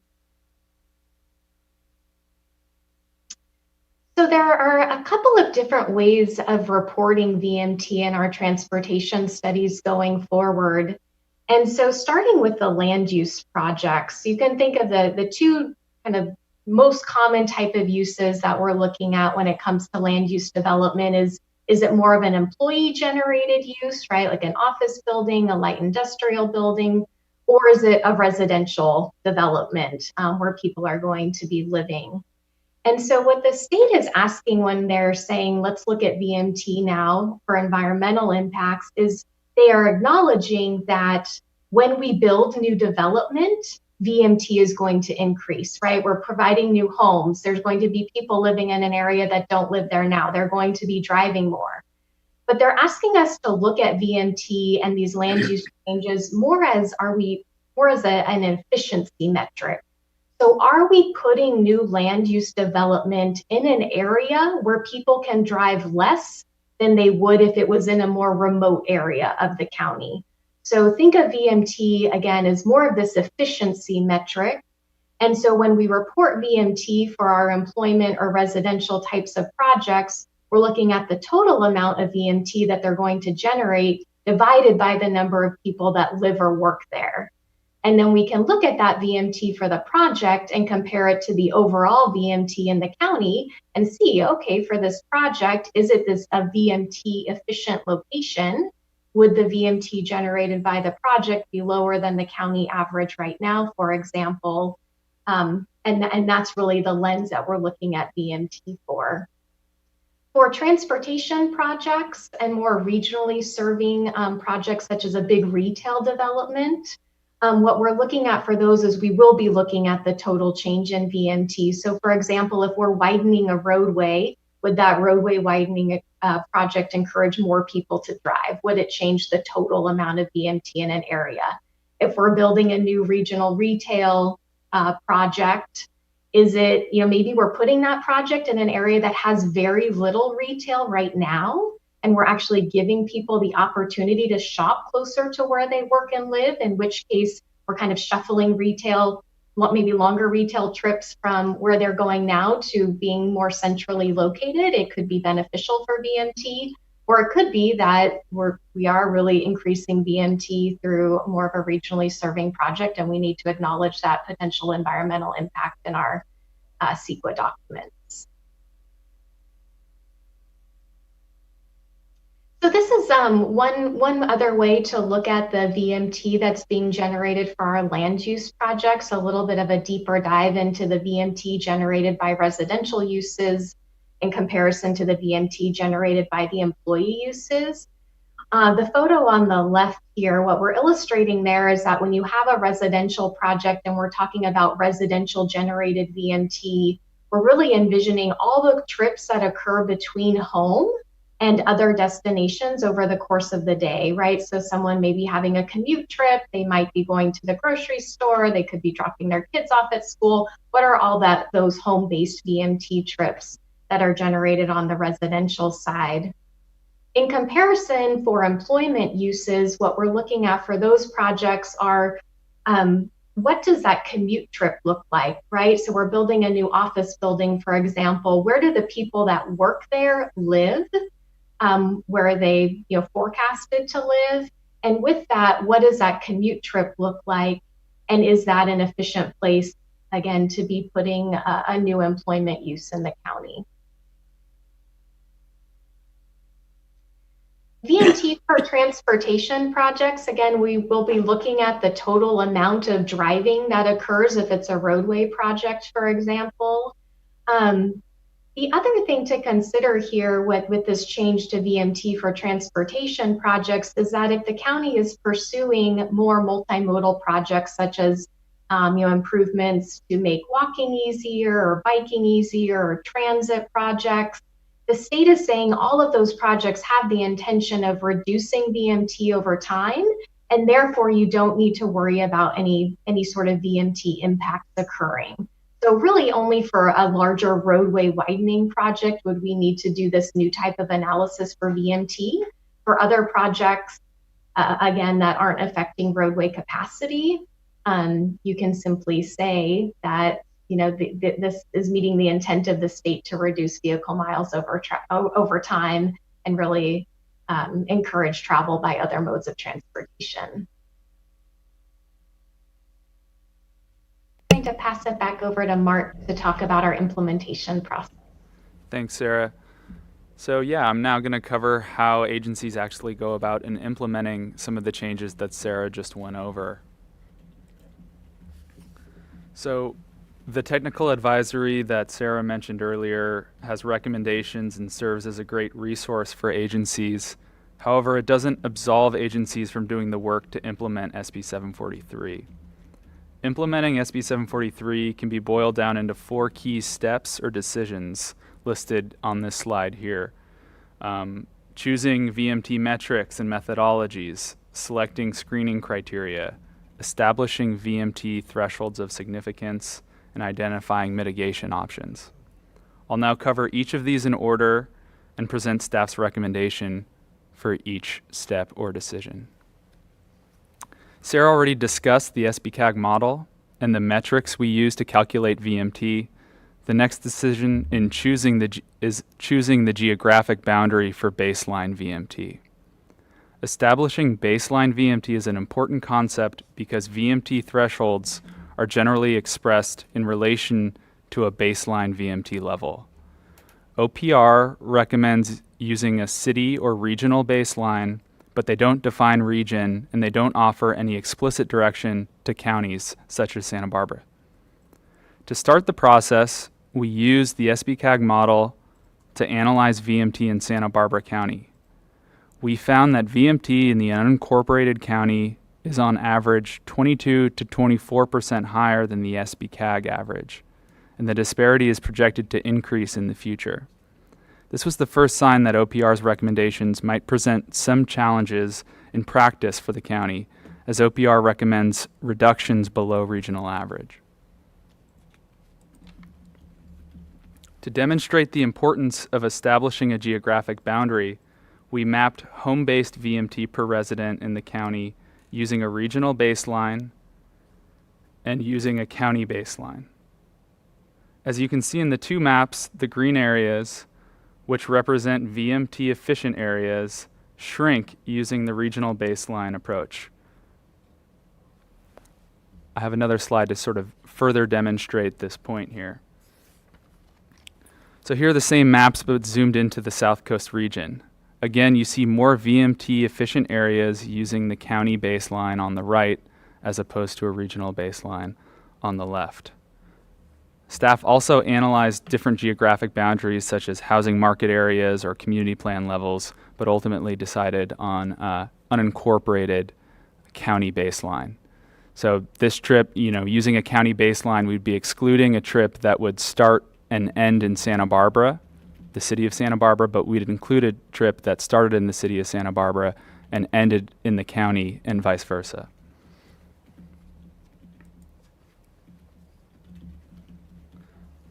So the next step in the implementation process is screening criteria. Screening criteria is a tool that lead agencies may use to streamline VMT review. The state has encouraged screening. Most of the OPR technical advisory is related to opportunities for screening projects that would be expected to generate low VMT. As shown in the flowchart on the right, a full VMT impact analysis is only required for projects that don't pass an initial screening test. This slide lists some of the recommendations from the state for screening criteria, and they are small projects, so projects that generate less than 110 average daily trips, or a locally serving retail project that is 50,000 square feet or less. Projects in low VMT areas, which would be mapped as areas that are 15% below the baseline VMT level. Projects located in a transit priority area, which is defined by the state as areas within a half a mile of a fixed rail stop or a bus stop that runs with 15-minute headways within the peak period, so a high-quality transit corridor with good bus service. And another option for screening criteria would be affordable housing projects, so projects that offer low or very low units would be screened out as well. And then the types of transportation projects that Sarah mentioned earlier and are included in attachment B as well. Any questions on the screening criteria? Okay. Moving on to VMT thresholds. So thresholds can be a tough decision for agencies to make in the process. The state is basically asking lead agencies to make a choice on what level of VMT is acceptable or unacceptable in their community. There are also important implications when deciding VMT thresholds. As shown in the figure on the right, if you set a threshold that's too lenient, it may lead to missed opportunities to reduce VMT. Conversely, setting a VMT threshold that's too stringent may lead to increased complexity of environmental review. Lead agencies have multiple options for setting thresholds. We looked at all of the options listed on the left-hand side of the slide before recommending what OPR has recommended for land use projects and transportation projects, which I'll now cover on the next slide. Hey, Mark, I guess I'm confused. The missed opportunities to reduce VMT through mitigation is if the threshold is too low, right? Correct. That would be if you set a threshold that's too lenient, for instance, too permissive, there could be opportunities where there could be improvements made to a project, whether it be design improvements or transportation demand management solutions that are sort of missed by setting a very permissive threshold. And I'll cover some of those strategies later in the presentation as well. Okay. Does that make sense? Yeah, I think so. Go ahead. Okay. So here are the same 4 project types that Sarah covered earlier. We covered the metrics we use for all of these different types of projects. Now, these are the VMT thresholds staff's recommending for all of them. OPR recommends a 15% reduction below regional VMT for employment and residential projects, and no net increase in VMT for retail and transportation projects. Staff recommends adopting the same thresholds as recommended by OPR, with the slight caveat of using a county geography as opposed to a regional geography for the reasons explained earlier in the presentation.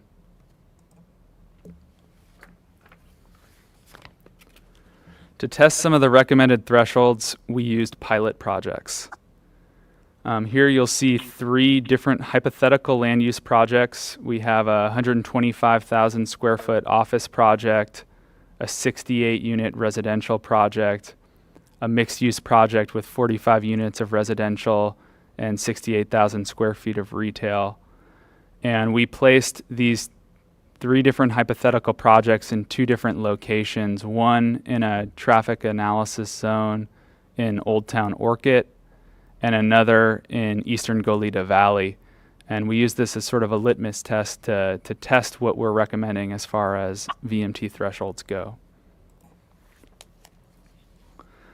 So this table, it's a lot of information, but it shows the results of testing the pilot projects using staff's recommended threshold of 15% below county VMT versus a threshold of 15% below the regional VMT.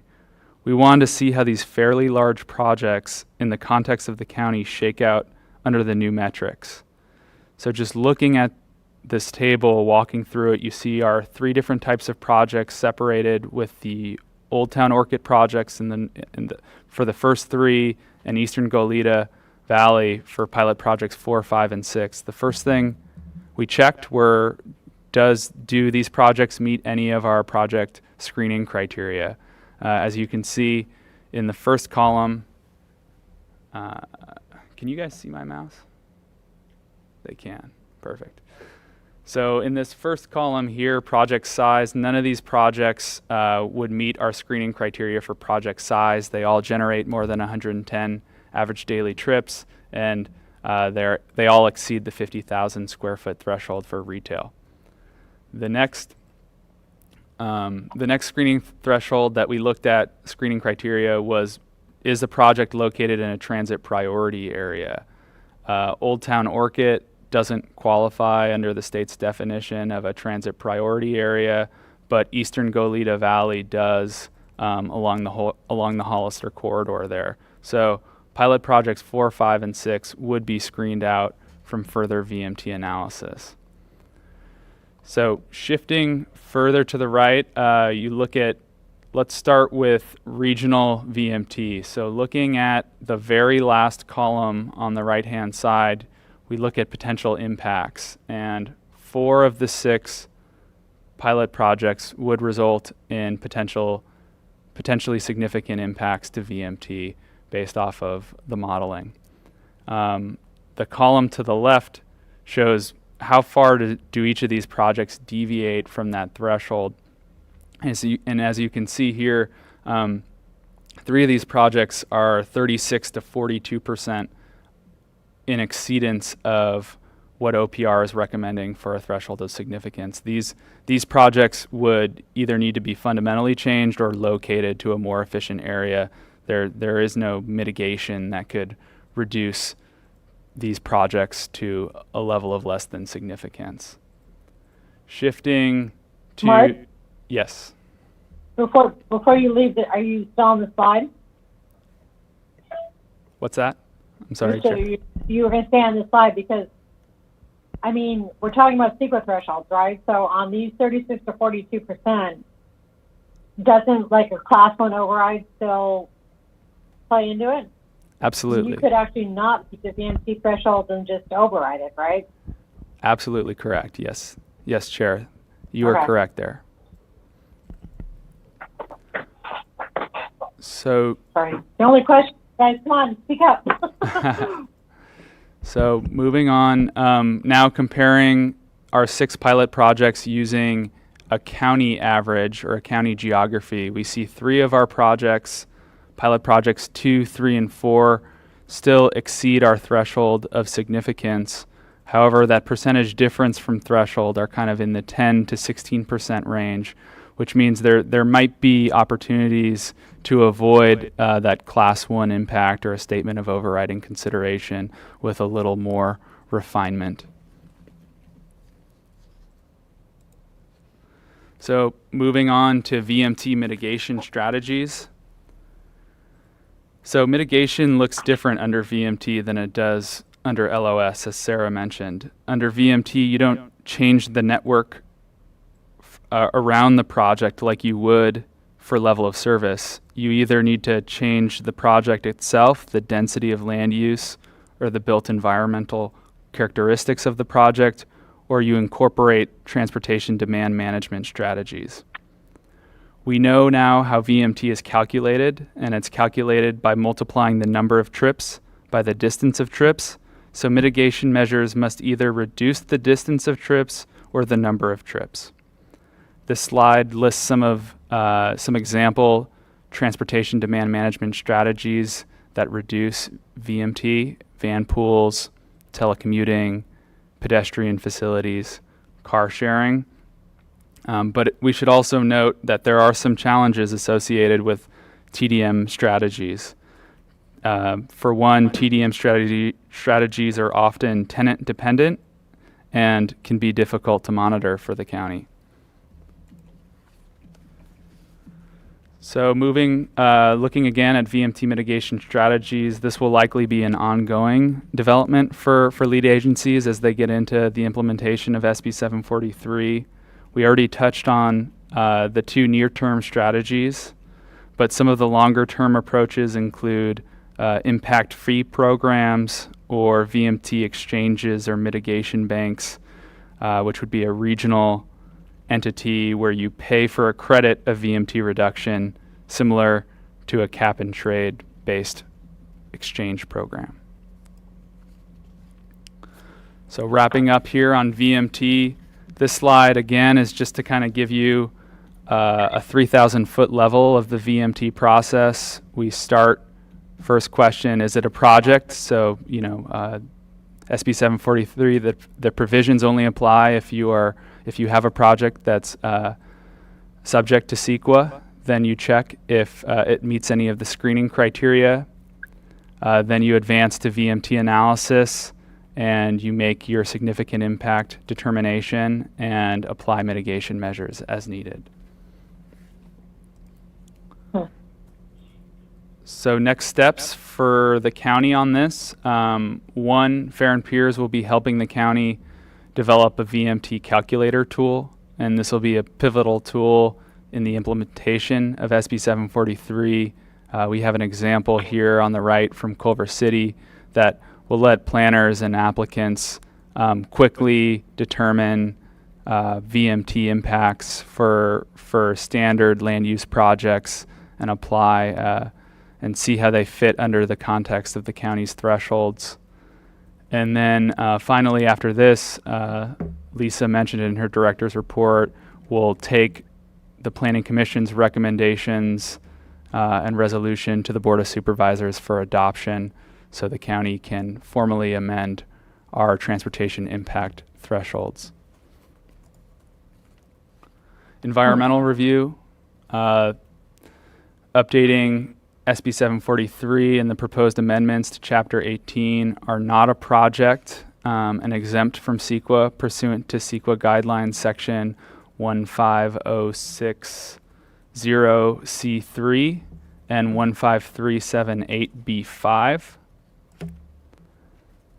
And with that, staff's recommended actions include recommend that the board determine that the amendment to the Thresholds and Guidelines Manual is not a project pursuant to CEQA Guidelines 15060C3 and 15378B5, and adopt a resolution recommending that the board amend the County of Santa Barbara's Environmental Thresholds and Guidelines Manual to replace the thresholds of significance for transportation impacts.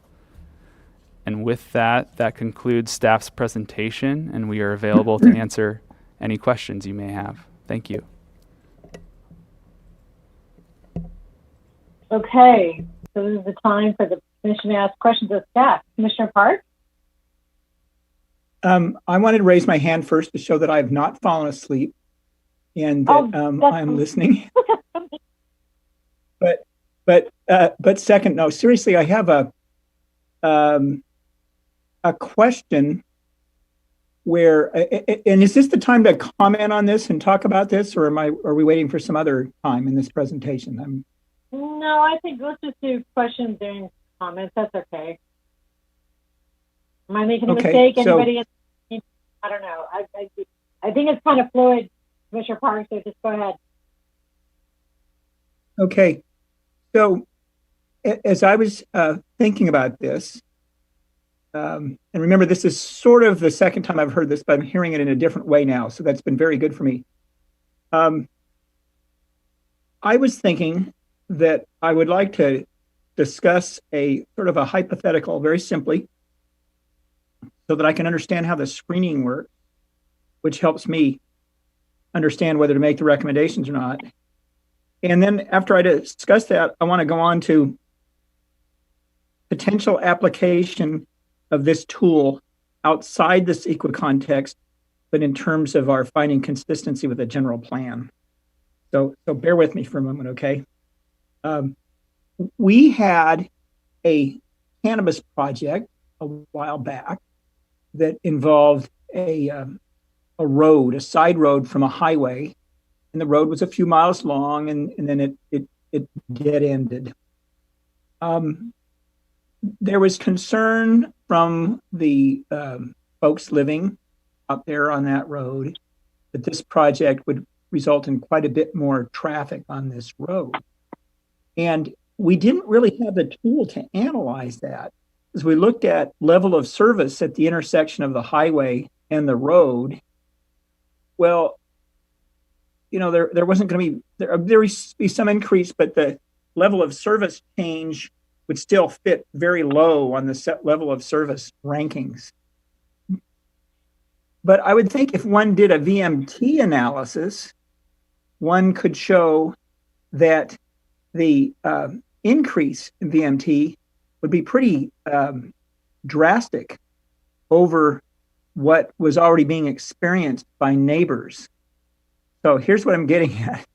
If you have screening and your screening says, we don't really even look at this unless there's 100 trips per day or per hour, whatever it is, then I'm afraid we're kind of losing that potential tool, because, you know, the total amount of VMT created by a project might not be all that enormous, but it's worth talking about if it is a huge increase relatively over what was there before. And that happens a lot in my rural area that describes most of the 3rd district. So that's a concern I have about a screening, is that we lose the opportunity to talk about this environmental impact. And it might be one, I know we're going to talk about class 2 and class 3 anymore. We're going to invent some acronyms that we'll never remember to use instead of those. And, you know, this might be the difference between a class 2 impact and a class 3. And I don't want it to kind of disappear because we have screening. Is this making sense to you, Mr. Friedlander? Yes. Or anybody? Yes, Commissioner. It is making sense. Thank you. Go ahead. And then I'll go on to my additional comment, and then you can cut loose on what I've just said. And that is, so I think this is all very good for CEQA analysis, but as you describe it, I kind of think, well, you know, but it goes beyond CEQA, because this is a nice way to analyze projects for seeing if we're consistent with our general plan too. So there you are. I'll stop rambling, and but I appreciate your thought-provoking comments. Madam Chair, Commissioner Park, I'll address a couple questions, and I might kick it to Sarah for a couple of the more modeling questions related to SBCAG model's ability to model a winery project in San Ynez Valley, for instance. One thing I do want to note as far as screening criteria goes, when we say screening criteria, we mean it in the context of vehicle miles traveled. So for a project such as a winery project proposed on a rural road, those level of service standards would still apply, as well as the other transportation threshold questions related to a project. So I'm looking at subsection C, page 2 of attachment B to your staff report, and some of the questions include, would the project increase hazards due to geometric design features or incompatible uses, or would the project result in inadequate emergency access? So projects such as that would still be analyzed under those separate lenses, but for the purposes of vehicle miles traveled, if it produces less than 110 average daily trips, while those trips might be long, they would be screened out under what staff is recommending today. Sarah, do you want to add anything else to that? Yes. When we're talking about the 110 daily trips for screening, we're thinking about the number of trips generated by the land use. So I believe, Commissioner, your question was more about the number of cars added to the road due to the road reconfiguration or a new roadway connection. So that's a little bit different. So I was just talking about land use. I was talking about the particular project. Okay. So, yes. So we're looking at, does that land use generate more than the 110 daily trips? For a roadway project, we're really looking at how it changes travel patterns. So it could be much more, it could be more than the 110 daily trips. I'm sorry if I was confusing the issue more than needed, but it's really two different sets of screening criteria, whether it's a transportation project or a land use project. I'm confused. Is anyone else confused? Madam Chair, Secretary Wilson, if I could rephrase the question a little bit, if Commissioner Park's okay with that. So I guess the question isn't related to, I was going to jump in, but. Then try it. I mean, we're talking about trip generation versus what? I mean, I thought the 110 was if the land use change was going to generate 109 trips, then it wouldn't go through further analysis. Correct. Yeah, Madam Chair, if I could maybe rephrase it, just maybe I can understand it as well too. So a hypothetical scenario is if you have a land use that's proposed like in an agricultural area, and that proposed land use in the prior way, when you look at the level of service generated, it didn't really result in an increase in level of service. The level of service remained the same. But the question was, when you evaluate under the VMTs, because it's a new use in a rural area, what would be the screening criteria, or would it get screened out in regards to vehicle miles traveled? So there's more vehicles or greater distance being traveled. So how would you account for that under this criteria, under vehicle miles traveled for a heavy ag use in a rural area? So how would you account for the vehicle miles traveled? What's really interesting is that the model theoretically already builds in the presumed trip generation of all those underlying land uses, right? So you have an ag parcel that's going to be slightly intensified by virtue of a cannabis farm versus, an avocado orchard or rangeland. But I think the ag land use in traffic modeling is still going to generate a certain number of trips, right? So how do you calculate a number of trips increase as a result of a specific land use on a specific parcel? Does that make sense? Yeah, it does, Madam Chair. I just want to sort of break out the two issues here. So 110 average daily trips, you're correct. If you look at a project and you look at its trip generation and that project produces less than 110 average daily trips, your project is screened out. Right now, there is no caveat to that, such as for only projects located in an urban area, that could certainly be something your commission could consider adding to that screening criteria if you feel like that would be problematic. But as of right now, a project that generates less than 110 average daily trips is, under the state's definition, is not a large enough project to be considered for VMT. In regards to VMT and a winery project now having a different set of standards, that's correct. If a project does generate more than 110 average daily trips and it's located in an area that is not VMT efficient, but maybe the level of service is good due to its rural nature and low volumes on the road, that would be a different lens now under SB 743 that you would look at that project, and it could change things from an environmental perspective when you're looking at a project such as that. It's kind of hard in this case, speaking in the hypotheticals, but it's one of those things that we'll see played out as these projects come through the planning pipeline and they're evaluated under vehicle miles traveled. Commissioner Park, go ahead. Go ahead, Commissioner Park. So just by way of example, you might have a project that's being applied for in an area where you have 10 average daily trips, and you're going to go up. It's going to knock it up to 100. Okay, and so that's and with the same length of road and all that, that's VMT. That's we're increased by a factor of 10, or certainly the number of trips is, and I would think the VMT is because the length of the trips would be the same. And so, to me, that's a huge impact to discuss. And I'd like to discuss it somewhere in the midst of a hearing, but it sounds like it would be screened out for CEQA analysis when you have a screen of 110 average daily trips.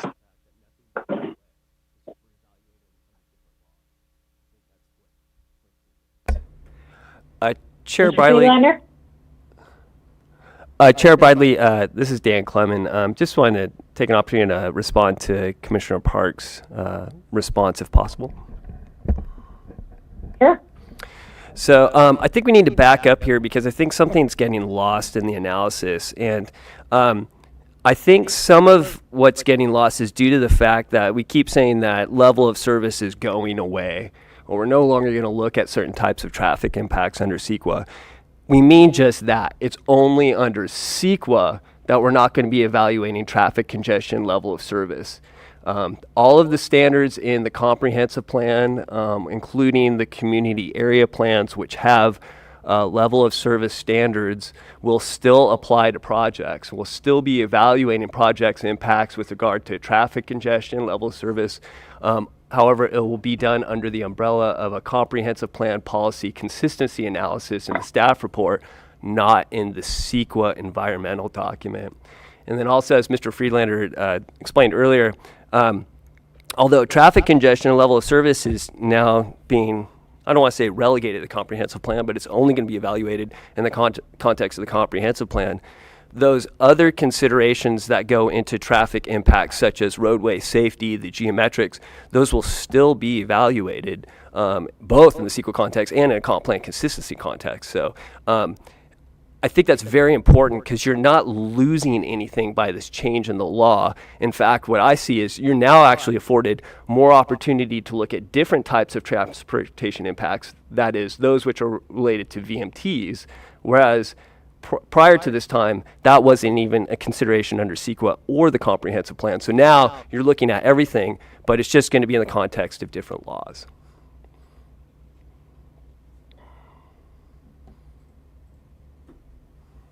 Can I, you go ahead. Commissioner Park, before, can I just interject one thing to keep in mind too? I think a lot of people, the public and commissioners and everybody, may not appreciate what it really takes to have a traffic impact change a level of service 0.01, how we used to be doing it for a long time, it takes a lot of traffic, or it takes a really, really bad intersection, right? So especially in the 3rd district, where we're talking about adding 100 trips or even 300 trips, that probably wouldn't even change a LOS at all, because things are LOS A, B, C generally, right? So what I'm hearing Mr. Clement say is, you still have all the other tools which are really important in the case I think you're referring to, about the safety of the road and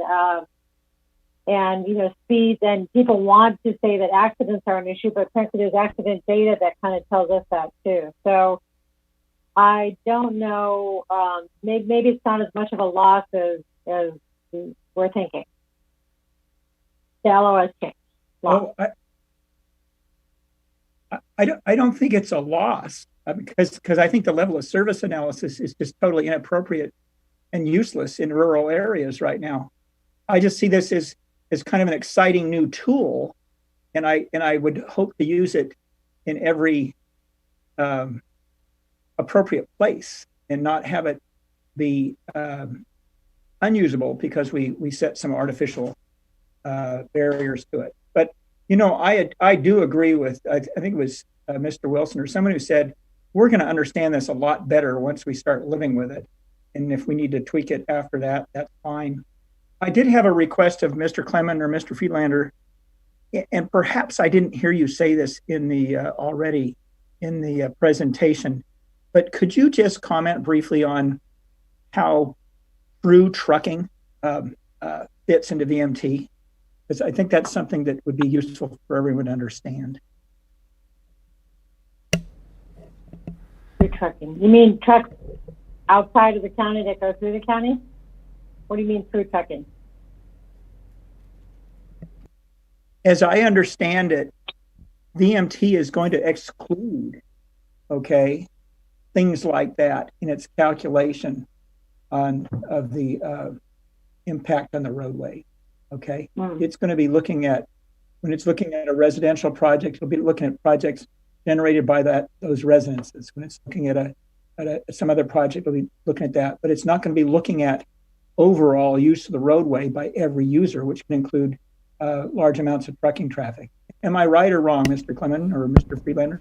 Madam Chair, Commissioner Park, thanks for the question. I'm actually going to revert over to a slide that Sarah presented on VMT metrics, and I'll let Sarah sort of address the different mode types that the SBCAG model and VMT use. Sarah? Yes. So it really depends on the type of VMT. We talked about looking at VMT through these two different lenses, one being the efficiency metric for our most common employment and residential type uses.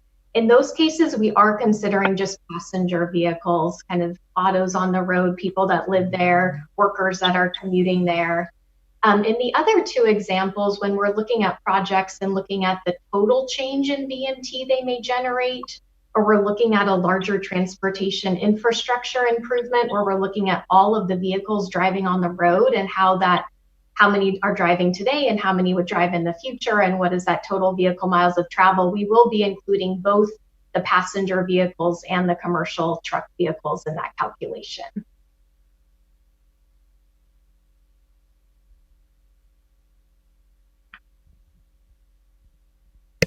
Does that answer your question, Commissioner Park? Thinking. Oh, it answers my question. I think, frankly, a little bit odd, but I just wanted to have people point that out so they understand it.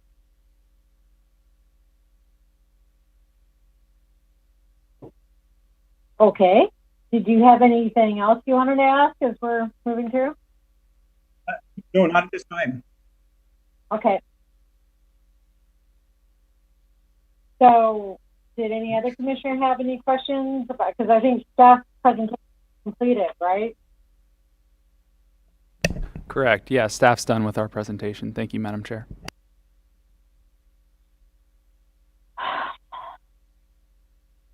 I'll have fun.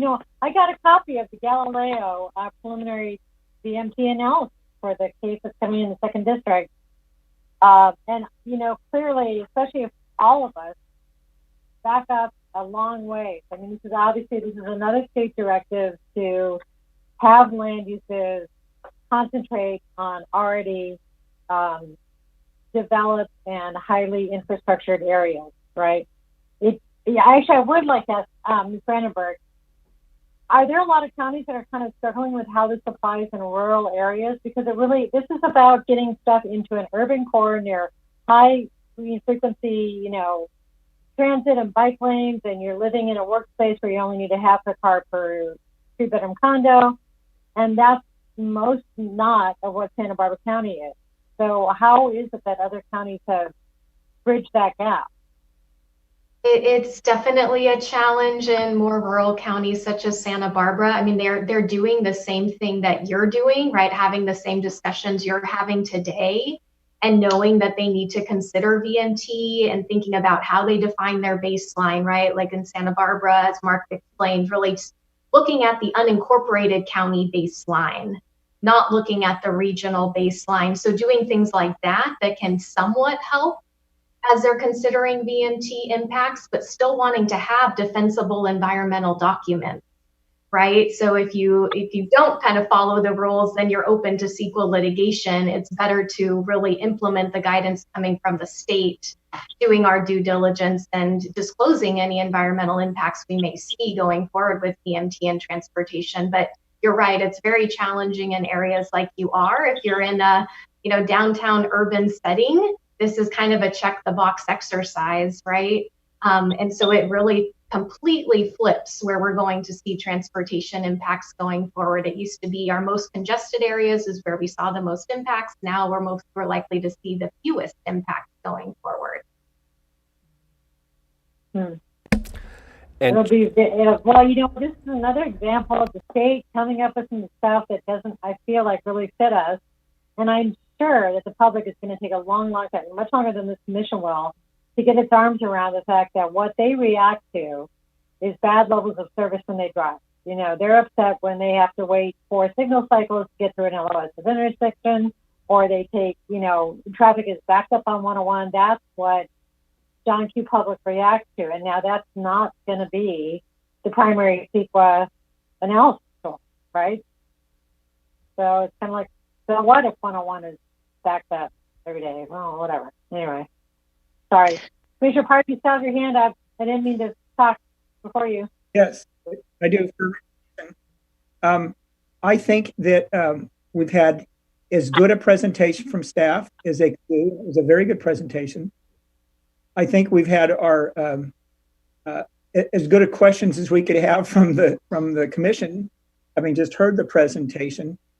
And it's the kind of thing where we either can say, well, we need to know more about it. Let's schedule several more hearings and take several days, completely exhaust the remaining year's budget for long-range planning doing that.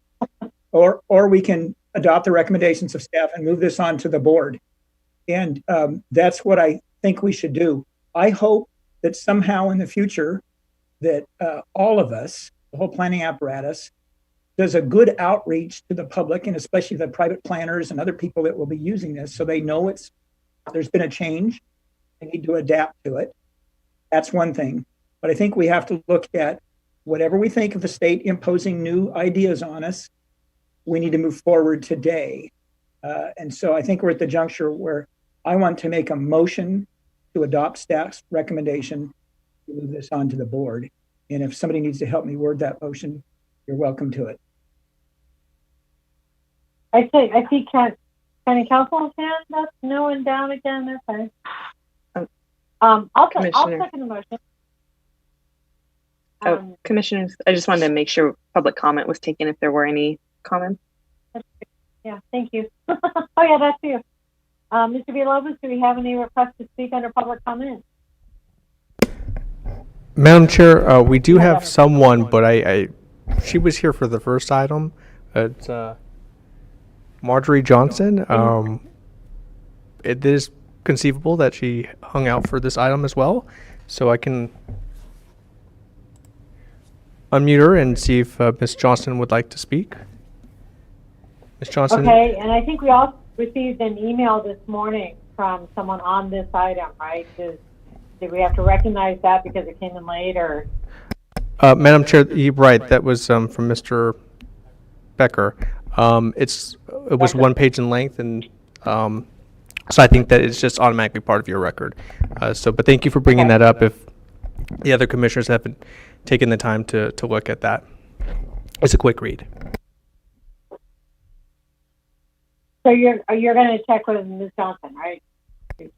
Oh, I already unmuted her. So, Ms. Johnson, if you were wanting to speak on this item, just unmute yourself. And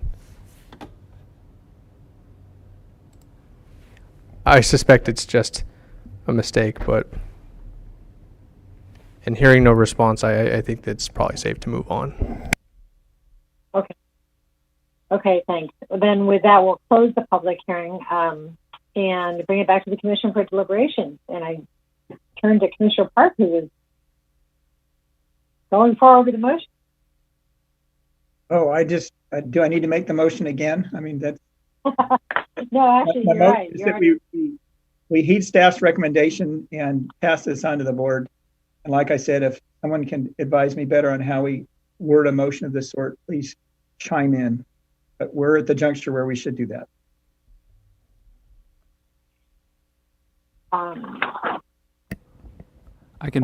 Madam Chair, I can pull up staff's recommended actions for today if that's helpful for your commission at all.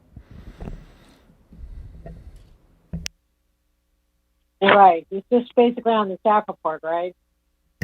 Correct. So here, I'll take a stab at it. Let's see if I can actually follow directions.